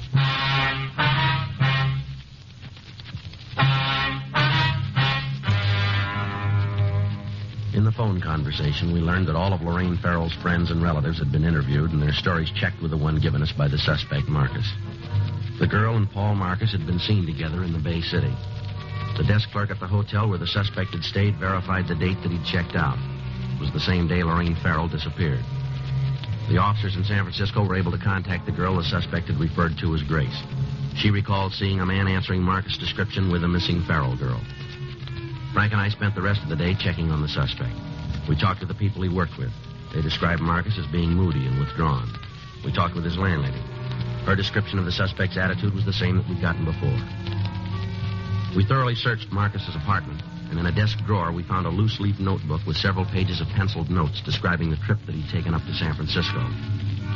On one of the pages, at the back of the book, we found a lengthy letter to a Lorraine in which Marcus apologized to the girl for killing her, but he went on to explain that he had no choice. We booked this evidence. The following morning, Friday, September 10th, Frank and I drove down to the beach and we talked to the people in the vicinity where the suspect said the murder had occurred. We found an elderly couple who lived in a trailer on the beach. They recalled having seen two people answering the description of the suspect and the missing girl on the night that the murder occurred. We drove back to the main jail and we signed out Marcus. We took him down to the car and we drove him out to the beach. We turned up the highway and told him to let us know when we came to the place where he'd killed the Farrell girl. You sure you know where the place is, Marcus? Yeah, I remember. It's just up the road a little bit. Just keep right on going. You'll find it. Mm-hmm. You'll see it now. There's kind of a parking place and a couple of trees. Eucalyptus, I think. There's two of them on the side of the parking place. You can't miss them. It's right ahead there on the left. There, you see? Yeah. Gonna pull in, Frank. Okay. Just look at all those cars. Everybody's in such a hurry they never see anything, just like they had blinders on. You sure this is the place? I told you, didn't I? No reason to say a thing like that if it wasn't true. Just pull right in there. That's it, right over there. Well, right here is where I parked when it happened. Maybe over there a little bit more, but... Oh, right about here. And the two of you just sat here for a few minutes, is that it? Yeah. We just sat here and had a cigarette, then we got out of the car and walked over to the edge of the cliff. All right, come on. Show us. Sure. So you'll believe me, I'll show you. Now, we stood right over there. Right there, and I told her I was in love with her and wanted to marry her. Now, you stay here. Just point out where you were. You think I might try to jump off, don't you? That's what you think, isn't it? You just show us, huh? Wouldn't do that. There's no reason to. I don't know why you wouldn't agree that I had to do it. I didn't have any other way to do it. Where were you when you hit her? Right there, near that clump of grass. We stood there and looked down at the ocean, and she told me about this other guy. That's when I hit her. She fell down right about there. Uh-huh. And where'd you push her off the cliff? There, right where I hit her. She was just lying there. I guess she hit her head on something, and she was real quiet. I just rolled her over the edge. It was right there. There, you see where the rocks are kind of worn? Go and take a look. Yeah. No, you wait here. Gee, if I'd have known it was going to be this hard to get it straightened out, I don't think I'd have started the thing. When am I going to get out of jail? That isn't up to us. Well, then I want to talk to the people who it's up to. I got to tell them about Lorraine, how she lied to me and why I had to kill her. As soon as they hear the story, they'll understand. They got to realize that there wasn't any other way. How's it look? Well, I found this caught in a branch just over the edge. Yeah. It's a girl's handkerchief. Read the name on it. Yeah. Lorraine.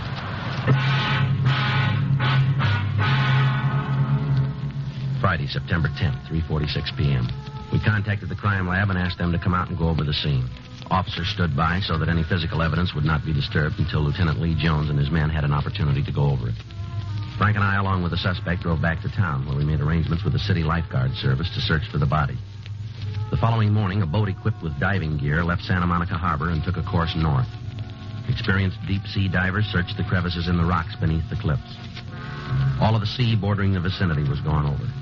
There was no trace of a body. The shoreline on either side of the murder spot was checked. Still no trace of the missing girl. In the meantime, 2 additional teams of men were assigned to check out the friends of Lorraine Farrell. They carried pictures of Paul Marcus and attempted to dig out any information on the suspect and the missing girl. 6:42 p.m., Sunday. We called the main jail and asked that the suspect be brought to the city hall for additional questioning. I had a reason to do what I did, a good reason. Now, you let me talk to the responsible people around here, and I'll have them tell you. I'm getting a little tired of being shoved around. You just bring in the boss and let me talk to him.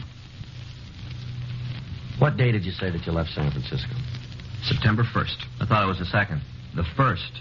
You said you left in the afternoon, is that right? In the morning, and you remember it. I don't know what all these questions are for. I told you I killed Lorraine. I walked in here and told you there's no reason for all this McGilla. Just no reason. Where'd you hide the body? I didn't hide it. Well, and where is it? I told you I put her in the ocean. We haven't been able to find her. Well, then you're not looking good. I told you the truth all along the line. I've told you the sure truth. You didn't make a mistake about where all this happened? Not a chance in the world. Right there by the parking place where the 2 trees are. Well, maybe you just thought you left her there. I know it. Had you been drinking when you killed her? No. We stopped and had a couple of beers on the way. Just a couple, not enough to get drunk. But you did have something to drink. Well, sure, but not enough to get drunk on. How many beers you have? 2, maybe 3. All right, which was it? 2 or 3? Well, what difference does it make? Were you drunk? No. How about the girl? Was she drunk? No. You sure about that? Yes, I'm sure. What are you trying to do? What difference does it make? Maybe we did have more than a couple, but what difference does it make? Just trying to get things straight. We want to be sure we got the right story. Well, you have. All right. How about a cigarette, huh? Yeah, thanks. Frank? Yeah, thanks. Here, I got a match. Hey, wait a minute. Don't light his, too. That's bad. What do you mean? 3 on a match. It's bad. It is, huh? Well, sure. You never do that. Here. Thanks. You got right home after you killed the Farrell girl, huh? Yeah. I drove right down the highway and went home. Traffic was kind of heavy. I thought about it. All those people all hurrying around, not taking any time. Anybody see you when you came home? What do you mean? Well, anybody see you park the car, go into your apartment? Well, no, there wasn't anybody around. Now, you said when you met the girl up in San Francisco that she had a suitcase with her, is that right? Yeah, she did. Artificial leather with real leather binding. Where is it now? Huh? What'd you do with her suitcase? Well, I don't know. I don't remember it. We couldn't find it in your room. Well, you didn't have no right to go through my room. No right at all. We didn't find the suitcase. Where is it? Well, I don't know. Did you put it with a body? Well, I might have. Where? I don't know. I don't remember. I hit her. She lied to me, and I hit her. Then I pushed her into the ocean. That's all I know. And that's all I'm going to tell you. Joe, see you a minute. Yeah, sure. What do you got, Al? We found the girl. Where? She's sitting in the squad room.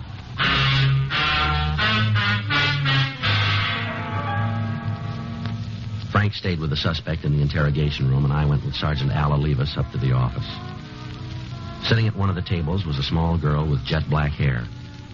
As we came into the room, she was putting on lipstick. She glanced over at us, and then she went back to what she was doing. There wasn't any doubt about it. The girl in the squad room was Lorraine Farrell. She dyed her hair, and she had on a lot of makeup. But it was the missing girl. Joe, this is Miss Farrell. Joe Friday. How do you do? Hi. Where'd you find her, Al? Friend up in Eagle Rock. Says she's been there for a week. Thanks, Al. Right. You seen the papers lately, Miss Farrell? Yeah, I read the funny. You ought to read the front page. You've been on them. All right? Mm-hmm. We've got a lot of policemen out looking for you. They probably needed the exercise anyway. There's a man down the hall who thinks that he killed you. That creep, Paul? Yeah, Paul Marcus, that's his name. Real creep. I was glad to get away from him. Well, gosh, he tried to give me about our home. What baloney. He's a real creep. You ought to keep an eye on him. He's going to wig one of these days. Is that so? Yeah. He drove me down here, and when I told him I didn't want to have anything to do with him, he got real sore, started yelling. Creep. Where'd all this happen, miss? Oh, out by Malibu. Road out there. Stopped the car and gave me all the stuff about wanting to marry me. I was in love with me. Big deal. Said I was the first girl I ever said that to. Big deal. What happened then? I told him I didn't want no part of him. Told him to get lost. Thanked him for the ride and told him to get lost. He flipped. Bad, he flipped. I took off, got a ride, came into the town. I got this girlfriend in Eagle Rock. I've been out there. You ought to watch that guy, though. Mm-hmm. How old did you tell him that you were? I don't know. Forget. I think 19, something like that. I forget. Mm-hmm. He confessed to killing me, huh? That's right. Flipped. He's a wig. Let's take a walk, huh? Where? Come on. Sure. I got nothing to lose. Can you guys drive me back to Eagle Rock tonight? I got a date. I got to be back pretty quick. You're not going to go back to Eagle Rock. Who said so? We're going to have to hold you. For what? I haven't done anything. Well, you're a minor. We've got a missing report filed on you. Your folks are pretty worried. They're always worrying about something. If there ain't nothing for them to worry about, then they worry about that. Well, it doesn't make any difference. We're going to have to hold you. You just try it, cop. You just try it. You'll find out you got more trouble than you came in one lump. Uh-huh. In here.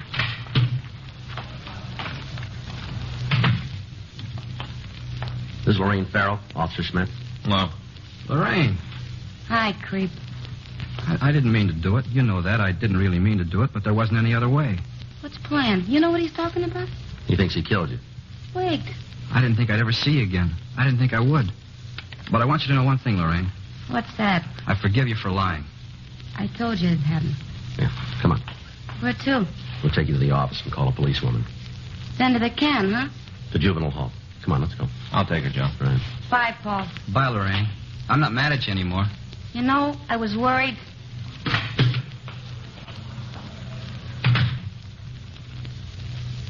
Sergeant? Yeah. I want you to know how I appreciate it. Yeah, what's that? What you tried to do, I think was real fine, thanks. I don't know what you mean. You didn't fool me a bit. What? I know I killed her.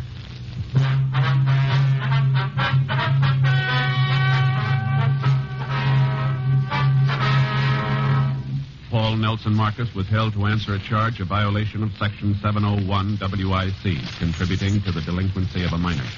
After due deliberation, he was placed on probation and delivered into the hands of a competent psychiatrist. Lorraine Jean Farrell was returned to the custody of her parents. Dragnet. The story of your police force in action is a presentation of the United States Armed Forces Radio Service.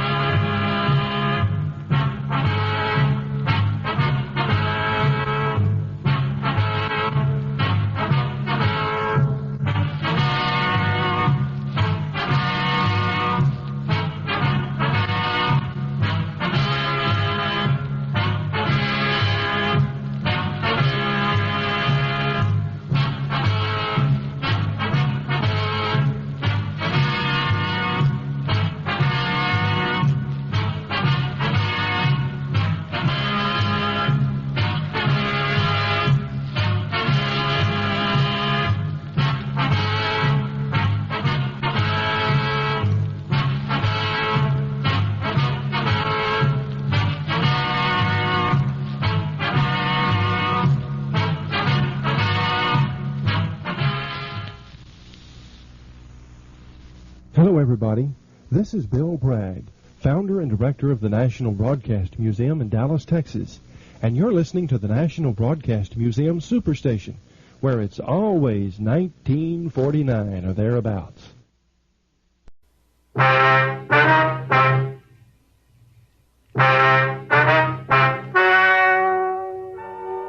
Ladies and gentlemen, the story you are about to hear is true. The names have been changed to protect the innocent.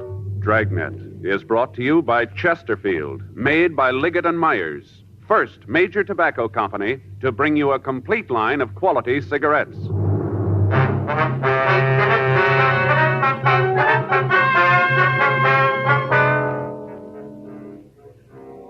You're a detective sergeant. You're assigned to robbery detail. 2 masked gunmen have held up a bank in your city. The victims can't give you a lead to their identity. Your job, find them. Today, friends, you hear these 3 words everywhere. Chesterfield's for me. The Chesterfield you smoke today is the best cigarette ever made. Best for you, because Chesterfield gives you proof of highest quality, low nicotine. The taste you want, the mildness you want. Chesterfield is best for you because it's tested and approved by 30 years of scientific tobacco research. Chesterfield is best for you because it has an established good record with smokers, proven by test after test. Yes, friends, the Chesterfield you smoke today is the best cigarette ever made. for the taste you want, the mildness you want. Join the thousands now changing to Chesterfield. Always say, Chesterfield's for me.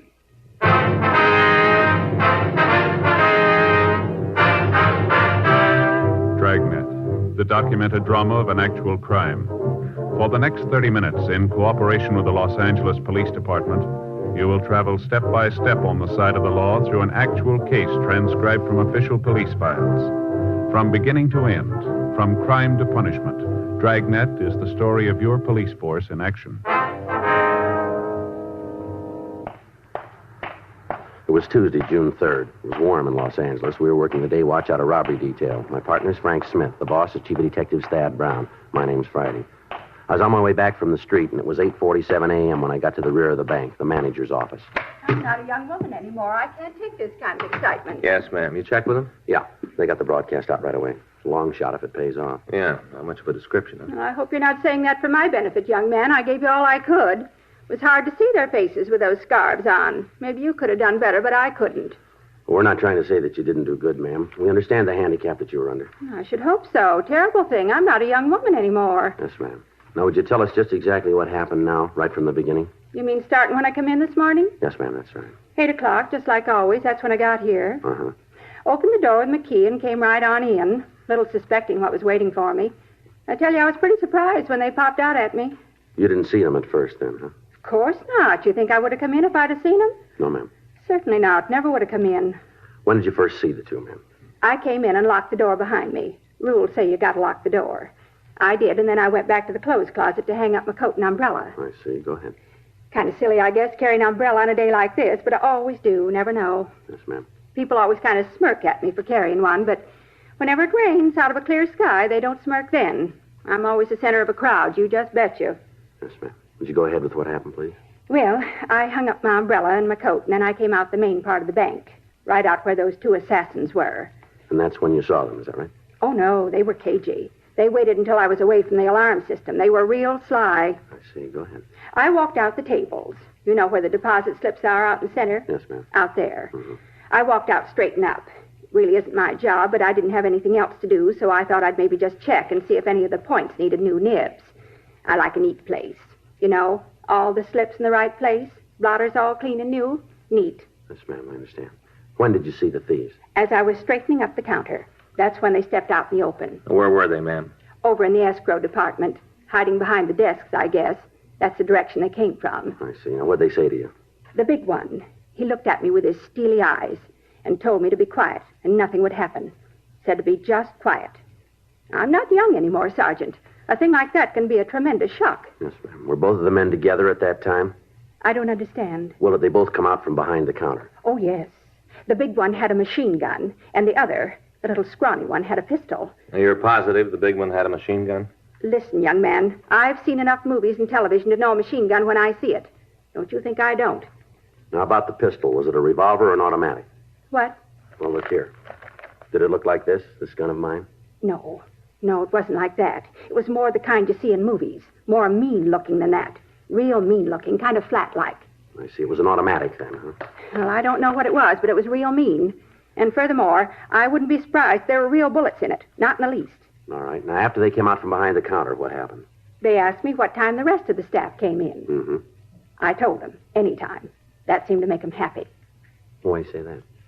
Because one of them, the big one, turned to the little runt and said, just like clockwork.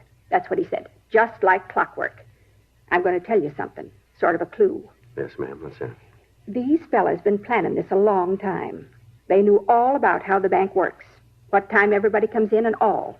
They even knew about the keys. What keys? The ones to the bank door. They knew who had them. Uh-huh. First thing they wanted to know after they asked about the staff was where my key was. You have a key to the vault? No, not to the vault itself. Just to the doors in front of it. You know the barred doors in front of the vault door? Yes, ma'am. To those. Uh-huh. Did you give the men your key? I didn't have much to say about it. I told you, I think they might have had real bullets in those guns, and I wasn't about to make sure. Yes, ma'am. After all, I pay my taxes. Catching those fellas is your job, not mine. If you want to cash a check, I can take care of you. But I'm not about to go out and apprehend no thieves. Yes, ma'am. What happened then? You mean after I gave them the key? That's right, yes. They made me get off to one side of the front doors and wait for the rest of the staff. As they'd come in, the hold-up men would make them get into the closet in the rear of the bank, where I hung my umbrella. Yes, ma'am. But they let you stay outside, did they? Oh, yes, they had me right up in front, with those guns pointed at me every second. Every second. I guess they wanted me to act as kind of a decoy. Ma'am? Well, when the other people who work in the bank came up to the door, they could look inside and see me standing there. That way, I guess they thought there wasn't anything wrong. Came right in, like lambs to the slaughter. Next thing they knew, there was a gun in their ribs and they was locked up in the closet. Mm-hmm. What time did the manager come in? Poor Mr. Blanton. He's not well, you know. He's not well at all. Yes, ma'am. We saw him out front. Is he all right? He had an awful attack. Bad heart. Well, they've taken him to Georgia Street Receiving Hospital. Did they find his pills? What's that? His pills. Mr. Blanton had a special kind of pills he takes when he has an attack. Some kind of explosive. Always has them with him. Did the men find him? Well, I guess they did, or else they had the necessary medication with him. He's going to be all right. Just needs some rest. I'm glad of that. Sweet man. Mm-hmm. Widower. What happened when he came in? Mr. Blanton? Yes, ma'am. Well, he was just about pulled right in off the streets. He just got his key in the door, and they practically just yanked him right in. Right away, wanted his key to the vault door. You have to have both of them in order to open it. Both of them have to be turned at the same time. I see. They asked him for his key. At first, he didn't want to give it to him. Told him to get out of his bank and to stop the foolishness. Just like that, he told him. I thought they were going to shoot him, but they didn't. I think if it hadn't been for the big one, they would have. The scrawny one wanted to kill Mr. Blanton right in cold blood. Uh-huh. But the big one stopped him. Said to just get on with the job and get out of there. That's what he said, to get out of there. That's when Mr. Blanton passed out, cold, right on the floor. Attack.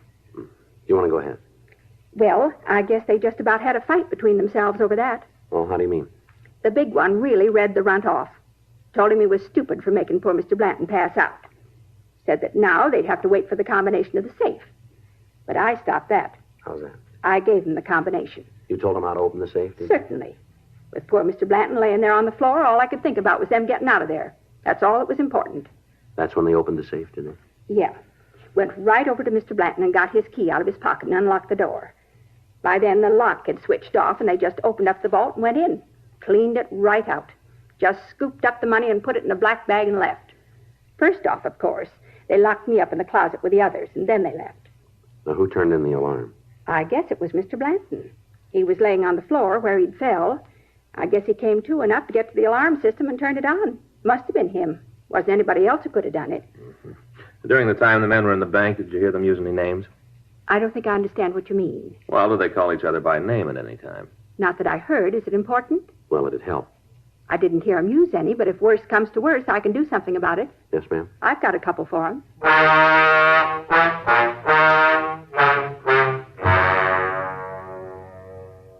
We obtained a complete description of the hold-up pair, and a supplemental broadcast was put out. The crime lab crew came out to the scene and went over the premises for physical evidence. From their investigation, we found that the bandits had made their entrance through a rear window. They'd sawed through the steel bars and broken the glass. From there, they'd come in and apparently had waited for the employees to arrive. We'd ascertained from the cashier that both men had worn gloves, so there was no chance of getting any fingerprints. In the dirt on the alley pavement, Lee Jones was able to find several good impressions of footprints. These were photographed and booked as evidence. Because of their placement, it was more than likely that they belonged to the thieves. Also in the alley, he found several broken hacksaw blades. These were booked, their numbers noted, and a request sent to the manufacturer for the name of the store that had sold them. The other employees of the bank were questioned, and they verified the story and the description that we'd gotten from the cashier. The stats office started a run on the M.O. used, and the victims were taken downtown and asked to go through the mug books. They were not able to give us an identification of the thieves. That afternoon at 3:47 p.m., Frank and I met back in the squad room. Hi. Hi. How'd the stats office do? Well, I got the list right here, 18 possibles. Yeah? Any of them look good? Couple. Skipper around? No. You went over to the inspector's office. Anything special? Well, I wanted to check with him on who's going to work with us on this thing. We left word. Murph and Gaffney are with us. We can use Pinky and Stromwell if we need them. Is Murph around? No, I went down to R&I. He had a hunch this might tie in with a heist they worked on last month. Same M.O. Figured he might as well check it out. Well, as soon as he gets back, maybe he'll give us a hand with this list, huh? Yeah. How about the bank manager? Any word there? I called Georgia Street, talked with Dr. Sebastian. He said Blanton has been released to his own doctor. What kind of conditions is he in? Should be able to talk to him tonight. Guess it was a pretty bad attack. Sebastian said he was in rough shape. Well, let's check out. We can tag Murph in the hall. Is Gaffney with him? He was. All right, let's go. You want to sign us out? Yeah. I got it. Robbery Friday. Yeah, he's here. Just a minute. It's for you, Frank. Okay. You want to take care of the book? Yeah. Who is it? He didn't say. He just wanted to talk to you. Oh. Smith speaking. Yeah, that's right. Huh? Yeah, sure we can. Yes, sir, we can right away. Mm-hmm. You want to give me that address? Uh-huh. Yes, sir. Okay, thank you. I have it. Yeah, right away. Goodbye. It's Blanton's doctor. Yeah? Says he wants to see us right away. Yeah, what about? Well, Blanton says he remembers that when the thieves left the bank, a customer came up to the door. Yeah? He heard the big one tell the other one to take off his mask. Uh-huh. The customer got a good look at both of them.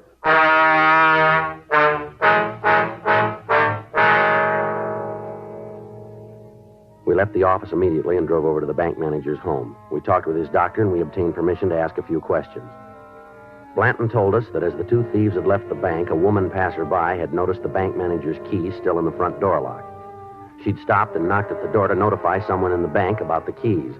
As she did, the two hold-up men had taken off their masks and passed directly in front of her.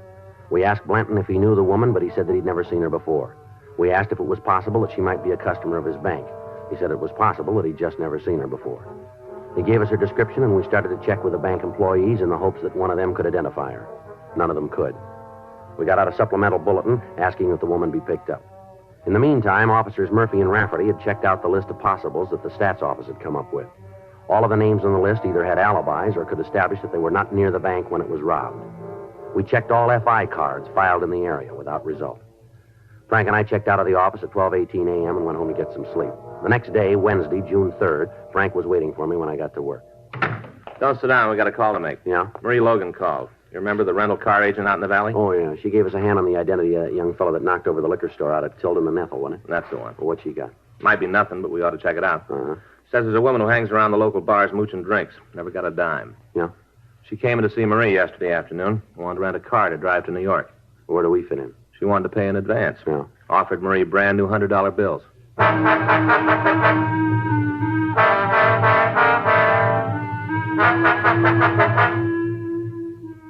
From the statement we'd gotten from the bank, we knew that in the $34,000 the thieves had taken, there were several $1,000s in $100 bills. Frank and I signed out of the office and drove out to the San Fernando Valley. At the corner of Valley Hart Boulevard and Dickens, we found Marie Logan's rental agency. There was a line of late model cars in front of the lot, and at the rear, we found a small wooden building. Frank knocked at the door, and we waited. Yeah. Oh, hi, it's you. Hello, Miss Logan. Miss Logan? Hi, Sergeant, Mr. Smith. Come on in. Thank you. Thanks very much. I sure hope I haven't brought you guys out here on a wild goose chase. Hope it works out. All right, you want to fill us in? This woman, name's Betty Gallick, hangs around the bars in the neighborhood, spends her time cadging drinks. Real bum. Mm-hmm. Why do you figure we might be interested? A couple of times she's come in to rent a car just to use around town. First few times I was stuck. How do you mean? Checks. She'd pay the deposit with a check. Then when she brought the car back, she'd pay the bill by check. I see. Check would bounce. Then when I'd call her, she'd come in and pick it up and give me the cash to cover it. That's the only reason I didn't turn it over to you. She always paid up. Mm-hmm. Now, this time she had the cash, though. Yeah. Came in, wanted a new Lincoln to drive to New York. She was dressed like always. Cheap cotton dress, cloth coat, even had the imitation leather purse. Kind of supposed to look like real leather, but as soon as you get inside 10 feet, you know it isn't. You know what I mean? Yes, I think That so. kind. Mm-hmm. Well, anyway, when she asked for the car, I told her I couldn't let her have it. Said I'd been stung too many times before. Uh-huh. So right off, she said she wanted to pay cash. That's when she opens his crummy purse, and the dough almost fell out. Must have had a couple of $1,000s in there, maybe more. Well, you said something on the phone about $100 bills. Yeah. She pulled out a couple of them to show me she could pay cash. I asked her where she got them. What'd you say to that? Said it wasn't any of my business. Told me as long as she had the money and a driver's license, I should ought to rent her the car. I thought I ought to check with you first. Mm-hmm. Now, you got an address on this Gallic woman? Yeah. After I called this morning, I checked through the records. Got her home address and the driver's license number. She got any friends you know of? Just about on every bar stool where she hung out. I mean anyone special. Oh, I don't know. I saw her a couple of times with the same guy in the place down at the corner. Hot days, I sometimes go down there for a beer. Mm-hmm. Well, I've seen her there with this one guy a couple of times. You know who he is? No, not his name. I've seen the two of them drive away together a couple of times. He's got a flashy convertible. Guess he drove it out here. Well, how do you mean? The car's got a New York license plate. Oh, excuse me. Yes, ma'am. Go ahead. Logan Rental Service. Yeah. Uh-huh. Yeah, I know her. Yeah. You sure about that? Sure. Okay. Thanks. Goodbye. That tears it. What's wrong? There was a rental agency in Hollywood. Called to ask me about Betty Gallick. Seems she gave me as a reference. Yeah. Came into their place and rented a car from them. Paid cash for it. Was she there now? No, she left for New York this morning.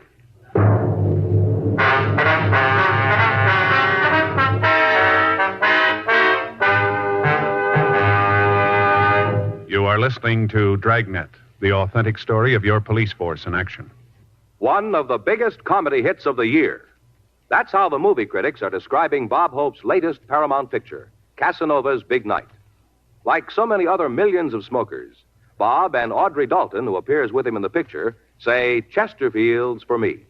First, Audrey Dalton. I changed to Chesterfield king size because I think it's better than any other king size cigarette. Bob Hope says, 5 years. That's how long I've been smoking Chesterfields. And they have what it takes to satisfy me. What's more, I've seen how they make Chesterfields down in their Durham factory. And I wouldn't smoke any other cigarette. Try Chesterfields yourself. You'll find they're best for you, too. yes, either way, regular or king size, smoke America's most popular two-way cigarette. Join the thousands now changing to Chesterfield.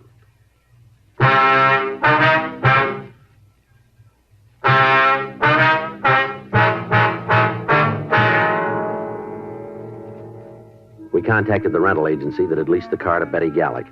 From them, we got a description of the car and the license number. We put out a local and an all-points bulletin on the vehicle. We got in touch with the New York authorities and asked them to be on the lookout for the car. We got the Gallick woman's address from the rental agency, and we checked out her house. We found nothing to give us any indication as to where she might have gone, but we did find a silk scarf similar to the one described by the victims as having been worn by the hold-up men. We checked with the neighbors, but none of them could tell us where Betty Gallick had gone. 2 days went by while we followed down every lead that turned up. The information from the crime lab was checked out, but it led us nowhere. The serial numbers on the hacksaw blades had come back, but when we talked to the store owner, he was unable to tell us who had bought them. Saturday at 12 noon, a meeting was held in the offices of Thad Brown. Members of the Federal Bureau of Investigation were there. They had agents working on the case, but they hadn't been able to come up with any more information than we'd gotten. 2:14 p.m. Frank and I got back to the office. The chief was your man. Well, do you blame him? We haven't got very much. Well, it seems like every time we do get a lead worth anything, it goes to nothing. Yeah, well, it's got to end someplace. I got it. Robbery Friday. Yeah, mm-hmm. We did? No, when? Yeah, right. No, I'll be right down to pick it up. Yeah, thanks. Bye. How's communications? They just got a wire from Chicago. Yeah? They picked up the Gallick woman.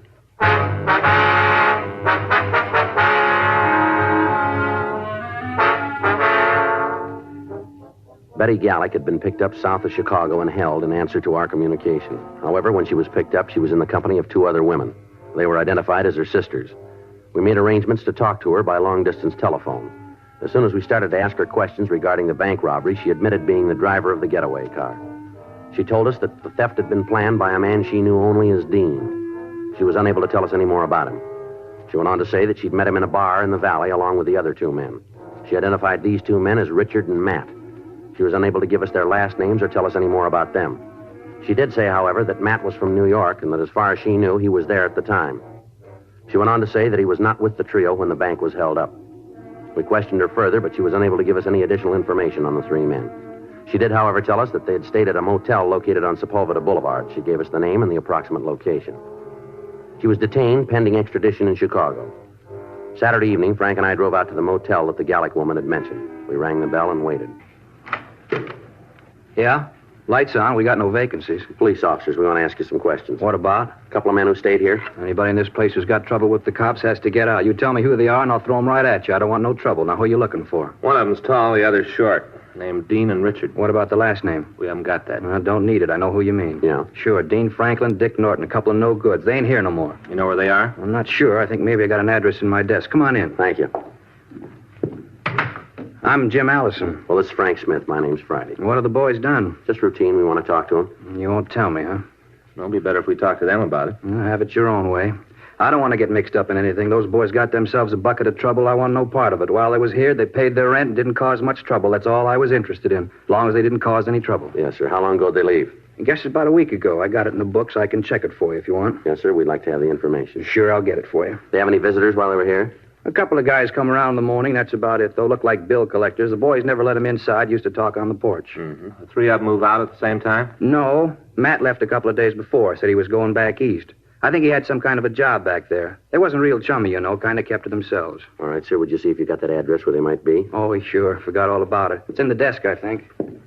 Always running into this kind of thing with a motel. Yes, sir. What's that? Wrong people renting rooms. We got no way of checking on them. Seems like whenever somebody's got trouble, they pick a motel to have it, and it never ends. Let's see. Yeah, here it is. They left this in case I got any mail for them. Said just to send it on. Here you are. Thank you. It's a place out in West Los Angeles. Thank you very much, sir. Glad to help out. You can't tell me what this is about, huh? No, sir. It's police business. You figure you're going to have any trouble with them? Well, it's hard to say. It'll depend on how they want it. Well, if I was you, I'd take it easy picking them up. Why? Because I know Franklin's got a gun.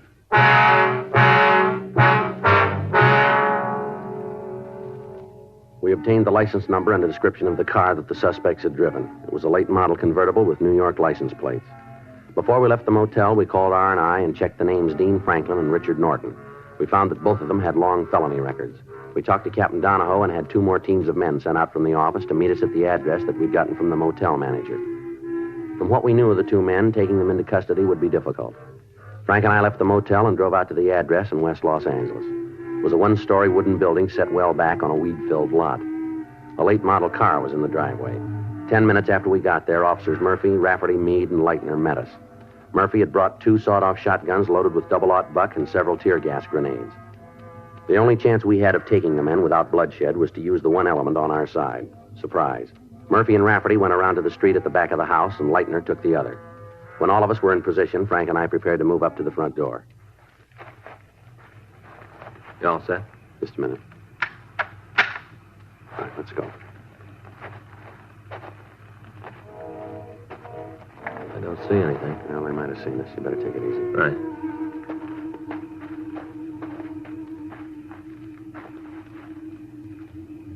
All right, let's make it for the porch. Yeah. Come on.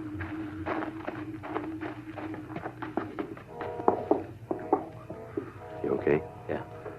All right, now I'll take the door. When we get inside, you go to the left, I'll handle the right side. Right. You all set? Yeah. Now.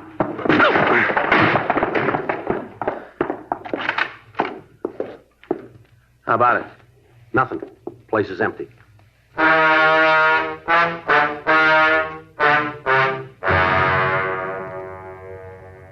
We searched the house, but we found no trace of the suspects. From the clothing in the closets, we figured that they had not moved out. And going over the house, we found a machine gun hidden in one of the bedrooms. The cartridge clip was loaded, and the gun was ready for use. We pulled the clip, called the office, and told them where we were, and then we settled down to wait for the suspects to return. Murphy and Rafferty covered the rear approaches to the house. Meade and Leitner were in cars parked down the street, and Frank and I waited in the front room. At 10:46 p.m., the phone in the house rang 3 times, and then it stopped. We waited for Franklin and Norton to come back. 11 p.m., 11:30. Still no sign of them. Started to get cold in the house. Midnight. 12:30, the phone rang again. 12:45. From down the street, we heard a car approach. Joe? Yeah. You see anything? Just a minute. Pull that curtain back. Yeah. It's a Ford sedan coming down this way. It's pulled into the driveway. Wait a minute. Yeah, it's them. Just the 2 of them? Near as I can tell, yeah. They're getting out of the car. Yeah. How about Leitner and Meade? Yeah, they see them. They're starting to get out of the car down there. Better cover the door. They're coming in. Right. Police officer, stand still. Run, Dick, run! Get the other one, Frank. Hold it up. Hey, Meade, Leitner, he's coming at you. No, hold it up. We got him, Frank. All right, Franklin, turn around. How'd you get to us? Who told you? Put your hands behind you. Who told you we were here? Somebody had to tell you. You'd never have got us without somebody tipping you. It was that lush Betty, wasn't it? It was her that told you. All right, outside. Come on, move. Had to be her. She was the only one that knew. Had to be her. You'd never have made it without her. You're wrong. Huh? We'd have made it. Come on.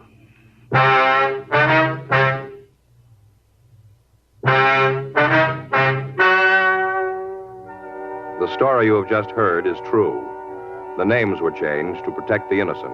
On November 14th, trial was held in Department 92, Superior Court of the State of California, in and for the County of Los Angeles. In a moment, the results of that trial. Now, here is our star, Jack Webb. Thank you, George Fenneman. Thousands of smokers all across the country are now changing to Chesterfield. We'd like you to give them a try, too. I know you'll like them because the Chesterfield you smoke today is the best cigarette ever made. For the taste you want and the mildness you want, smoke America's most popular two-way cigarette. Regular or king size, Chesterfield.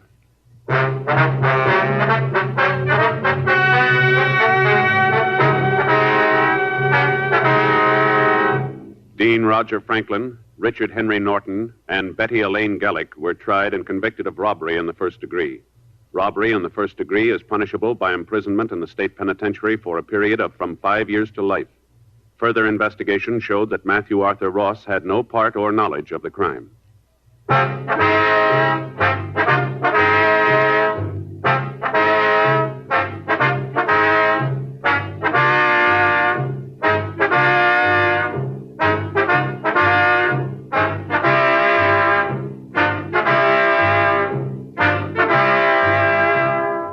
You have just heard Dragnet, a series of authentic cases from official files.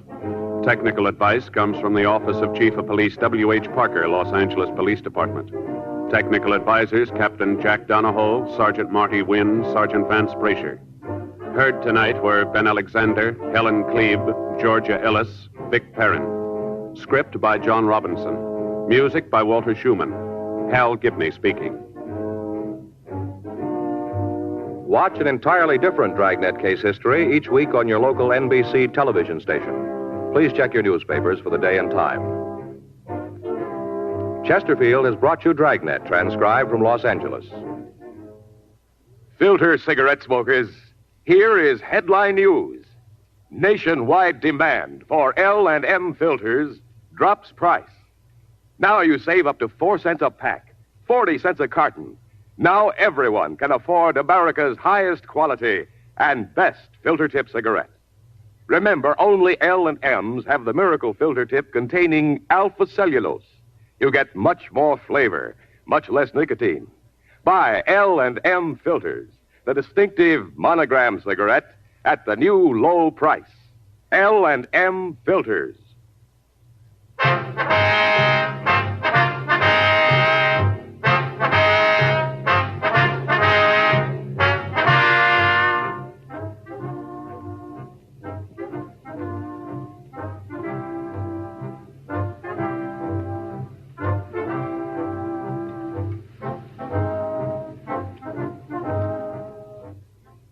Hear Dane Clark in Crime and Peter Chambers following John Cameron Swayze and the news on the NBC Radio Network.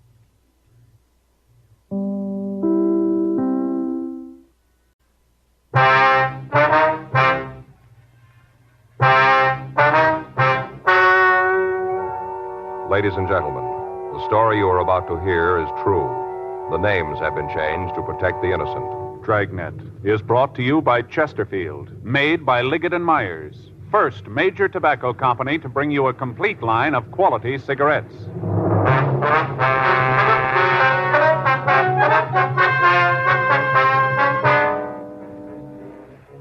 You're a detective sergeant. You're assigned to juvenile detail. You get a report of drug addiction within a group of teenagers. You don't know if the information is true. Your job, check it out. Meet Peter Lynn Hayes and Mary Healy, America's favorite husband and wife comedy team. They are typical of smokers everywhere who are saying, Chesterfield's for me. Mary says, I've smoked regular-sized Chesterfields for about 7 years. Guess that ought to prove how I feel about Chesterfield's taste and mildness. Peter says, Chesterfield's for me, too. Far as I'm concerned, King is the only size. And like Mary says, Chesterfield is the only cigarette. Either way you like them, I'll bet you'll find Chesterfield is best for you. Yes, smoke America's most popular two-way cigarette. Regular and king-size Chesterfield. For the taste you want, the mildness you want, join the thousands now changing to Chesterfield. Always say, Chesterfield's for me.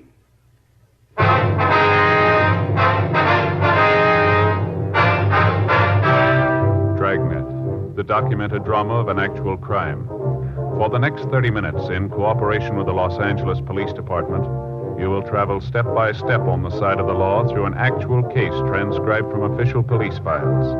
From beginning to end, from crime to punishment, Dragnet is the story of your police force in action. It was Wednesday, February 10th. It was cold in Los Angeles. We were working the day watch out of juvenile detail. My partner's Frank Smith. The boss is Captain Powers. My name's Friday. I was on my way into the office, and it was 8:01 a.m. when I got to Georgia Street Juvenile. Squad room. Hi, Frank. Well? Well, what do you think? About what? Ruth, what do you think? Well, she's nice, sure. Was that all you got to say? Well, what do you want me to say? Well, did you like her? She's a nice girl, yeah. You got another date with her? No, I told her I'd call her sometime. You said you'd call her, huh? Mm-hmm. Did you say when? No, I just said sometime. Sometime. Well, Faye's not going to like it. Why? She's just not, Joe. She thought sure we had it this time. Well, look, Frank, I think it's real nice of you and Faye to be concerned. I don't think that I don't appreciate it, but when you asked me over last night, I figured we were just going to have dinner and sit around and talk. I didn't know anything about this girl going to be there. Don't you think you should have told me? Let me know. Joe, you like girls, don't you? Well, of course I like girls. Well, we couldn't have done that, you know. We'd have loused the whole thing up if we'd told you ahead of time. We just wanted you to meet her. Get the full effect. Bang, like that. Yeah, I got the full effect. Well, we tried to set it all up for you. She is pretty, don't you think? Yeah, I guess so. Blue eyes, red hair. I think she's real pretty. Mm-hmm. You know, Faye and me had the whole evening planned, right from the time you two met. I kind of got that idea. What do you mean? Well, you're about as subtle as a water buffalo. Now, you tell me where we were obvious. Go ahead, tell me.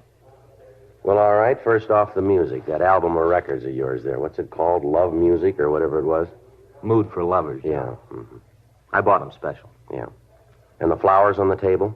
Well, you got to have flowers. You got to have something for the center of the table. You must have gone a long way for those. Orange blossoms? You had to have those, huh? Well, Faye's not going to like it. Well, I'm very sorry about that, Frank. Well, we're just trying to show you the advantages of getting married. Yeah, well, I appreciate you and Faye trying, but let me do it my way, huh? Any mail this morning? Huh? Any mail? Yeah, Skipper put a note in your box. Okay.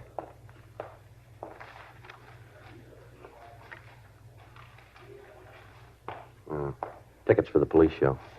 You got to sell tickets, huh? Yeah, so do you. Here's your book.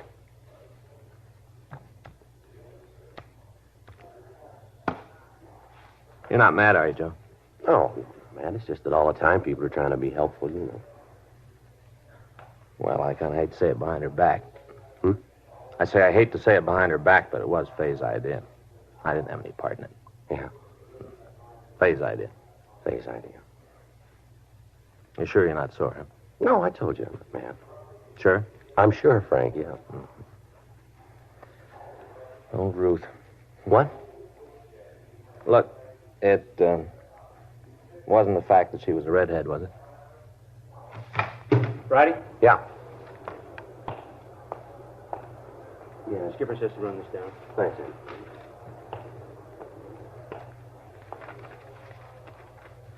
What do you got?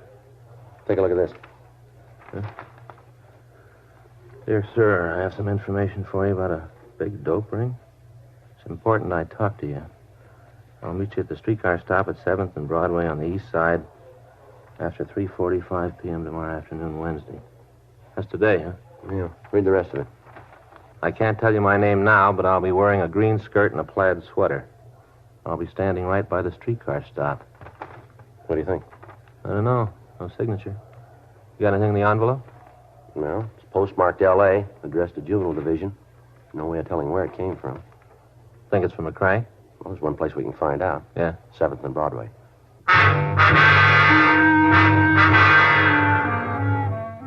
The fact that the note had been addressed to Juvenile Division instead of Narcotics Detail indicated that the person who wrote it had some knowledge of the workings of the police department. It also led us to believe that the writer was a juvenile. We checked again with Captain Powers on the letter, and it was decided that we'd make the meet that afternoon. Frank and I spent the rest of the morning going over reports on a case that we just finished, and at 3:15 p.m. we left the office. Frank stopped the car at 8th and Broadway for a traffic signal, and I got out and walked the remaining block. There was no one at the streetcar stop dressed in a green skirt and a plaid sweater. While Frank circled the block, I waited. 3:40 p.m., still no sign. At 3:52, a woman of about 23 got off a streetcar and waited on the corner. She was wearing a dark green suit with a plaid blouse. I waited for some indication that she might be the person we were waiting for, but she gave none. Finally, she turned, walked across the street, and disappeared into the crowd. 4 o'clock, 4:15. Still no sign of the letter writer. 4:30, 4:45. Frank pulled into a loading zone near the corner, and I went over to talk to him. What do you think? Well, I don't know. She's an hour late now. Uh-huh. Well, that note must have been from a crank. Yeah, I guess so. Well, come on, get in. We better go back to the office. Yeah. Hey, wait a minute, Joe. What? Right there, crossing the street. Oh, yeah. Matches the description. Must be her. Well, she's looking this way. I'll check it. She looked about 15. Brown hair and a thin, young face. She was carrying an armful of school books. She paused in the corner and watched me. I walked up to her and told her I was a police officer. She nodded and then walked out to the safety zone and climbed onto a waiting streetcar. I followed her. She walked to the back of the car and took a seat. I sat down next to her. I could see Frank following us in our car. We rode 3 blocks before she spoke. I'm sorry I was late. It's all right. I usually try to be on time, maybe even a little early. That's the way it should be, don't you think? Well, what was it you wanted to talk about, miss? I got hung up at school, couldn't get away when I thought I would. Yeah. That's the reason I'm late. Well, you said something in the note about a narcotics ring. How much am I going to get involved in this? What do you mean? How deep am I going to get? I don't want any trouble myself. We're doing this to help somebody. But I don't want to get mixed up in it myself. Well, maybe you better tell me what it's all about first, huh? We can decide the rest of it later. That's the way it has to be? Well, you called us, remember? Yeah, I guess so. What's your name? Edna. Your last name? Well, that isn't going to help any. You don't need it. How old are you? 15. All right, what about this dope ring? I want to tell you about it. A friend of mine is in pretty deep. I think she's hooked bad. I want to help her. What's your friend's name? You have to have that? Well, we're not going to be able to do very much without it, are we? Catherine. I can't give you her last name. I can't. How old is she? 15. All right, now what makes you think she's using narcotics? I just know, that's all. Well, that's a pretty serious charge. You must have some reason for saying it. I've got a reason. I've got good reasons. You think I'd go to the cops if I didn't have? You think that? What kind of narcotics do you think she's using? Heroin. You know that for sure, do you? Yeah, I've seen her take a fix. Where? Hmm? Where'd she take the fix? I've seen her do it in her room at home. A place near school up at Lewis Apartments. Lewis? Lewis Conklin. He got Catherine hooked. He's the one I want to see you get. How old's he? Oh, I don't know. I think around 20, 21. Where'd you meet him? Down at Balboa last summer. Catherine and me went down for a week. We met them then, Lewis and Vince. You know this Vince's last name? I think it's Beal. B-E-A-L? I guess so. Now, these 2 boys, are they supplying Catherine with the heroin? Yeah, they got it for her. How'd you happen to meet them? First day we were down at Balboa, we went down to the beach. We saw them then. We didn't talk to them right off, not the first day. Uh-huh. The next day, they came over to where we were and laid down on the beach. They had a portable radio, and they were playing it loud. They were playing it real loud. Yeah. Well, Lewis asked us if they had the radio on too loud, and we said no. Then we got to talking. All right, go ahead. We found out that they knew a lot of the kids that go to our school, so we talked about them. We talked and listened to the radio. Mm-hmm. Were either your or Catherine's parents with you? No. Catherine's father's got a friend who lives at Balboa all the time. We were staying with her. All right, go ahead. After we knew him a week, one night they suggested that we go for a ride down the coast toward San Diego. Now? They'd never given us any trouble, so Catherine and me talked it over and decided to go. They'd never gotten fresh or anything, so we thought it'd be all right. Mm-hmm. We drove down the beach, and then we stopped. Boys had some beer in the car, and we drank some of it, just a little. We didn't think it would hurt, just a little. All right. I guess we drank more than we thought, because we both got a little drunk. First time I ever got drunk. All I wanted to do was go home and go to sleep. That's all I wanted to do. I didn't feel good. I remember that. I didn't feel good. Go ahead. I got out of the car, and I walked around for a while. After I walked, I felt better, and I went back to the car. Catherine and the 2 boys were smoking. I could smell it when I got in the car. Real sweet. Sickening. Marijuana? Yeah. Vince asked me if I wanted some. I told him I didn't, and they all laughed again. Said I was just a little kid, called me chicken. So I did. You smoked the marijuana, did you? Yeah, but not very much. Got sick again, and I threw the stick away. That made Vince sore because I hadn't smoked very much. He got out of the car and found what was left of the cigarette and put it in a box he had. Then he got in the car, and the 3 of them all drank some more of the beer and smoked the rest of the marijuana. They were all laughing and yelling.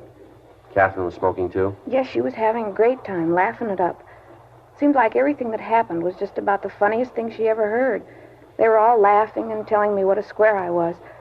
Finally, I couldn't stand it anymore. So I said if they wouldn't take me home, I'd walk.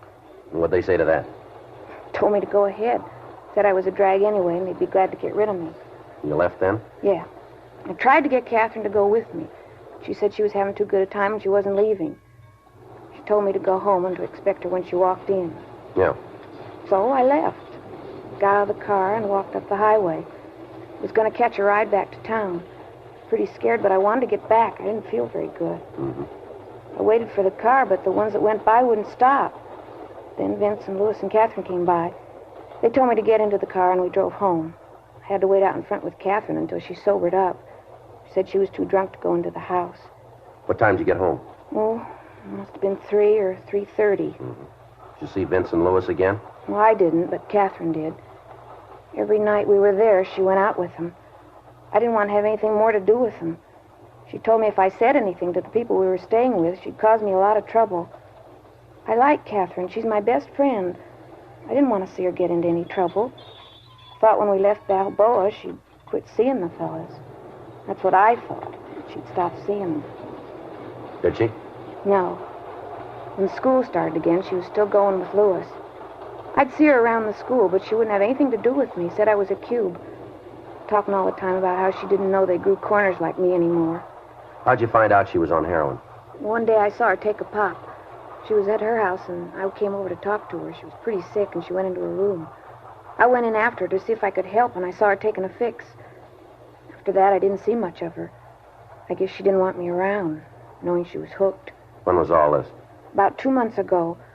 I've seen her a couple of times since. She looks real bad. Her parents know anything about the narcotics? I don't know. There's just her father. I don't think he cares much. If he does, he's not doing anything about it. I'm just telling you all this so you'll get Louis and Vince. They're the ones who started her. They're seeing that she gets the age. You know where we can find them? Yeah. Louis has a little apartment over in the Westlake area. You know the address? No, but I can show you where it is. All right. I just want to see you get them. Get them good. Mm-hmm. She was my best friend. Now she won't have anything to do with me. Nothing. Well, maybe we can straighten it out. What do you want to do now? Well, first we better get off this streetcar. End of the line.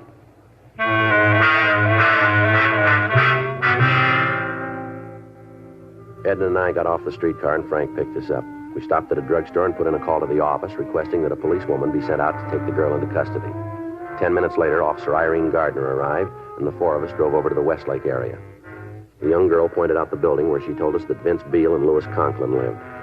She gave us a description of the two suspects, and finally, after Miss Gardner had talked to her, she also gave us the full name of her friend, Catherine Pilgrim. We checked at the building and found that the two suspects occupied apartment 4G. Frank and I talked to the manager of the place, but she told us that the pair weren't in and that she didn't know when they'd be back. We returned to the car and told Officer Gardner to take Ed into Georgia Street Juvenile and hold her until we could get there.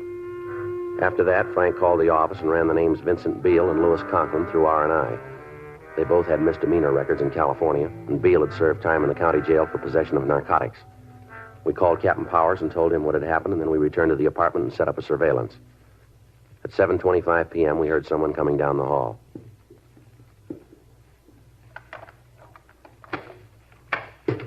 Don't worry about a thing, honey. It's all going to be all right.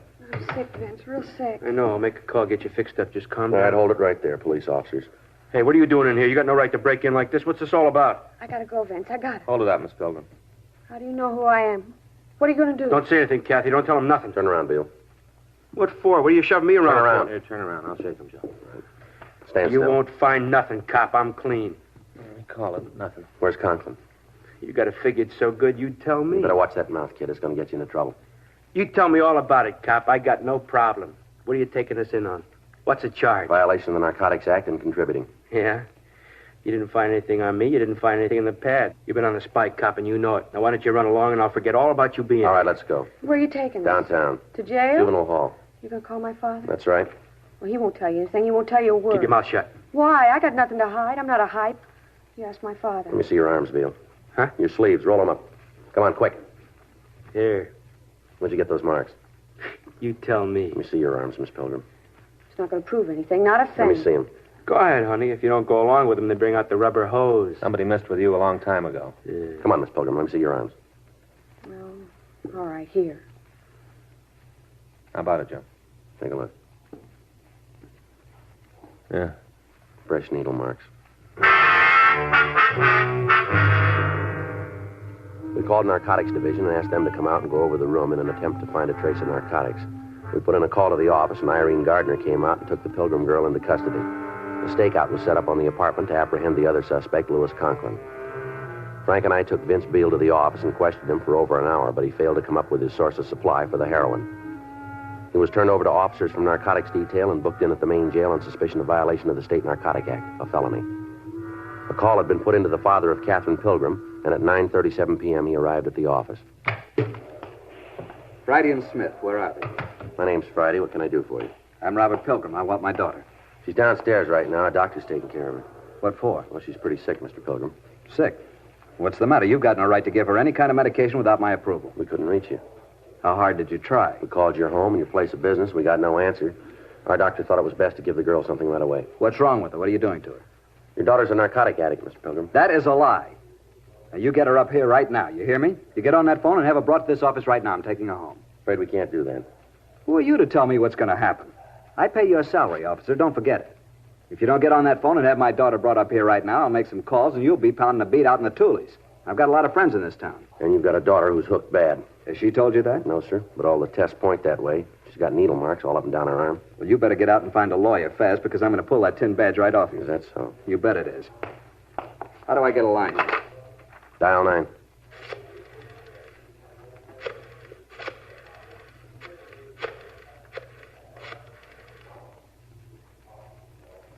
Hello, Jack. This is Bob Pilgrim. I'm down at the police station.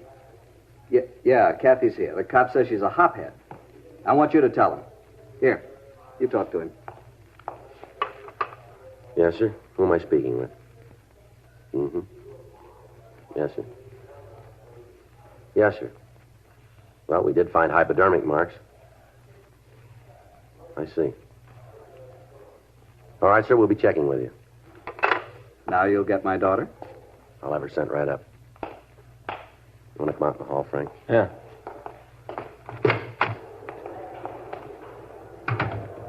Who'd he call? It was their family doctor. We might not have a case here.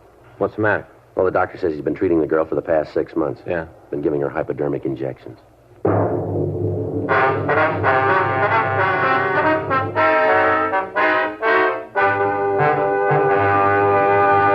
You are listening to Dragnet, the authentic story of your police force in action. Tobacco has been one of man's basic pleasures for over 400 years. And the Chesterfields you smoke today are the best cigarettes ever made.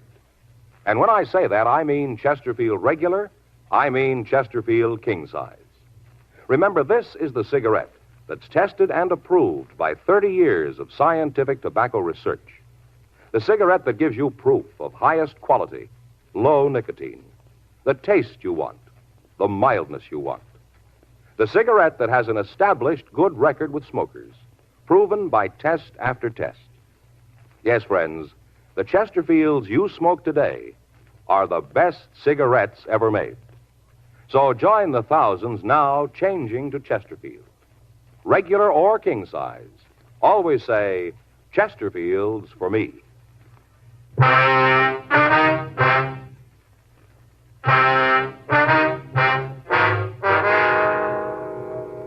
With the doctor's statement, there was nothing we could do but release the girl to her father pending further investigation. The parents of the teenager who had written us the first letter came to the office, and she was released to them. At 11:40 p.m. that night, we got word that the other suspect had returned to the apartment and had been taken into custody. He was identified as Louis Conklin, age 23. He was taken to the main jail and booked on the same charges as Vincent Beale. Their apartment was gone over, but no trace of narcotics was found. We questioned both suspects again, but they failed to cooperate with us. Frank and I checked out of the office and went home. The following morning, we drove out to see the doctor who had told me he was treating the Pilgrim girl. He said the girl was underweight and highly nervous and that he had been giving her vitamin injections. He went on to say that he'd stopped treating her 5 months previous at her father's request and that he had not seen the girl since then. February 11th, 10:24 a.m. We checked the car belonging to Vincent Beale. In the trunk, we found an expensive leather jacket. It looked too expensive to be worn by a man who had the reputation of never holding a job. We took the jacket over to the crime lab and had it checked. From a cleaning tag, we got the name of the cleaner who'd serviced the jacket. We contacted him, and he remembered the jacket as having been among several stolen from his store. With this information, we went back to the main jail and had the Conklin boy brought from his cell. He told us that the jacket belonged to Vincent Beale. He was brought into the interview room. This leather jacket belong to you, Vince? No, I never saw it before. Conklin says it's yours. I don't know. Maybe it is. What difference does it make? Take a look. We want to know. Yeah, it's mine. Where'd you get it? Where do you think I bought it? You know someplace you can get these without buying them? Yeah, the same place you picked this one up. What's that supposed to mean? You know a man named Ted Hartman? Who? Ted Hartman. Ted Hartman. Never heard of him. He knows you. Maybe he's got a better memory than me. Says you used to work for him. Is that right? Yeah. Now, how about it?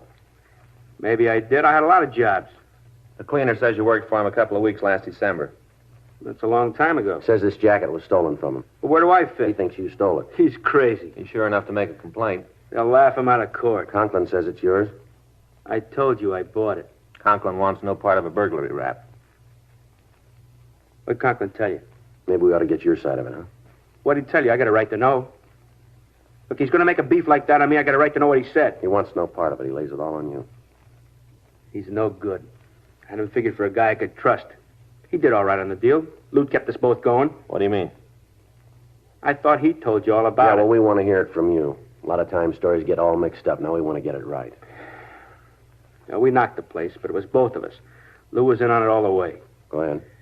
We were scratching for H. We had it real bad. We needed some way out. I thought about the cleaning place. Figured we could score good. Well, we did all right. Took care of three of us for a long time. You, Conklin, and the Pilgrim girls, that it? Yeah, that's it. What were you shooting? Me and Lou kept it down. The Pilgrim kid, she built up fast. She was juicing 5 caps a day.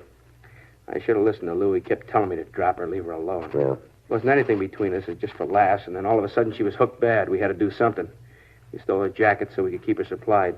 5 caps a day. You know, that's a lot of H. I tried to break her down. I tried to cut her habit. I did what I could.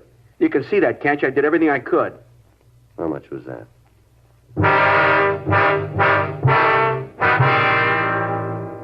5:23 p.m. Frank and I, along with policewoman Irene Gardner, drove out to the Pilgrim residence. We went up to the front porch and rang the bell. Yeah. What do you want? I'd like to see your daughter. Now, you get out of here. You get out of here right now. I've had enough of this shoving around from you. It's about time you learned your place. It might be better if we came in. Anything you got to say to me, you can say here. I don't want any cops in my house. You want to get your daughter? What for? We're going to have to take her down to juvenile hall. You guys just don't give up, do you? You want me to call my doctor again? We talked to him this afternoon. Then you know the story. Now get out of here. You want to get your daughter? Look, I've got a gun inside. If you're still here when I come back, I'm going to Now, use... you listen to me, mister. You've been acting like a big man long enough. You can play the part of the outraged parent with your family, but don't try it with us. I'm not going to have you talk to me like that. Not much you can do about it. We got the boys been supplying your daughter with narcotics. It's pretty clear that this home isn't the place for her. She's a good girl. We didn't say she wasn't. Then why don't you leave her alone? You know better than that. Can do you boys some good downtown. I got a lot of friends. You're going to need them. All right, you want to make a case out of this? I'll fight you in every court in the country before I let you take my daughter away from me. Now, you just try it. Your daughter's a drug addict. She's sick. She's got to be straightened out. She needs help. Who are you to set yourself up as the jury? You got a fine girl in there. She got all the breaks except somebody who thinks enough of her to stand by her. There isn't anything she wants she doesn't have. What about the things she needed? You let her run all over the town by herself. She gets in trouble, and you won't take the time to care for her. What about those 2 men who got her started? What are you going to do with them? They're guilty. If it hadn't been for those 2, this never would have happened. They'll be taken care of. You lay the blame any place you want, mister, but if you're honest, you'll keep it. What's going to happen to her? She'll be given medical attention. We'll do what we can. I can afford to take care of her. I've got the money. I'll hire the best people. I want her to have the best. Yeah. She's mine. I'm her father. I've got the right to take care of her. Yes, sir, that's right. Hmm? Why didn't you?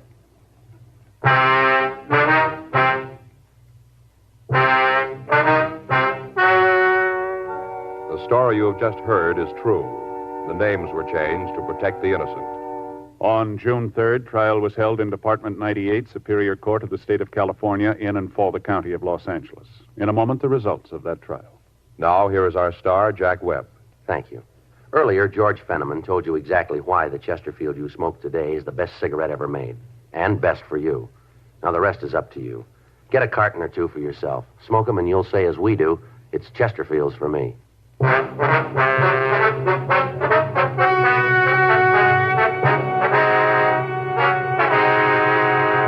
Vincent Norman Beale and Louis Shellman Conklin were tried and convicted of 1 count of burglary and additional charges of violation of the State Narcotic Act of felony and contributing to the delinquency of a minor. They receive sentences as prescribed by law. Burglary is punishable by imprisonment for a period of not less than 5 years in the state prison. Catherine Noreen Pilgrim had a hearing in juvenile court and was made a ward of that court.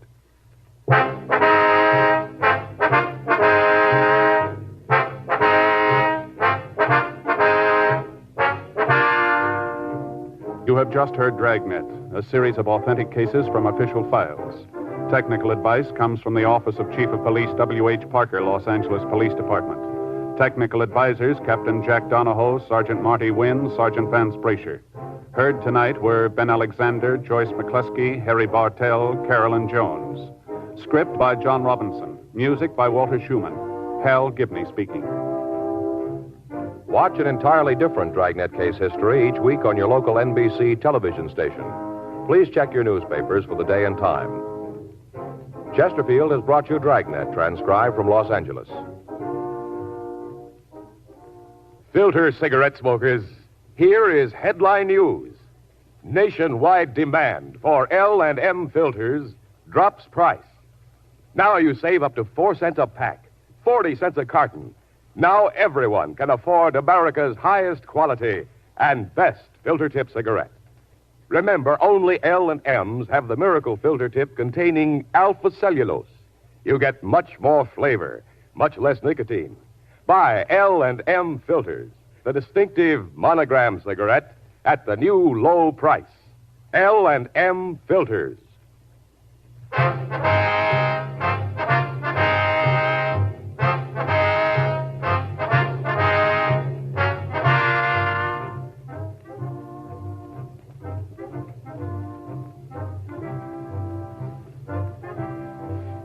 Hear Crime and Peter Chambers following John Cameron Swayze on the NBC Radio Network.